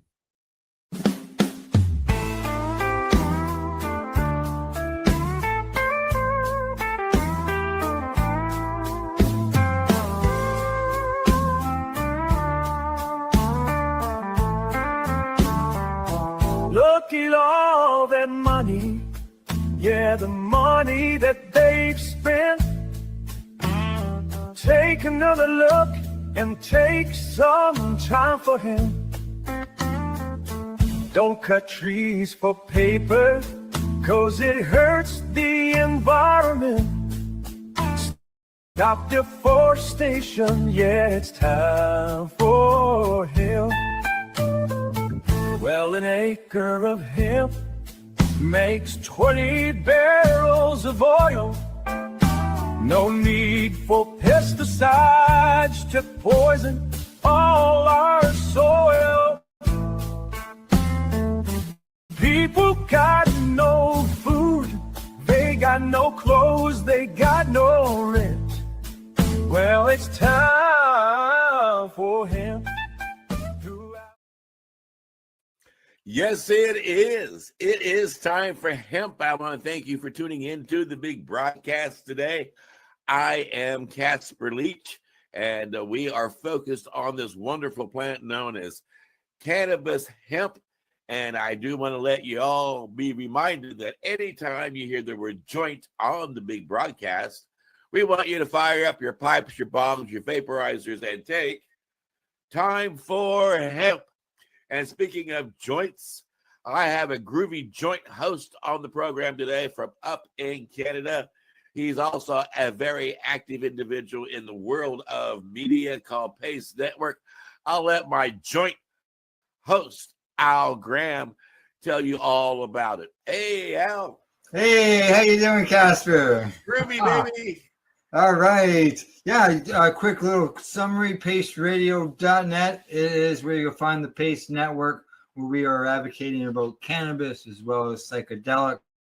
You can catch programming 7 days a week, and especially on Sunday when we run almost nonstop from 9 o'clock in the morning to about 11 o'clock at night. Nice, nice. And I can certainly tell you the content you produce is outstanding, world-class. And I would encourage anybody in our audience who's got a couple of minutes to make it a point to check it out.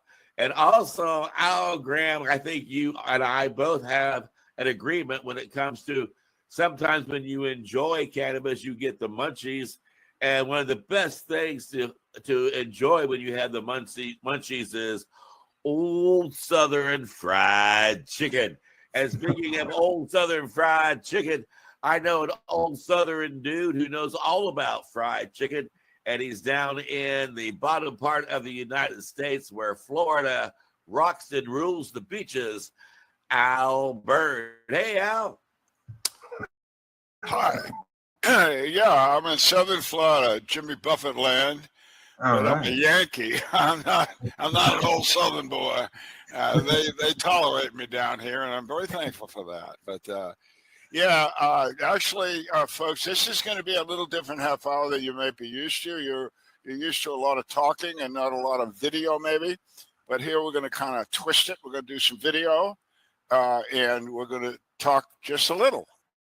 So we're going to get on with this. And the exciting afternoon or morning you are about to spend with us is all about chickens. Yeah, exactly.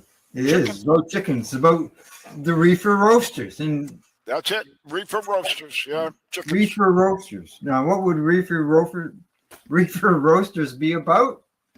Chickens. Yep. That have been roasted and fed. Oh, yeah, that's the detail, aren't you? Yeah. These are the little guy chickens, and they grew up, they die, and they were fed hemp seed. That's it. They were fed hemp seed, and that's hemp seed. Yep. And you'll see in this the hemp seed, the characters involved. These are all real people, and I'll explain to you who they were as they come along. But the instigator of this was a medical doctor, PhD buddy of mine, now gone, named David Bush. You'll see him with a beard. They call him Skippy. One of the first talks that you get, pay attention to that, man. That's George McMahon. He was one of the 8 guys that joined with me to form Patients at a Time. He was his cannabis was coming at the time and always did from the federal government because George had a temper greatly. Anyway, that's all in my book for country and cannabis. But let's go to the chickens because I think you'll really enjoy this. Pay attention. It's true. It's funny. It involves the cops. It's just kind of cool. It is. Now, just so everybody knows, we've created, it's one whole length long movie, but we've created 5 clips. And as Al mentioned, he'll give a little bit of information about the clip after we run it. So let's get started. This first clip will have a bit of an introduction, let everybody know what's going on. And like Al said, we'll hear from George. So here we go.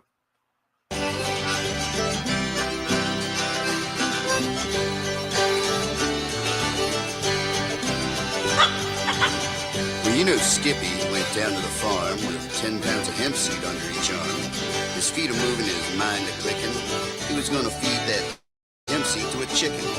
Well, the chicken couldn't get enough eating that hemp seed. Not the damnedest thing that farmer ever saw. Those birds got so damn big, we took them to a barbecue sponsored by the pig. Meat inspector blown away. He was even said to say, it's not much of me being a boaster, but I'd eat that reefer roaster. Me ain't even breaking the law. Just don't get you high. Reefer roasters. I'll have a thigh. Reefer roasters. Juicy and hot.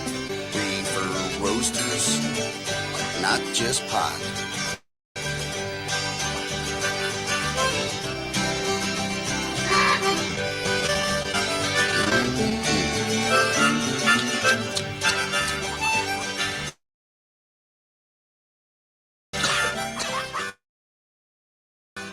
Fellow sent me a report. It was the best singing food for canaries that there was, and that it was literally the best food birds could get with hemp.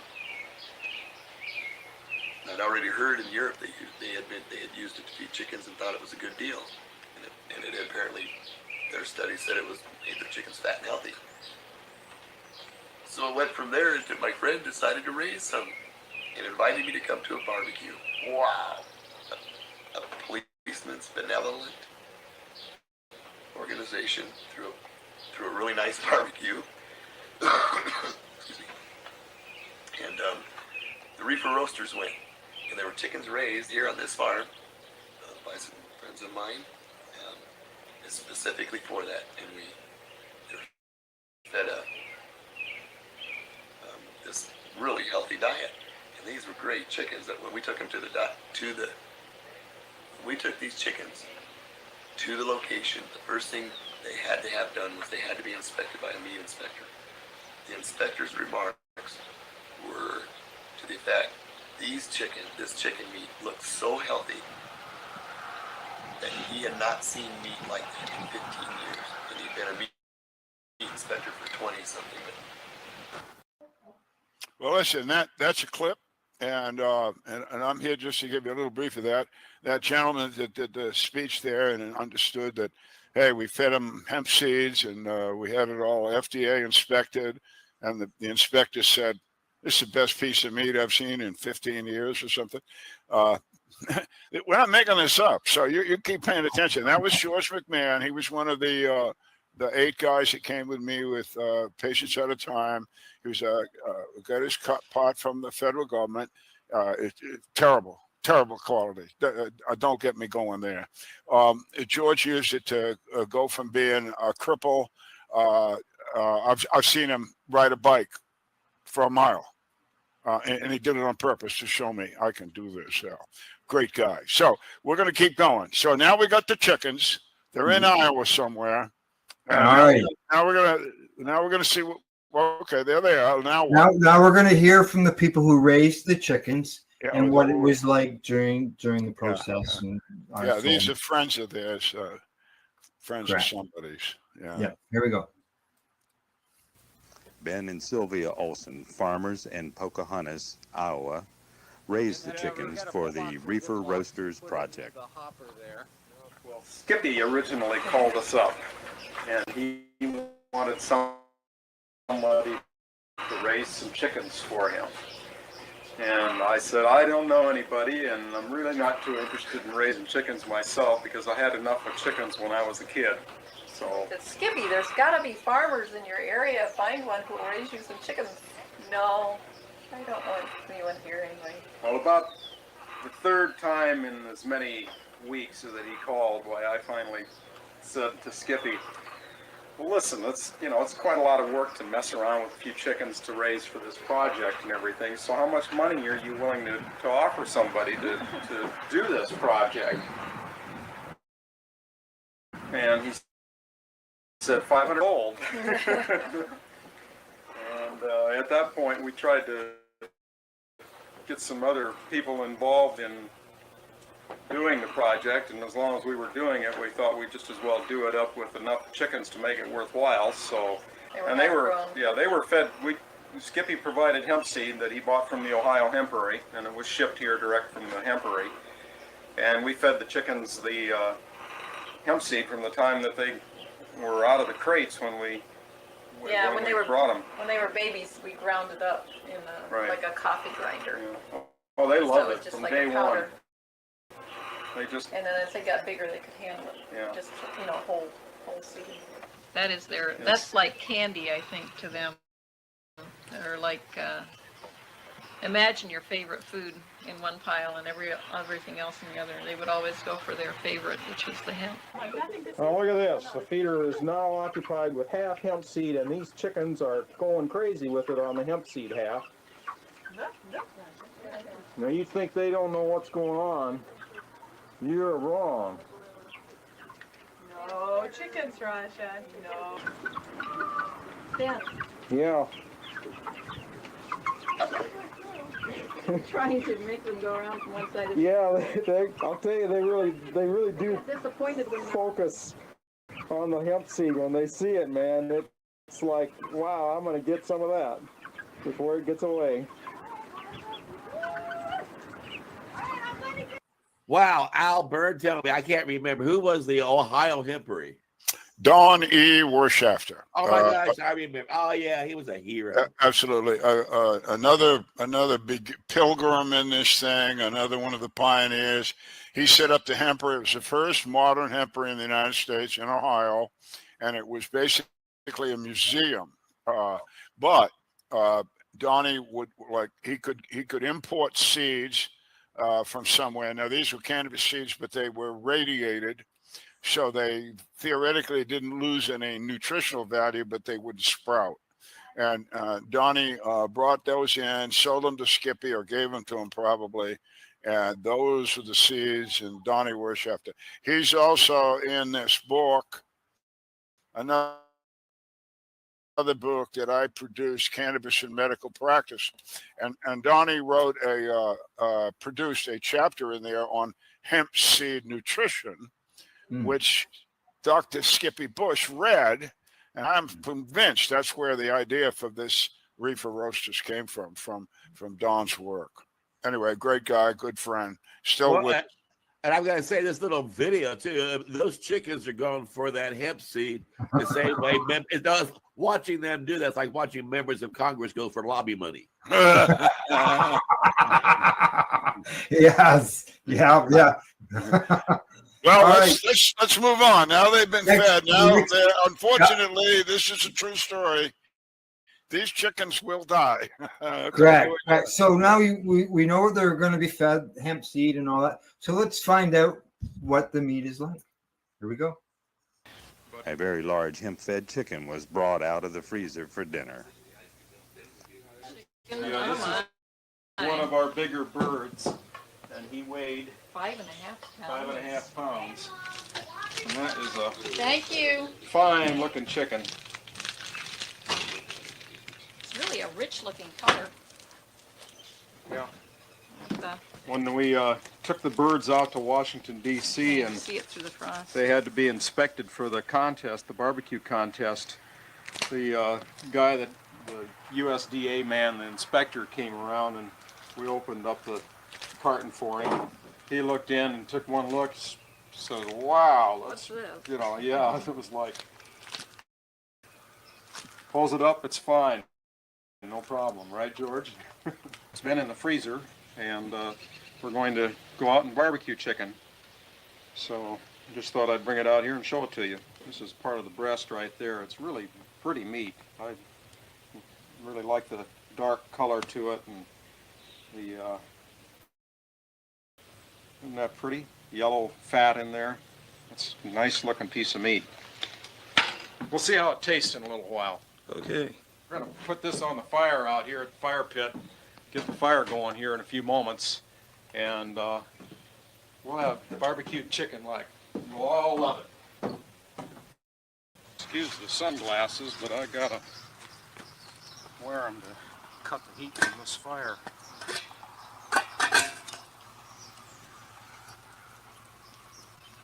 So we'll put on some chicken.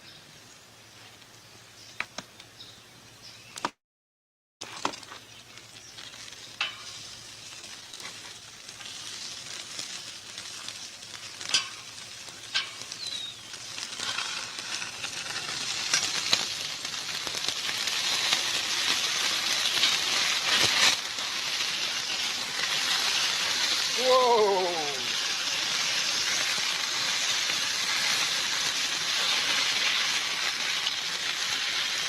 Guess that's that oil coming off from the marinade.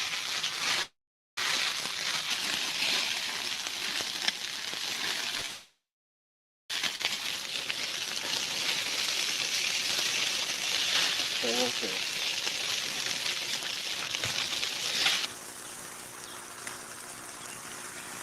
Well, okay. You want another plate?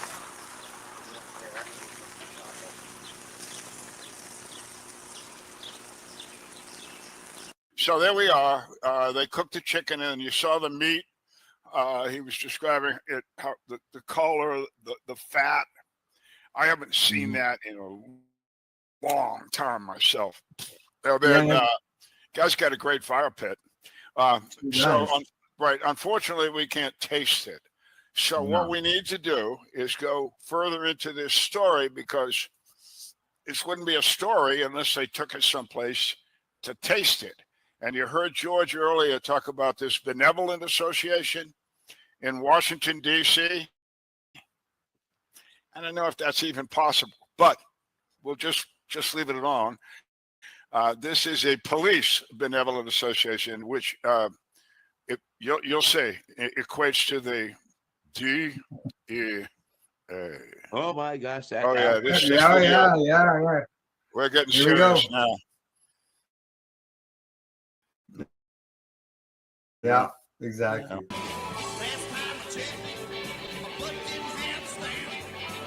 Chicken was getting done.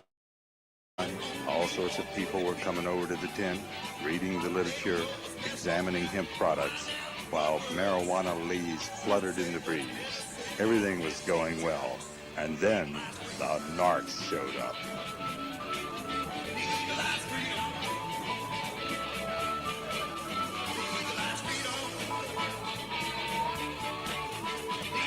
After all, this was a police event, and the visit was friendly. No arrests were made, and this time they paid for the hemp products they took.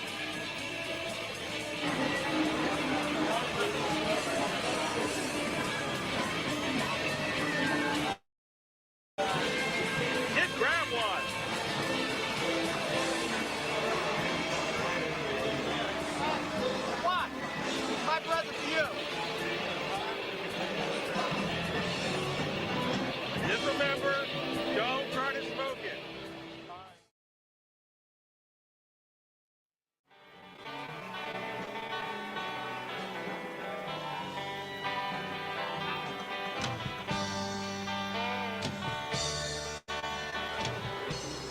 George McMay. The chief chef for the Reefer Roasters Project suffers from nail patella syndrome and is one of the only 8 medical marijuana patients currently receiving government-grown marijuana as part of the government's Compassionate Use Program.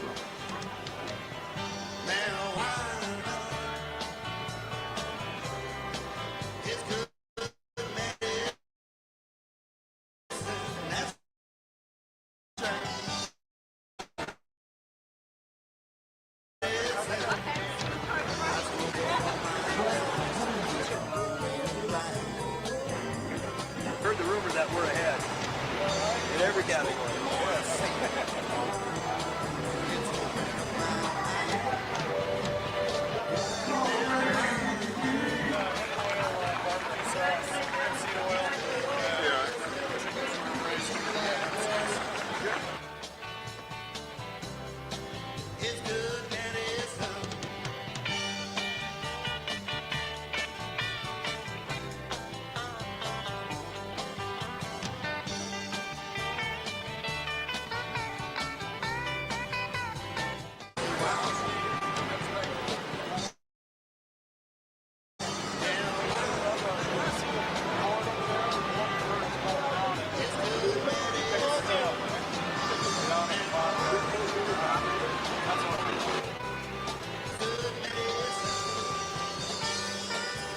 Hemp-fed chicken.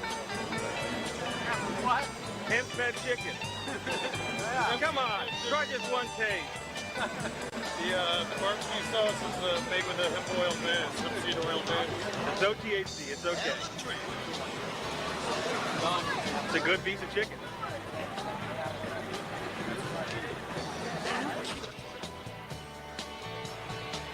I don't think pot would.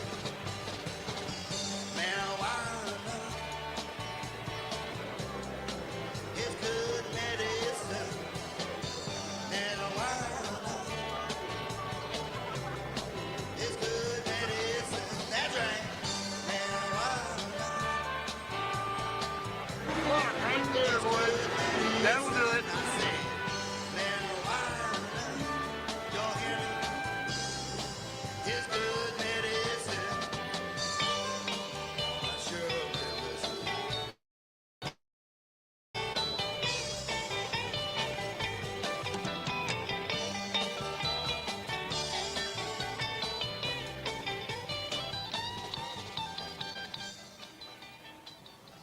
Let's get high on pork.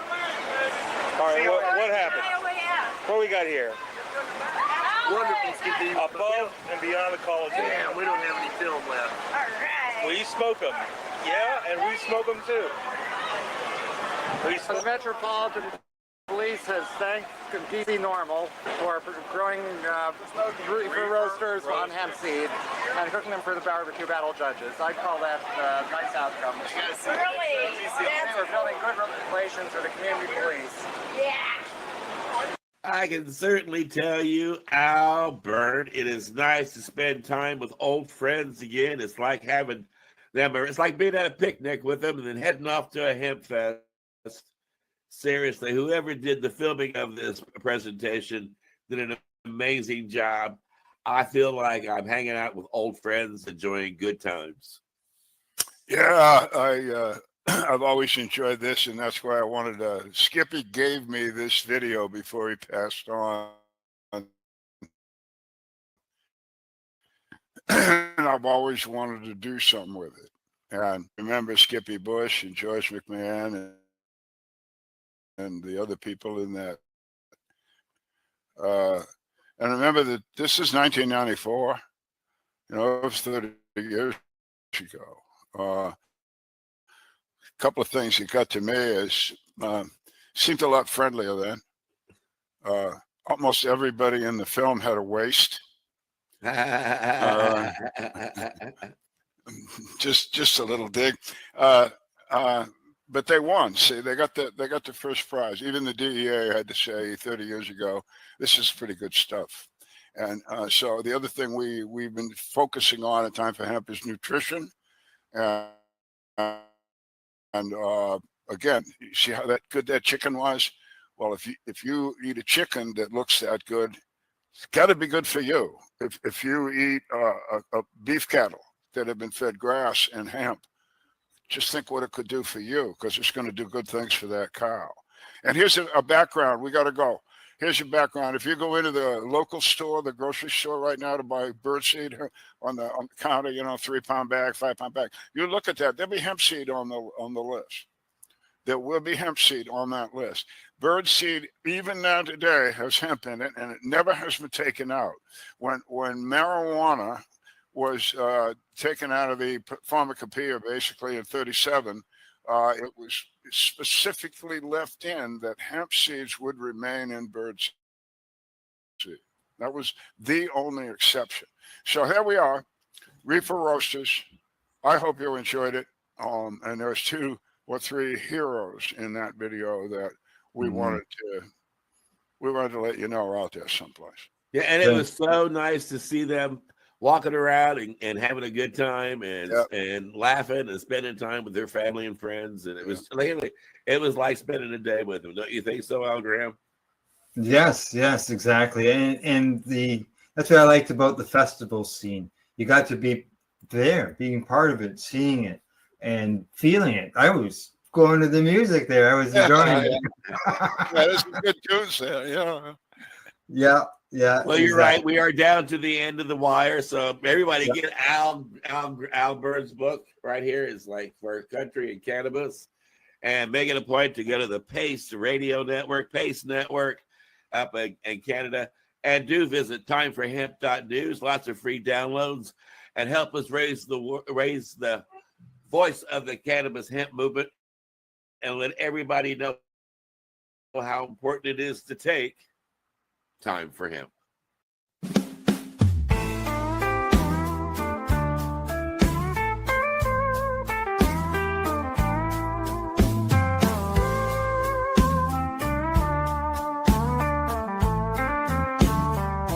Look at all that money, yeah, the money that they've spent.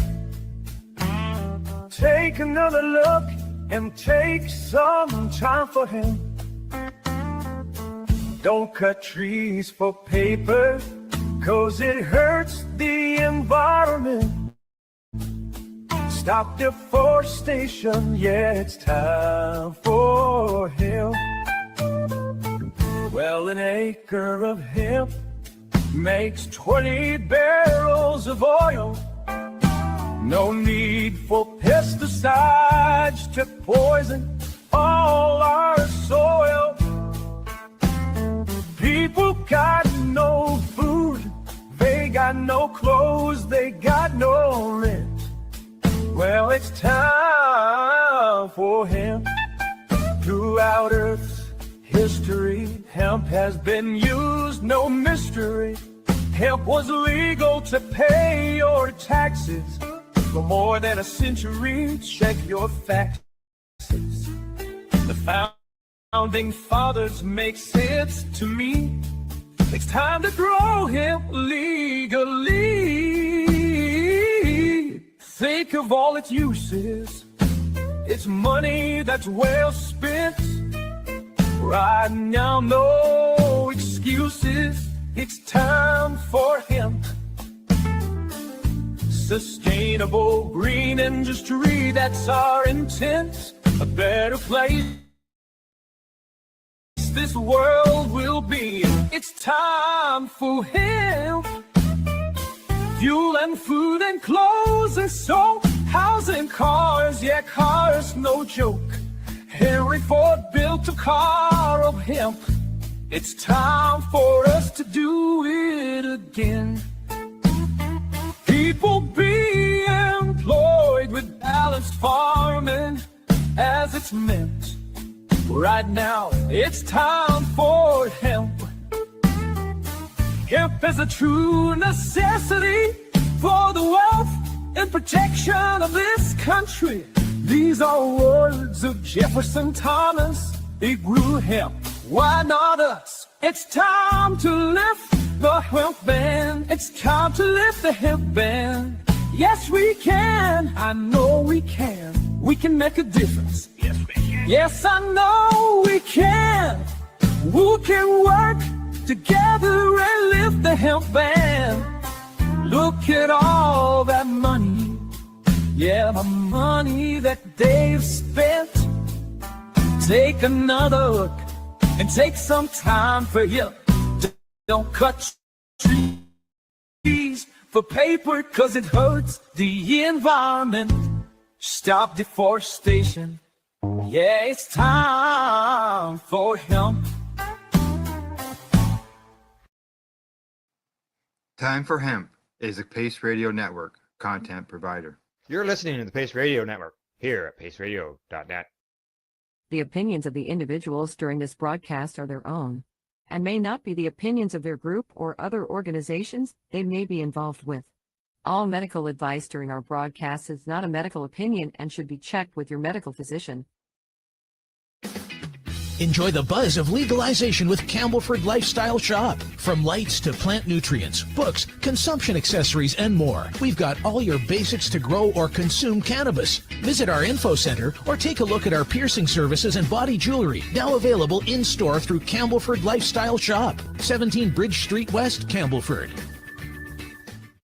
Limestone City Hydroponics is Kingston, Ontario's hydroponics shop.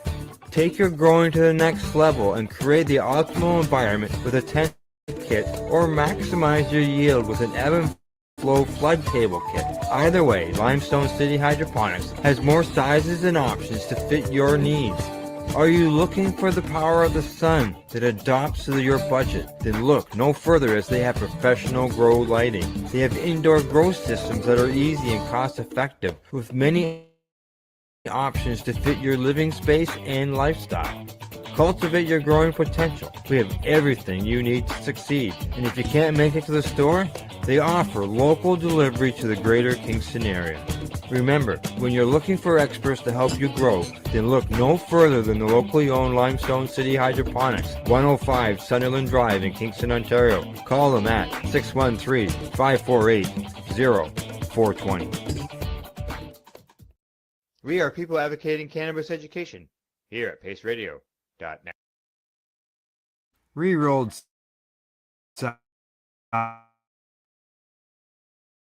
Saturdays. Check it out. Nothing but none. You're watching the 420 Pace, found at 420pace.ca.